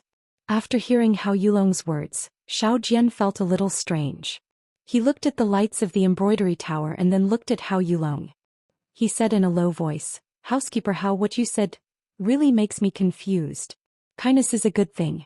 Even Daoist Xiao and the sea god have to protect you. But what does the adoption of small animals have to do with Miss Hao's embroidery building and Miss Hao's strange behavior? Could it be that there are small animals in the embroidery building again? If you don't explain it clearly, how can I subdue the demon?" Unexpectedly, Hao Yulong really didn't say anything. He pointed at the offering table in front of him with a wry smile and said, Taoist Shao, don't you know better than me if there are any strange things? Besides, you can't always listen to me, right? If you want to subdue the demon, you have to do it first, right? The monks in the Shaojin temple have been practicing for a long time. When Xiao Jian heard this, he knew that if he did not show his true ability, housekeeper Hao might not say anything. Therefore he nodded his head and walked a few steps to the altar. He took down the cloth bag from his shoulder and carefully placed it beside the altar. Then he took out a pen, a bell and the peachwood sword that he often held. After finishing his preparations, Xiao Jian turned his head and said to Xiao Hua, Fellow Taoist, please come and protect this poor Taoist.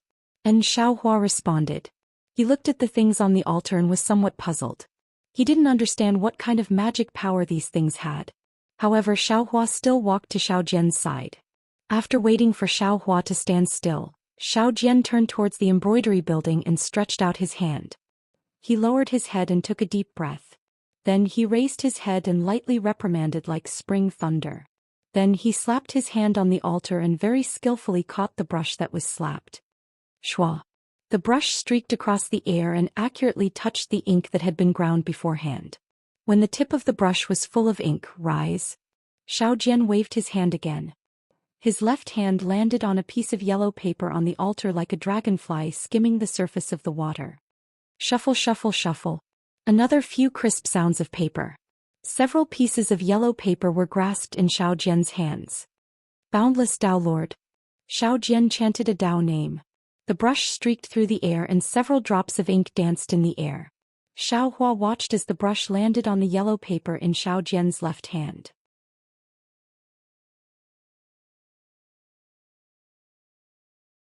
Between the dancing of dragons and dancing of phoenixes, rune-like words appeared on the yellow paper. Swoosh, swoosh, swoosh. There were continuous light sounds.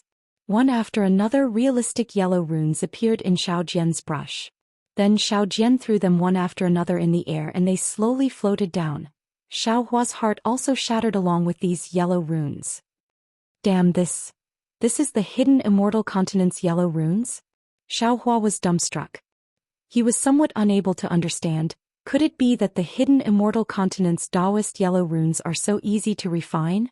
Xiao Hua did not believe that Xiao Jian could refine yellow runes so easily. However, he also could not believe it. If Xiao Jian could not, how could he use it in such an important occasion? Moreover, looking at Xiao Jian's familiar appearance, it was far from the first or second time he used it. While Xiao Hua was flabbergasted, Xiao Jian continuously drew many yellow runes and these yellow runes scattered all over the ground. Even Hao Yulong's face was filled with respect and piety at this moment. Quick, at the end, Xiao Jian threw a handful of yellow runes into the air. Then, with sharp eyes and nimble hands, he threw the brush in his hand onto the sacrificial table. His right hand reached out and grabbed the peachwood sword. His left hand even grabbed and the bell also fell into his hand. Following Xiao Jian's so-called incantation, the bell rang incessantly. Following the ringing of the bell, Xiao Jian stepped on the Big Dipper in front of the sacrificial table and the peachwood sword in his hand began to dance. In particular, Xiao Jian's mouth was chanting an indescribable incantation again. At the beginning, Xiao Hua's brows were tightly knitted. He was very puzzled. However, after a moment, the corner of Xiao Hua's mouth once again carried a smile. Because within Xiao Jian's dance, not only was there no magic power fluctuation, even the sword moves were sloppy and full of flaws.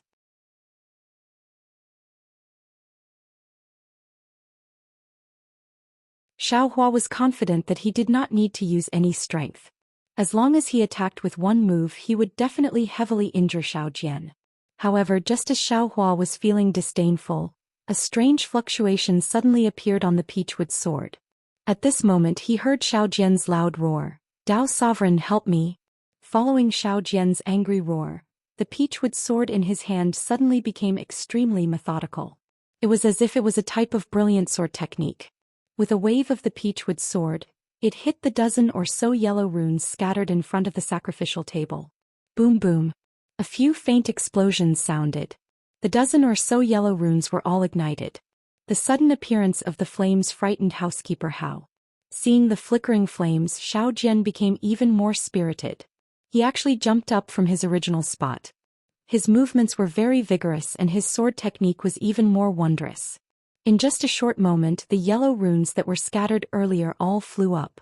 Moreover, they were all pierced and ignited by him one by one.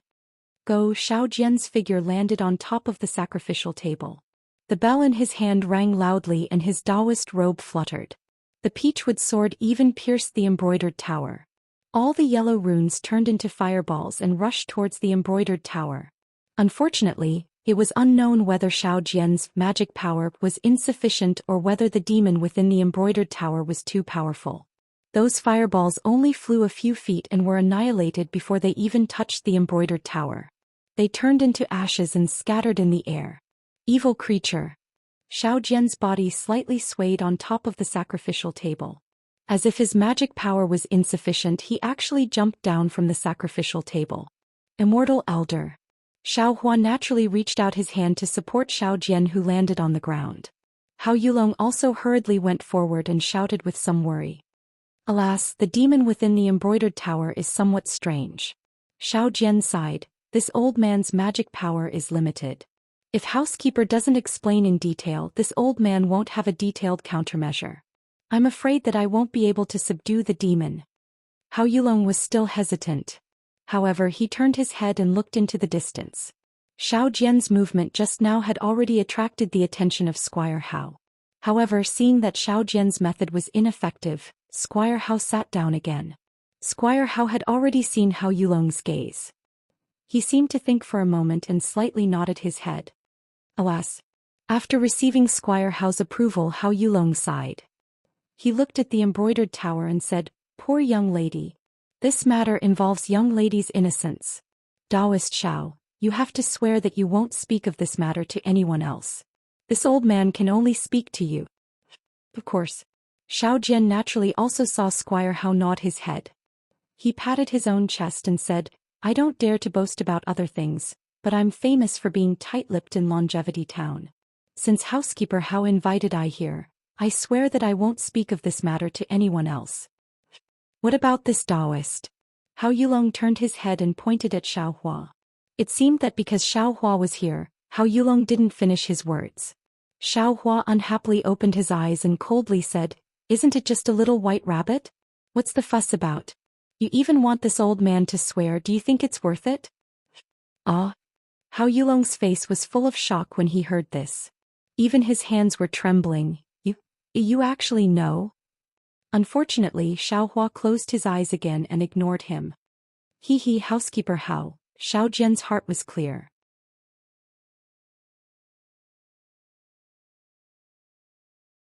He laughed and said, "Since that's the case in Ai's opinion, there's no need to swear, right?" Hao Yulong looked at Xiao Hua suspiciously and then at the embroidered tower.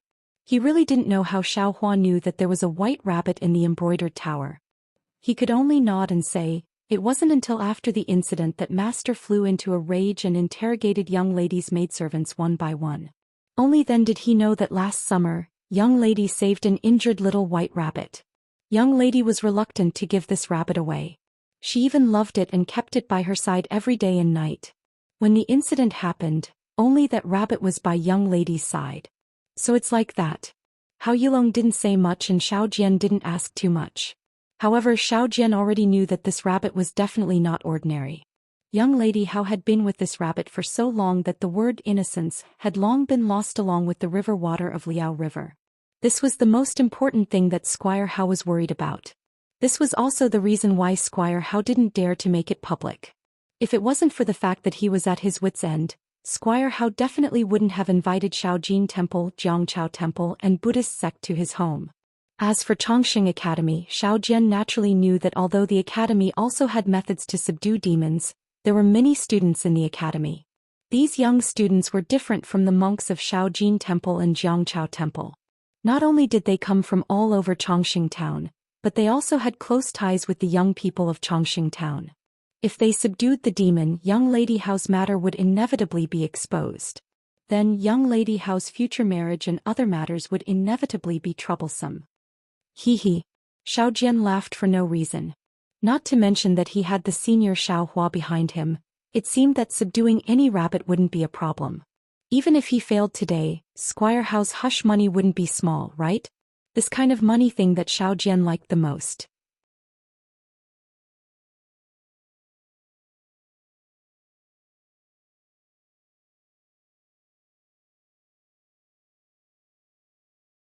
Chapter 3196. Taoist Priest. Seeing the smile on Xiao Jian's face, Hao Renjie's heart relaxed. He hurriedly said, "If it's possible, could you please cast the spell again? This little one will go and report to the master right away. Don't be anxious." Xiao Jian pulled Hao Renjie back and said with a smile, "Steward Hao, the matter of subduing the demon should be left to I. Furthermore, you have seen that the demon in the embroidered building is very powerful. Even if I cast the spell again, I don't know how effective it will be. If you report it now, I won't be able to subdue the demon. Wouldn't that make Steward Hao happy for nothing?" Right. Seeing that it wasn't Xiao Hua who was casting the spell, Hao Renjie frowned and said, "Then, please hurry up." Before Hao Renjie could finish his words, a few extremely high-pitched noises came from the embroidered building. As soon as the noises entered Xiao Jian's ears, the smile on his face instantly disappeared and was replaced by a kind of pain. At the same time, the osmanthus tree in front of the embroidered building shook violently. "Go, why are you all standing there stupidly? You only know how to watch from the sidelines. Quickly go and save the young miss." Steward Hao seemed to have endured for a long time and finally couldn't bear it anymore. He didn't have the nerve to scold the monks of the Shaojin temple, so he could only vent his anger on his own family's soldiers. "Yes. Yes." A man behind Steward Hao answered. He turned his head and pointed at a few of his family's soldiers. He shouted, "You all hurry up." "You." Steward Hao suddenly jumped up from his chair and kicked that man's leg. "Why would I raise you? Hurry up." "Yes, master." That family's soldier didn't dare to be negligent. He stretched out his hand and pulled out a padao from his waist. When the other family soldiers behind him came to his side, he whispered a few orders. 4 or 5 people roared from all directions of the embroidered building and actually jumped into the air, rushing toward the tightly shut window at the bottom floor of the embroidered building. Bam bam. With a few crisp sounds, the window was smashed open by several people. The 5 of them fell into the embroidered building at almost the same time. However, before they could stabilize themselves, a faint brilliance flashed, and another black shadow flashed in front of everyone's eyes. "Ah ah." With a few screams, the 5 of them flew out of the window at the entrance of the building. Their faces were all covered in blood, and their chests were all stained with fresh blood. "Useless things. Why would I hire you?" Steward Hao's face was ashen. He didn't care about the monks of the Shaojin temple who had forgotten to knock the wooden fish. "Master, I've tried my best." The guard who fell down tried his best to get up and shouted, "The people inside are not ordinary people." Amit Ba, at this moment, Ming Fa stood up from the Zen platform and chanted Buddha's name. "Steward Hao, don't worry. Watch this poor monk subdue the demon." "Thank you, master." Steward Hao suppressed his anger and forced a smile. He cupped his hands and said, "These bald donkeys have been whispering here for a long time, right?" Xiao Jian immediately fanned the flames and asked Steward Hao. "Yes, I sent the goose feather letter to the Shaojin temple. I thought Zen Master Ming you would come in person. But only Zen Master Ming Fa came before the sky turned dark. Master didn't like it at first, but he brought a lot of monks with him. He also said that an expert came to the temple and Abbot Ming you had to stay in the temple to welcome him. Zen Master Ming Fa also said that an expert came to our longevity town. No matter what happened, the Shaojin temple would be able to solve it. That's why Master was happy. However, they knocked here for a long time."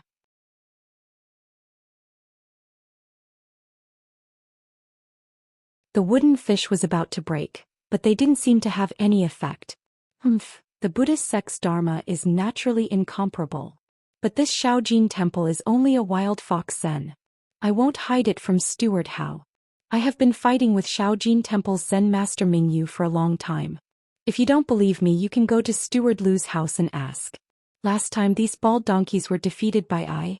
Xiao Jian immediately said, "This Ming Fa is a monk. How can he be a Zen master? I'm afraid that he doesn't have any tricks up his sleeves.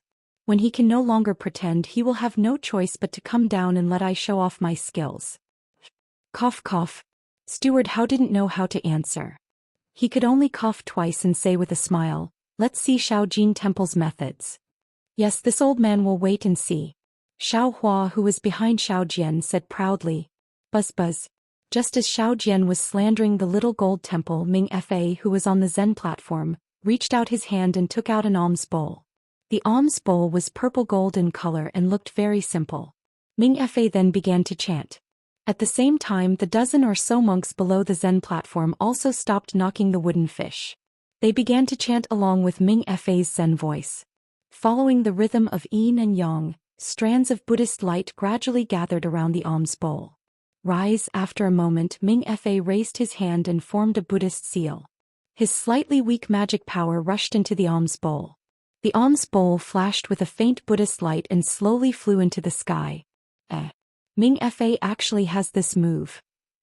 Xiao Jian couldn't help but cry out in surprise. As he spoke, Xiao Jian didn't forget to look at Xiao Hua. Seeing that Xiao Hua's expression didn't change, he felt relieved. Seeing that the alms bowl was getting higher and the Buddhist light on it was getting stronger and stronger, Steward Hao couldn't help but feel a new hope in his heart.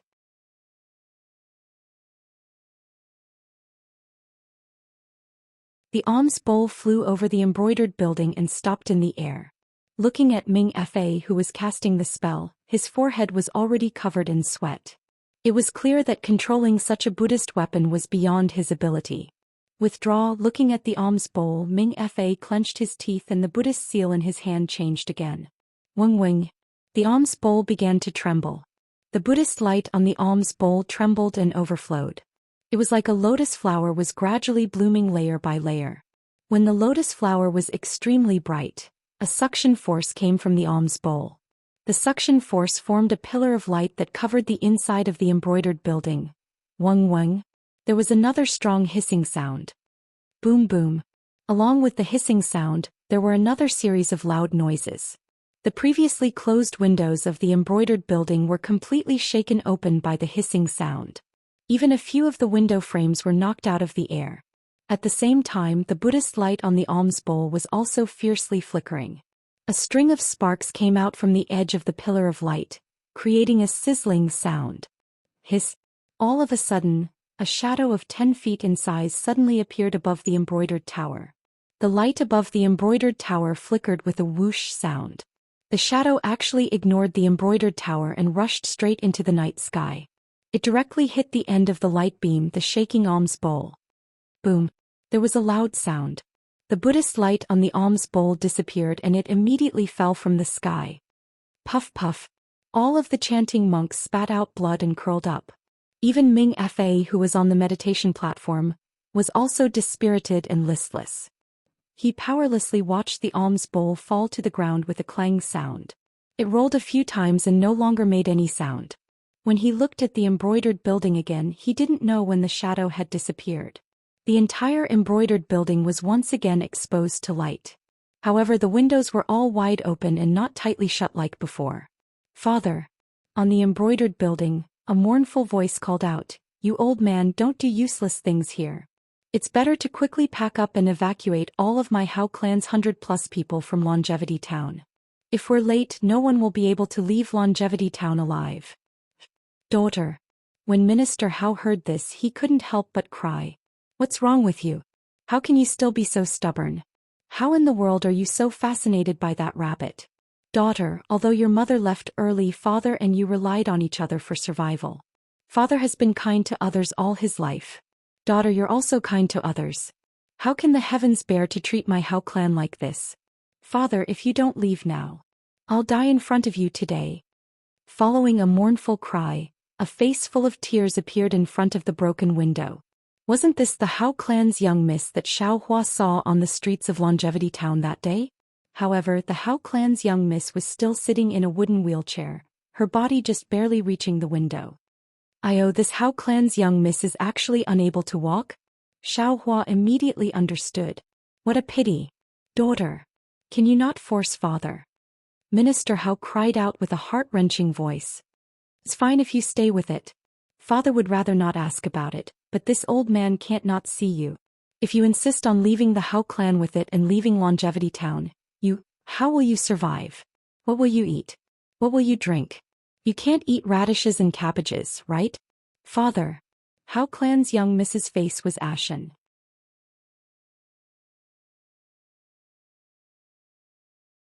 Why won't you listen to your daughter's words? How is your daughter as unbearable as you say? Your daughter only wants to tell father that Longevity Town is facing a great disaster. Other people's daughters might not be able to persuade you, but our How Clan's daughter must say it. Even if father sees your daughter as a lunatic, your daughter must tell father. These few days. I'm afraid it's the final deadline. If father still doesn't agree, your daughter can only let it kidnap father. Daughter. Don't say any more. Minister Howe sighed. Father knows you've been charmed by that Uncle Rabbit. You only listen to its words. You only want to leave Longevity Town, that's why you made up such a lie. Don't be afraid. Shaojin Temple's monks and Jiangchao Temple's Taoist priests are useless. Father will go beg Longevity Academy's principal Zhu right now. Father will sacrifice his face. I'll save you from this Uncle Rabbit's hands. Father. You must not go. How Clan's young miss was very anxious. She used her hand to push against the window and shouted, "If you leave even half a step, your daughter will jump down from upstairs." Chirp chirp. Several horrifying screeches rang out. The previously broken window frames and other objects were suddenly broken and thrown high into the air. Several housewives and servant girls covered their ears in pain and squatted on the ground, paralyzed like mud. Those family guards also threw their weapons on the ground, doing their best to cover their ears. Aside from Xiaohua, the others all showed pain on their faces, their bodies trembling.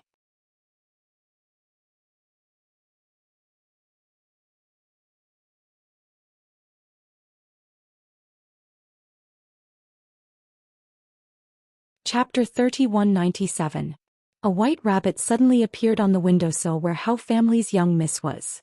This rabbit was over 2 feet long and its entire body was snow white. The rabbit's fur all over its body stood up like sharp swords and its 2 ears were pointed straight at the night sky. Even its 2 scarlet red eyes were currently as ferocious as blood. How family's young miss saw this and hastily shouted. Squeak squeak.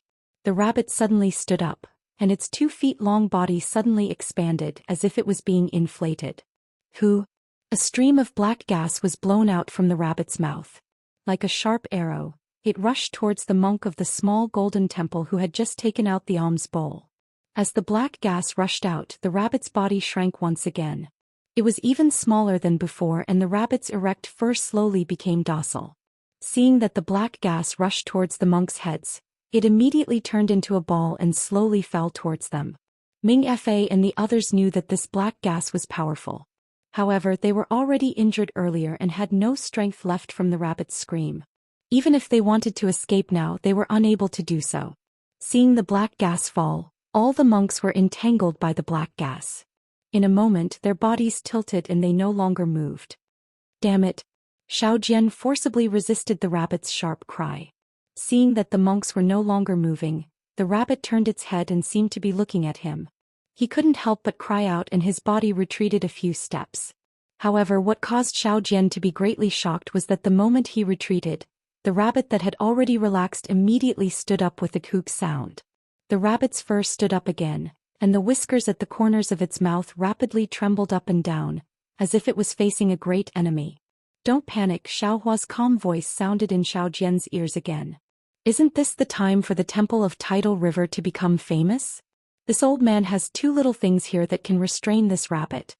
Xiao Jian's heart trembled as he immediately remembered Xiaohua's power.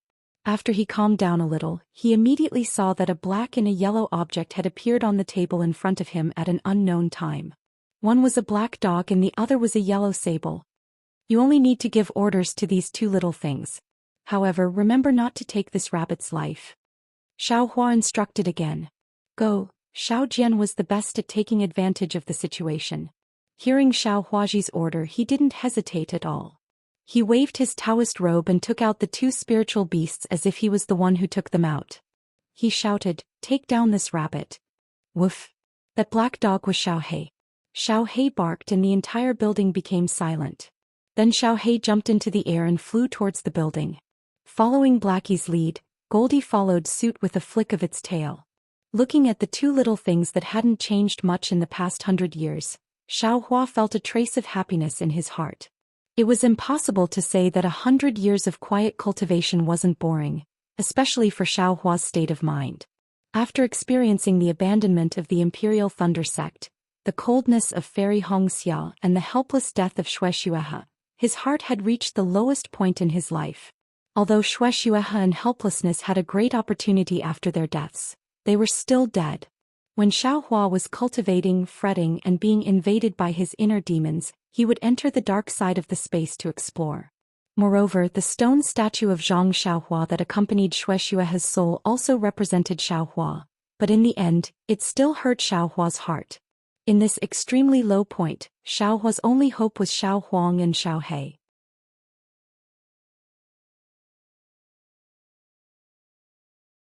The attachment of the two little guys, that kind of unwillingness to leave, made Xiaohua feel warmth. At the same time, Xiaohua's love for them also made Xiaohua pass through the danger when he first entered seclusion. It could be said that Xiaohua, Xiao Huang, and Xiao He were the pitiful grandfather and grandmother who depended on each other for survival. At the same time, it was this rare warmth that didn't cause any changes in Xiaohua's heart due to the upheaval. The heart of that kind and simple country youth still existed in the rising perfected Xiao. Naturally, after 100 years of cultivation, Xiaohua benefited a lot. Xiao Huang, Xiao He, and even Little Silver had also undergone indescribable changes. At the moment, Xiao He and Xiao Huang still looked so cute, but a change was already brewing in their bodies. This change was something Xiaohua didn't know about and couldn't predict. What Xiaohua knew was that this change needed to be accumulated and induced. If he simply stayed in the space, he was afraid that he would never be able to change. Therefore, Xiaohua was really ashamed to make a move on a rabbit that had just entered the market, but these two little things were just right. Chirp chirp. Just as Xiaohua was sighing with emotion, the rabbit had already moved. There was a strong neigh like a powerful storm with the embroidered building as the center, blowing in all directions.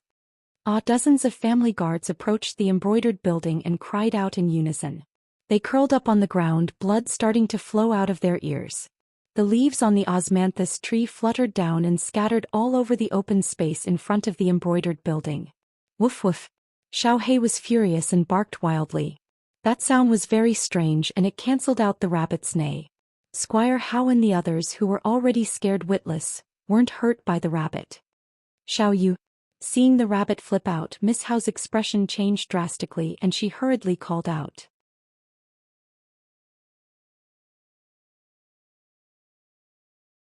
Unfortunately, the rabbit's eyes were already red at that moment.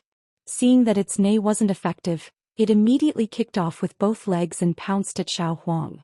Its two front teeth, which were usually used to bite carrots, were now shining frighteningly brightly. Sure enough, a rabbit would bite when cornered. It really wasn't wrong. The rabbit was very strong. Even from far away, Xiaohua could hear the sound of the wind. Furthermore, the rabbit was also very fast, and in the blink of an eye, it had pounced in front of Xiao Huang.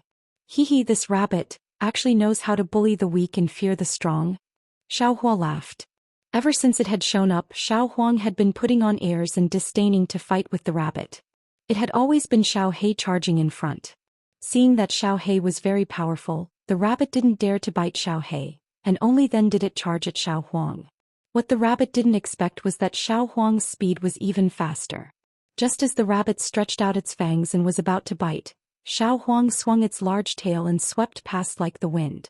Its small claws even left a trace of blood on the rabbit's body. Woof. Moreover, without waiting for the rabbit to neigh, Xiao He's figure was even faster. Like a black lightning bolt, it streaked across the rabbit's back, and where its claws passed, it also left behind a few strands of rabbit fur. Gigi. The rabbit's neigh was filled with grief. Its figure turned around in midair and turned towards the osmanthus tree. Xiaohua saw clearly from the side that the rabbit couldn't fly, but its figure was strong and healthy. The osmanthus tree was now bare. When the rabbit landed on the tree, drops of blood slid down its back and dripped onto the tree trunk. The rabbit's figure was constantly trembling, and it wasn't clear whether it was because of fear or because it was trembling. Xiao Yu. Miss Hao screamed in distress. Quickly go and save Miss. Only now did Squire Hao come to his senses and hastily shouted. However, in front of the embroidery building, the dozen or so monks were already dead, and the dozens of guards were also paralyzed. who could still move. Seeing that Xiao Jian's legs were somewhat soft, Xiao Hua rubbed his nose and said with a smile, "Daoist Xiao, I will go and ask Miss Hao to come down." "Fellow Daoist, please." Xiao Jian raised his leg. His legs were indeed somewhat weak, but he wasn't particularly afraid. This was precisely the power of the rabbit's neigh, and Xiao Jian's body was unable to resist it. "Immortal Elder, many thanks." Housekeeper Hao was almost crying tears of joy at the sight. Seeing Xiao Hua step into the embroidery building and steadily walk up the stairs, the rabbit became anxious. It rushed out from the osmanthus tree, wanting to rush into the embroidery building. However, with Xiao Huang and Xiao He blocking it, how could the rabbit succeed? However, the rabbit's body once again appeared with blood several times, and the rabbit didn't even leave the osmanthus tree by 1 foot. Xiao Hua went up the embroidery building. This was a very clean room.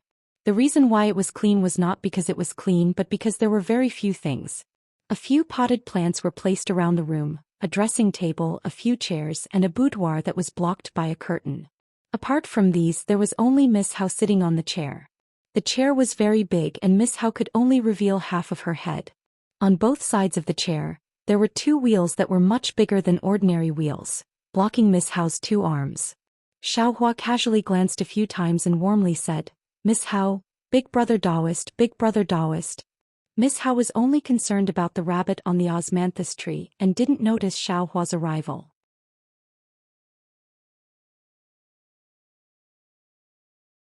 When she heard Xiao Hua's voice, she looked back with difficulty and immediately shouted, "This servant knows that you are Daoist Zhao's new disciple. This servant begs you, Xiao, you won't harm anyone." It is usually very obedient, but Daoist Xiao and the monks of Shaojin Temple forced it. GG. At this moment the rabbit screeched again. This time, apart from the sound of pain, it was also frantic. Miss Hao no longer cared to talk to Xiao Hua and quickly turned her head. On top of the osmanthus tree, the rabbit that had just shriveled up was now swollen again, and its body was even bigger, more than 3 feet. "You see," Xiao Hua still warmly said, "a rabbit is a rabbit, a monster is a monster. They will never be human. You said that it won't hurt people, but what about the monks of Shaojin Temple? I'm afraid that they have no breath now, right? More than 10 lives. They are gone just like that. Yes, Xiaoyu is a monster. It is not human. But it has more feelings than humans. It knows what I am thinking better than humans." Miss Hao saw the rabbit's situation and her tears flowed down.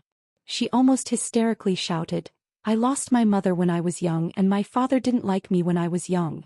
At first I didn't know what was going on, but when I grew up I finally understood. It was because I was naughty when I was young, running around on the street. In order to save me from the carriage, my mother used her body to block the horse's hooves. And I was also run over by the carriage and my legs couldn't move anymore.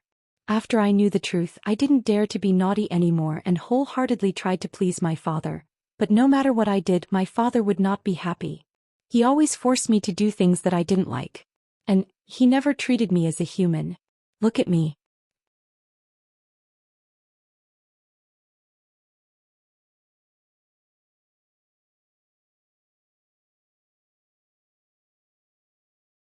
Chapter 3198. How Family's young Miss hammered her own legs and shouted, "He was afraid of losing face, so he didn't let me show my face in public since I was young. He never let others know that I don't know how to walk on my own. In the past I had a girl who, in order to make me happy, secretly took me out of the house. I was so happy I finally had a few people to talk to me. However, when father found out about this, he actually beat Hong Er to death. Do you know? When I heard Hong Er's miserable screams, I really wanted to throw myself down from this building. I was the one who caused Hong Er's death, poor child. From then on, I didn't dare to casually talk to the girls in the house. They also avoided me. If it wasn't for the fact that they couldn't come here, they definitely wouldn't get close to me. As for me, I could only raise some small animals and let them accompany me. But even if it was these pitiful little animals, father didn't let them go. He also beat them to death." The more How Family's young Miss spoke, the more excited she became. Her voice spread far and wide. The rabbit on the osmanthus tree was still accumulating power, as if it didn't have the confidence to deal with Xiao Huang and Xiao He. "Do you know the feeling of no one talking to you? Do you know the loneliness of everyone avoiding you? Do you know the feeling of looking out the window in the dark and seeing the insects chirping softly because of you? This? Xiao Hua touched his nose. He really didn't think that this seemingly gentle and quiet girl would have so much pain in her heart. Do you know? If I didn't know the cause of my mother's death, I would have long secretly vowed to live for my mother. I definitely wouldn't let down the life my mother gave up for me. I would have left this world long ago. I would have left Longevity Town long ago. I really hate everything here. I hate the lifeless lives here. How Family's young Miss face was covered in tears. Sigh. Hearing this, Xiao Hua's heart was also indescribably sour. There is never a lack of love in this world. It can be seen everywhere. It's like this in Xiaoyu continent. It's also like this in Hidden Immortal continent. There is love among cultivators. There is also love in the secular world. How Family's young Miss shed tears and looked at the rabbit outside the window. She said again, when my life was incomparably bleak, I met Xiaoyu. At that time I only treated it as a pitiful little white rabbit. I helped it bandage and heal its wounds just like all the other little animals in the past. But Xiaoyu was different from other small animals. It seemed to understand what I was talking about and what I was thinking. Although it didn't talk to me at first, I already liked it. I can't live without it. I kept Xiaoyu behind my father's back until one day I suddenly seemed to understand its words. Do you know? The surprise at that time was definitely the only surprise in my life. The sunlight on that day was definitely the most brilliant day of my life. I saw hope in Xiaoyu, and from that day onwards, I had a new life. Gigi. The rabbit on the osmanthus tree suddenly erupted. A dense black demonic aura was spat out from its mouth. It was like a fist that struck towards Blackie. Woof. The demonic aura seemed to be several times stronger than before. It was the rabbit's full power attack. However, when Blackie barked, the black aura suddenly dissipated as if it had encountered a gale. Goldie swung its large tail and instantly arrived next to the rabbit. At the same time, it swung its tail again. Boom. It hit the rabbit's back. The rabbit spat out the black aura. It had already shrunk a lot and was unable to deal with Goldie's attack. The rabbit's body was sent flying from the osmanthus tree. Peng. It landed on the altar where Xiao Jian was drawing the talisman earlier. The rabbit seemed to be extremely weak.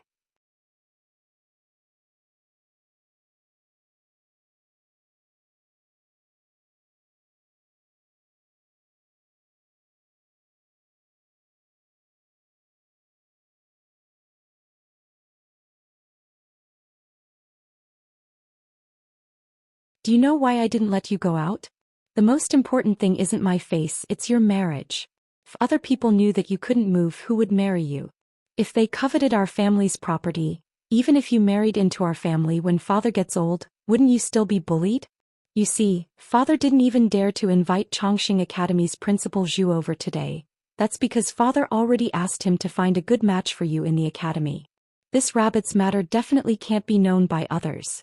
Moreover, that girl you said was beaten to death by father, you only saw her bring you out, only saw her treat you well, but what you didn't know was that she relied on your love for her to point fingers in front of other girls, and even said that you couldn't move inside and outside the mansion. Even, father only beat her to death because father found out that she wanted to collude with evil thieves to kidnap you. Father had no other choice.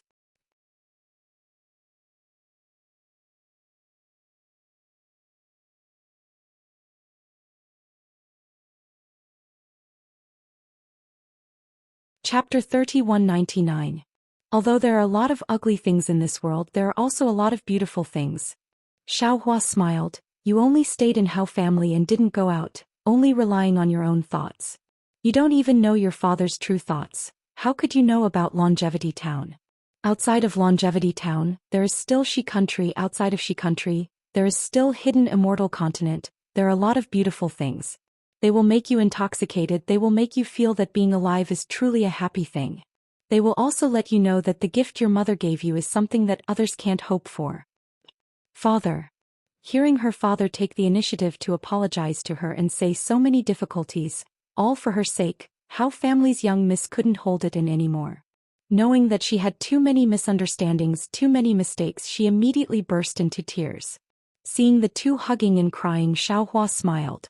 He walked over to Ming Fa and the other monks, lowered his head and looked at them a few times, then clapped his hands and stood up. After that he looked at the people lying on the ground near Embroidery House, then walked to Xiao Jian's side. The two of them whispered a few words, and the conversation between Little Black and the rabbit on the offering table ended. How was it? Xiaohua asked in his heart. Father. Little Black said in a simple and honest manner, this fellow has honestly confessed. Sweat. Little Black's words almost made Xiaohua's forehead sweat. What did this have to do with anything? However, Little Black still said, it's called Little You, it's an honest rabbit. It has never harmed anyone. A few years ago it was jealous of a rabbit hedgehog. Stop.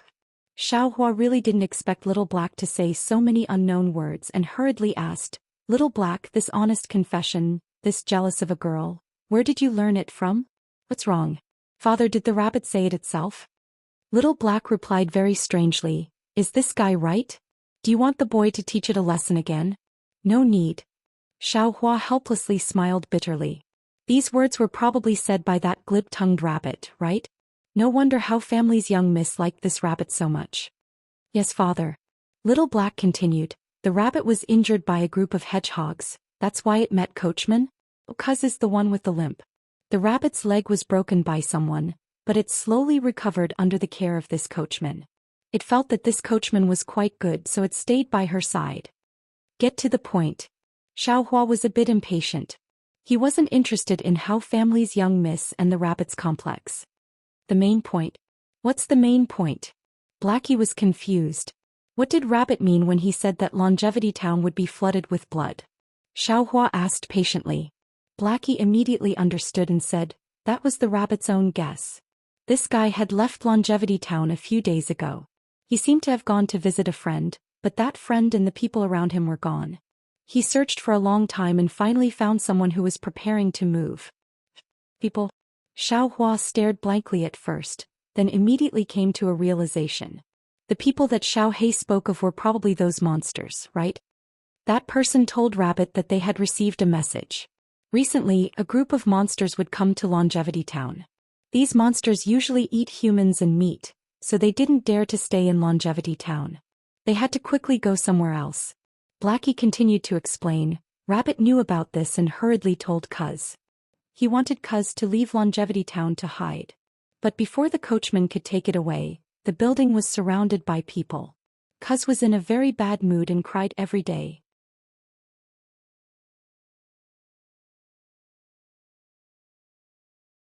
Rabbit didn't know why, but he could only accompany Cuz here and not let anyone in. After listening to Xiao Hei's glib tongue, Xiaohua immediately determined that there was a mistake in this information. He was afraid that this rabbit was a bit exaggerated, and the Hao family's young miss named Xiaoxi didn't understand, so she told landlord Hao that there was a mistake, causing a huge misunderstanding. But thinking about how this rabbit actually chose to stay in Embroidery House in Longevity Town for Hao family's young miss, Xiaohua had a whole new level of respect for the rabbit.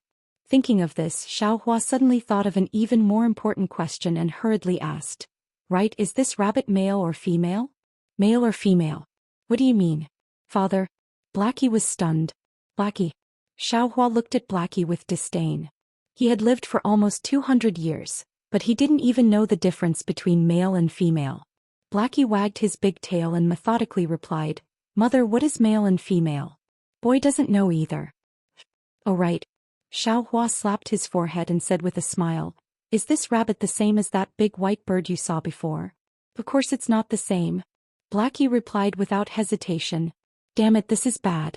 Xiaohua already had a bad plan in his heart, but at this moment his heart couldn't help but thump. Thinking about the rabbit's glib tongue, how family's young miss innocence. A big white goose is a big white goose, a rabbit is a rabbit. Mother, don't tell me you don't even know this? Blackie said to Xiaohua with some disdain. Moreover, that big white goose is very powerful. This rabbit is far from it. Big white goose. How do you know about big white goose? Xiaohua almost laughed out loud. Looking at Blackie's proud expression, he suddenly asked again. In the past there was one by the river in our home. Blackie said very simply. I forgot. Xiaohua smiled and said to Blackie, go ask the rabbit, is it male or female? Let Blackie go ask.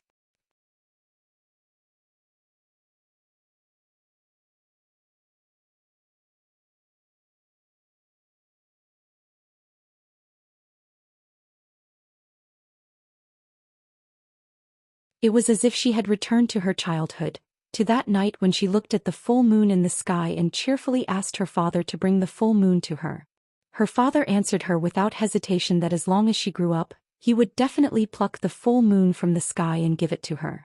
As she grew up, she knew that her father was just being perfunctory. But now, seeing her father bring the rabbit to her eyes, wasn't it the same as plucking the full moon from the sky? The full moon didn't belong to the rabbit or the full moon. It was her father's love and care for her. Father. The Howe family's young Mrs. Tears flowed down again and dripped onto the rabbit. The rabbit endured the pain and leaned its head against the Howe family's young Mrs. chest like a spoiled child. It's okay. Minister Howe wiped away the Howe family's young Mrs. Tears with heartache and forced a smile. Tomorrow morning, I'll take you out of the city and we'll go to the manor in the countryside. If you don't want to, we won't take the sedan chair. Let me push you and we'll walk through the town. I won't go. The Howe family's young miss said with a smile. I'm still waiting for Brother Dawes to treat my illness. When I can walk, I'll accompany you to the manor in the countryside. What? The Taoist priest can cure your leg? Minister Howe almost couldn't believe his ears.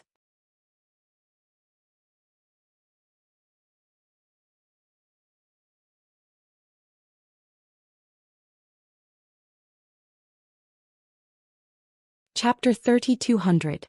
Howe family's miss smiled sweetly. Yes, just now Brother Dawes told me personally. Immortal Elder.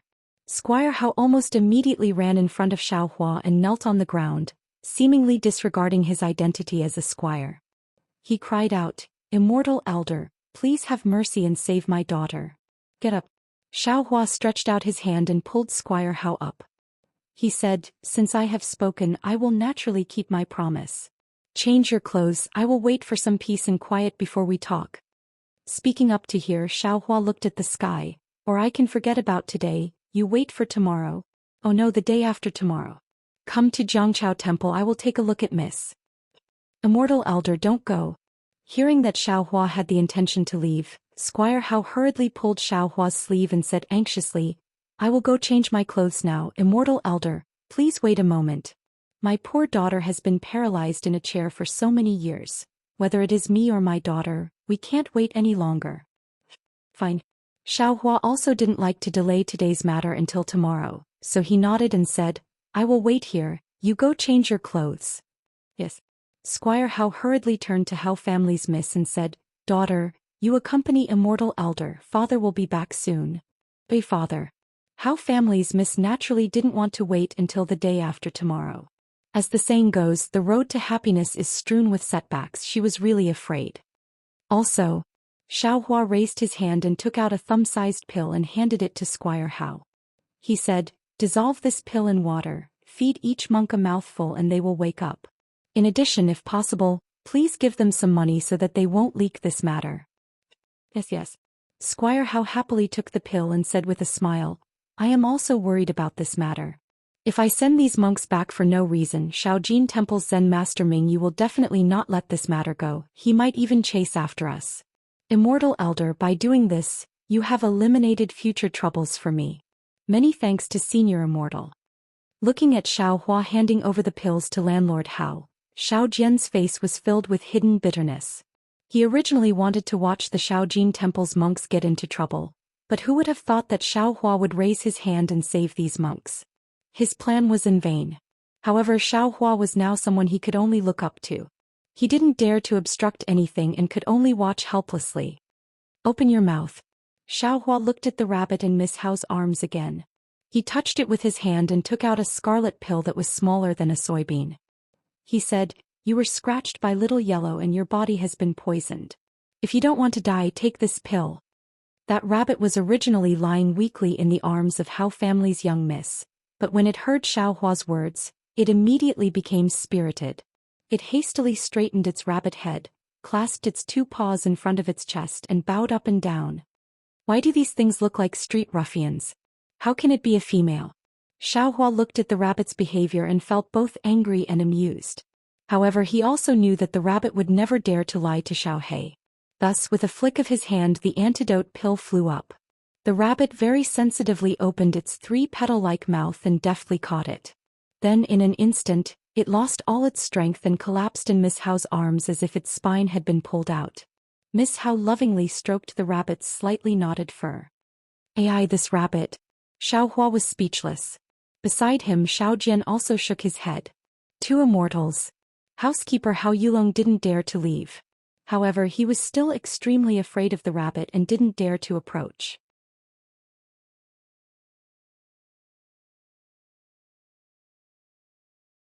At this moment, he mustered up his courage and said, "Please follow me to the living room to serve tea.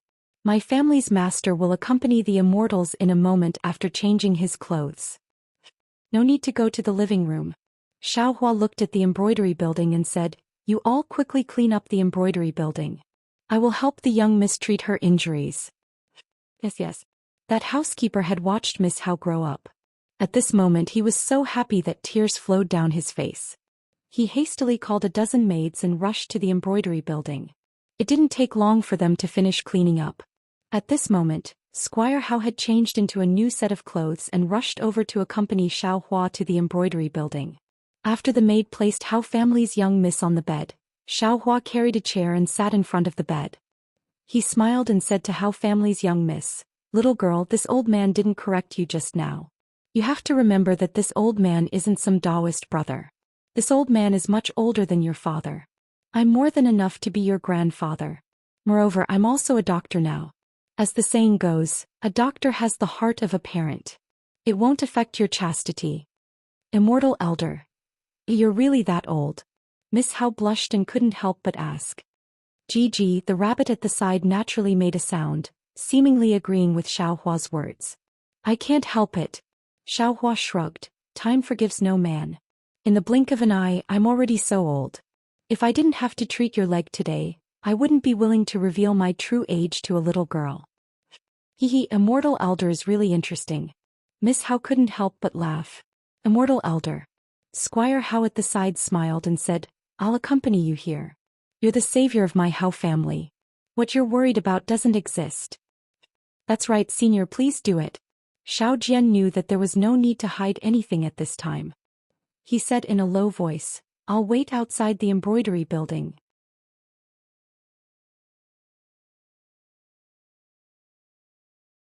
Yes, Yulong accompanied Taoist Xiao to eat in the front hall.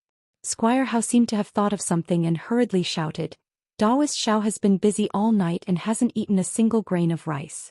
My Hao estate really doesn't have any etiquette." "Yes, I understand." Hao Yulong woke up and hurriedly asked Xiao Jian to follow him downstairs. "Immortal elder, please." Squire Hao smiled and said, "Once immortal elder is done, I'll accompany immortal elder to eat." "There's no need."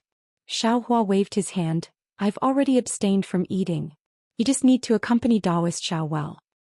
"Yes, I understand." Minister Hao's face was filled with admiration.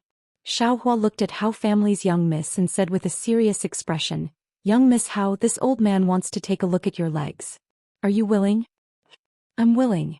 Although Miss Hao knew that what Xiao Hua said was true, she still couldn't help but blush when faced with an 18-year-old youth's face. Xiao Hua heard Miss Hao's answer and didn't hold back. He waved his hand and said to the servant girl beside him, "Take Miss Hao's clothes." At this point Xiao Hua's heart moved. He looked to the left and said, "Forget it, you can all leave. Only Squire Hao can stay." Immortal elder. Miss Hao naturally knew what Xiao Hua was thinking. She said shyly, "I'm not good at walking. My daily bathing is done by Huan." "So it's like that." Xiao Hua scratched his head. He didn't do anything for Miss and young master, so he really didn't know about this. He thought for a moment and nodded, "Then I'll have to trouble Huan. Rabbit, you can go out with them. Come back in a while." Hearing Xiao Hua's instructions, Rabbit obediently followed Little Yellow and Little Black out of the embroidery building.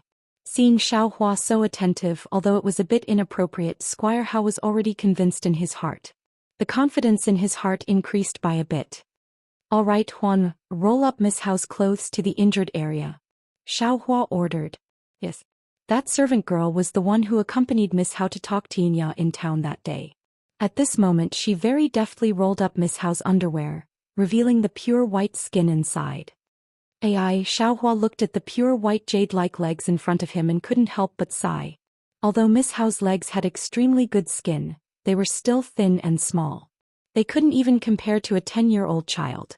An ordinary person could easily grab this thigh. Moreover, the muscles near the thigh had long withered and shrunk inwards. It looked very frightening. My daughter's legs were crushed by a carriage when she was young. Squire Howe's eyes were red as he explained, that carriage was carrying heavy goods. My daughter's leg bones were completely shattered. This one looked everywhere for doctors, but they were helpless. Later on, I asked someone to secretly visit Chongqing Academy. The teachers in the academy also didn't have any good methods. However, they said that although the academy couldn't do it, their sect should have pills that could treat it. However, at that time, this one didn't have such a large family property and couldn't take out the primordial stones they wanted. Later on, this one worked hard to earn money and obtain such a large property. However, my daughter had already grown up and missed the best time to treat her. The immortal masters of Chongyun's sect only heard this one time and didn't see my daughter at all. They only said that they didn't have a shred of certainty. Therefore this one gave up on this idea. Ai, father, forgive your daughter for being unfilial. Only now do I know what father has done for me. Miss Howe also sighed. You are still young, I'm afraid you don't remember these things. It's fine. In the eyes of parents, how could a child be at fault? Squire Howe immediately found an excuse for Miss Howe.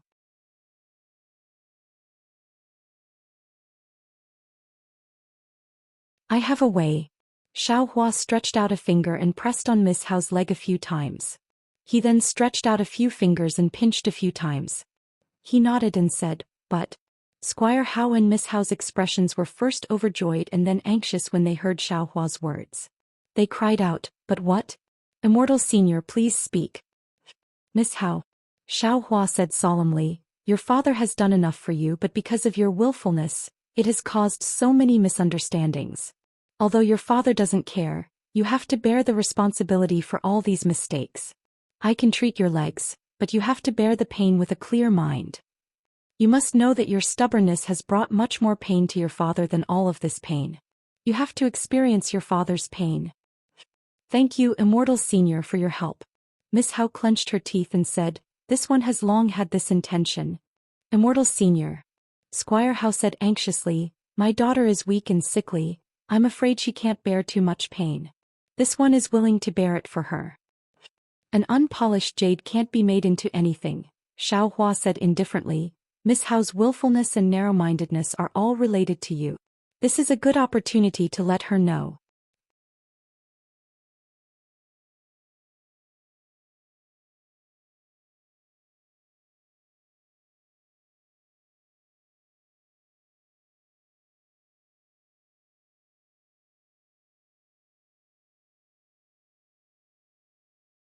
If Miss Howe's leg bones are completely healed, then don't worry about it.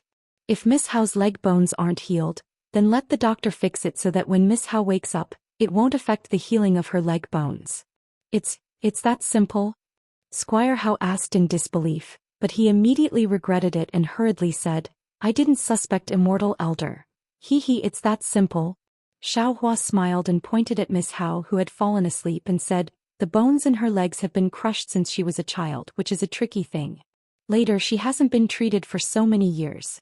These crushed bones are either growing randomly in one place or they are already necrotic.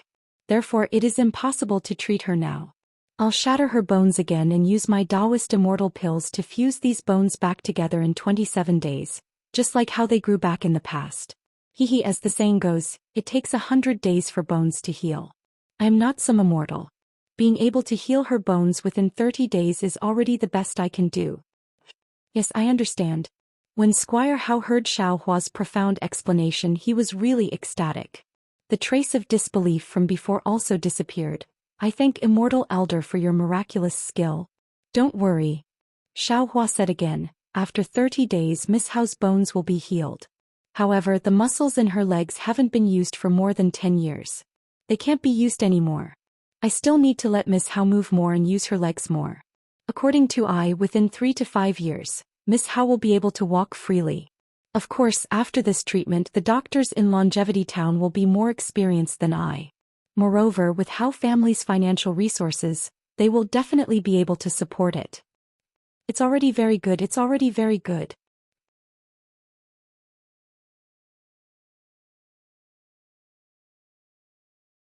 Although Xiaohua wasn't able to make Miss Hao stand up in a few days, which wasn't a miraculous skill, this kind of time that Squire Hao could accept made Squire Hao feel more at ease.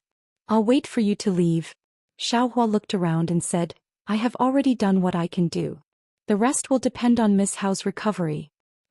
Please, Immortal Elder, please. Squire Hao hurriedly asked Xiaohua to leave the embroidery building. He ordered Huan Er to carefully look after Miss Hao and accompanied Xiaohua to the front hall. Walking on the road, Xiaohua thought for a moment and said, Squire Hao, Miss Hao's condition is like this. I won't say any more. I want to talk about another matter. Immortal Elder, please speak. Squire Hao said very respectfully with a smile. Just now, I only scolded Miss Hao and didn't say anything about Squire Hao. But this doesn't mean that Squire Hao didn't do anything wrong. Xiaohua wasn't polite and said with a very serious tone, although I can't control this matter as an outsider, I still want to say a few more words to Squire Hao. Immortal Elder, please speak. Squire Hao's face showed melancholy. Since this lowly one has accumulated this family business, no one has said anything straightforward. Actually, Miss Hao's legs are secondary. The most important thing is her heart disease. Xiaohua also sighed. For so many years she thought too much and did too little. Others also didn't care enough about her. She can only communicate with small animals. In particular, she is no longer good at talking to people and doesn't trust people. These problems should all be blamed on you. A person's face is indeed important. For the sake of the child's future, you should arrange some means. But remember, the child belongs to you, but the child isn't you. Your thoughts aren't the child's thoughts, and your actions can't replace the child's actions. If you blindly force your thoughts on the child, it will only make her feel suffocated and powerless. Actually, if you let the child come into contact with outsiders when she was injured, she would be able to accept her condition with peace of mind. Now, even if her legs can't be cured, her heart won't have any problems. Speaking up to here, Xiaohua said seriously, at least, she won't be obsessed with a rabbit. She won't make things difficult for you. Right, I still want to say something. You should believe her. At least from today's matter, the child didn't do anything wrong. She still thought about this family and told you a dangerous matter in advance. It's just that you didn't choose to believe her and caused such a big misunderstanding. Yes, this lowly one will change a lot in the future.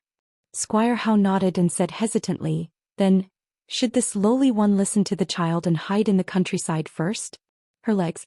Others might hesitate about this matter, but for you it's necessary.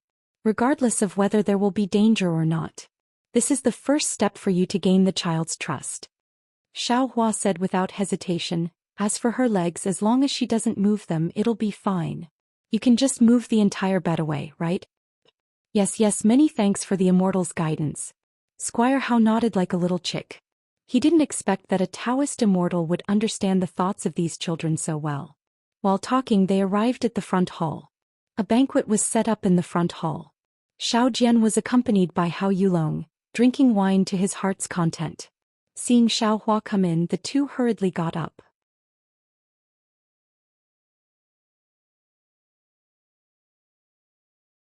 Xiao Jian even used his Taoist robe to wipe the oil on his mouth and respectfully asked, Senior Miss Hao, it's already fine. Xiaohua waved his hand and said carelessly, have you eaten and drunk well? Xiao Jian was a little embarrassed and said with a smile, Senior knows that this disciple has eaten his fill. Since you've eaten well, you and I should hurry back. In a few hours we will be preparing to go to the Shaojin temple. Xiaohua said indifferently. Yes, this disciple understands. Xiao Jian now only followed Xiaohua's lead. He hurriedly left his seat and said respectfully, Immortal Senior, don't be anxious. Squire Hao hurriedly pulled Xiaohua's Taoist robe and said anxiously, Immortal Senior has worked so hard to save my daughter from the fire and water. This lowly one has to give Immortal Senior 3 times the respect. Seeing that Squire Hao was very sincere, Xiaohua said with a smile, I don't like drinking wine, let Taoist Xiao drink it on my behalf. Very good. Squire Hao hurriedly gave Hao Yulong a look and raised the pot to toast Xiao Jian 3 times. At this time, Hao Yulong also came in with a plate full of more than 10 small gold ingots.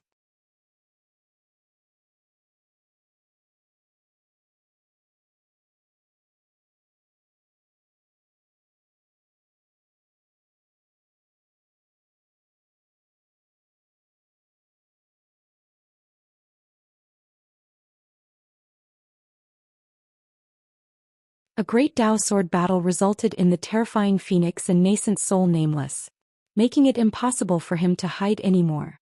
However, Xiaohua's cautiousness, his habit of hiding himself, remained. Even now, when he arrived at the immortal burial continent, whether it was the Buddhist sect or the Confucian sect, they were all upright and upright. Even the Taoist sect's cultivators were not the kind of cultivators who would be exterminated. Was there a need for Xiaohua to be this cautious? Just like tonight, just like what Xiao Jian said, Xiaohua simply did not have any need to hide behind Xiao Jian. Even if it was to deal with that rabbit, a few fire talismans and a magic tool would be enough to deal with it. There was simply no need to go through so much trouble. And if Xiaohua's magic power was not enough, but to deal with an inferior little rabbit, just a yellow talisman would be enough, right? A habit, it's a habit. Xiaohua bitterly smiled. Just as he was about to open his mouth to explain, he already heard Xiao Jian's snoring sound. Hee. Xiaohua's mouth hung a smile and secretly said in his heart, "This Xiao is hiding something, aren't you also hiding something?" Previously, when you saw a few copper coins, your eyes would open. Today, when you saw so much gold, you didn't lose your composure. Those high-grade spirit stones ordinary people simply do not understand. You also properly received them. That so-called single Liang country King Xiaojun, it seems like they are all real.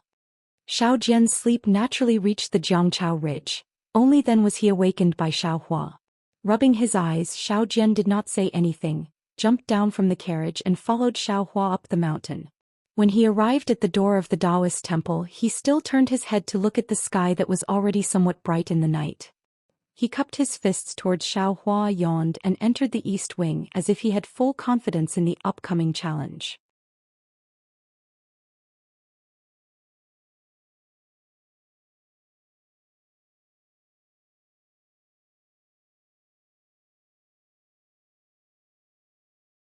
Layers of green light were produced in the white light, but just when the Dharma eye was about to open, Xiaohua suddenly frowned, patted his forehead and said with a bitter smile, "What time is it now? How can I still think of this?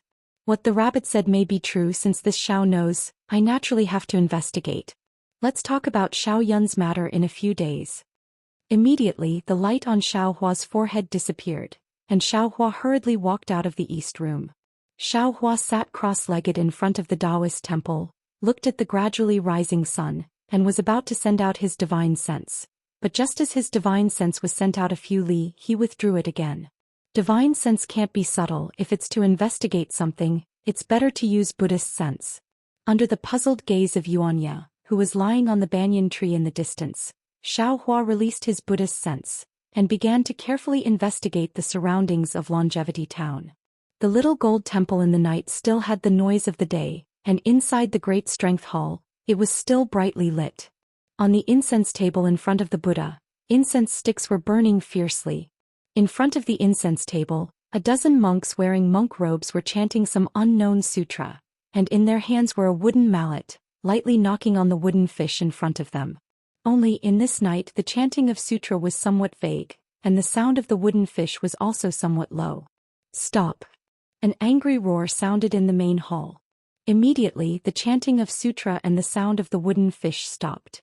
What was extremely disharmonious was that the main hall was only silent for a moment, and the dang-dang sound of the wooden fish sounded again. "Abbot, please forgive me." The crisp sound of the wooden fish was knocked twice, and the monk who was dozing off in time hurriedly got up and knelt on the ground, looking at monk Mingyu in front of the incense table, who was wearing a kasaya and had a face full of anger, and was glaring at him and hurriedly called out, "You're tuning in to the Romantic Tales YouTube channel.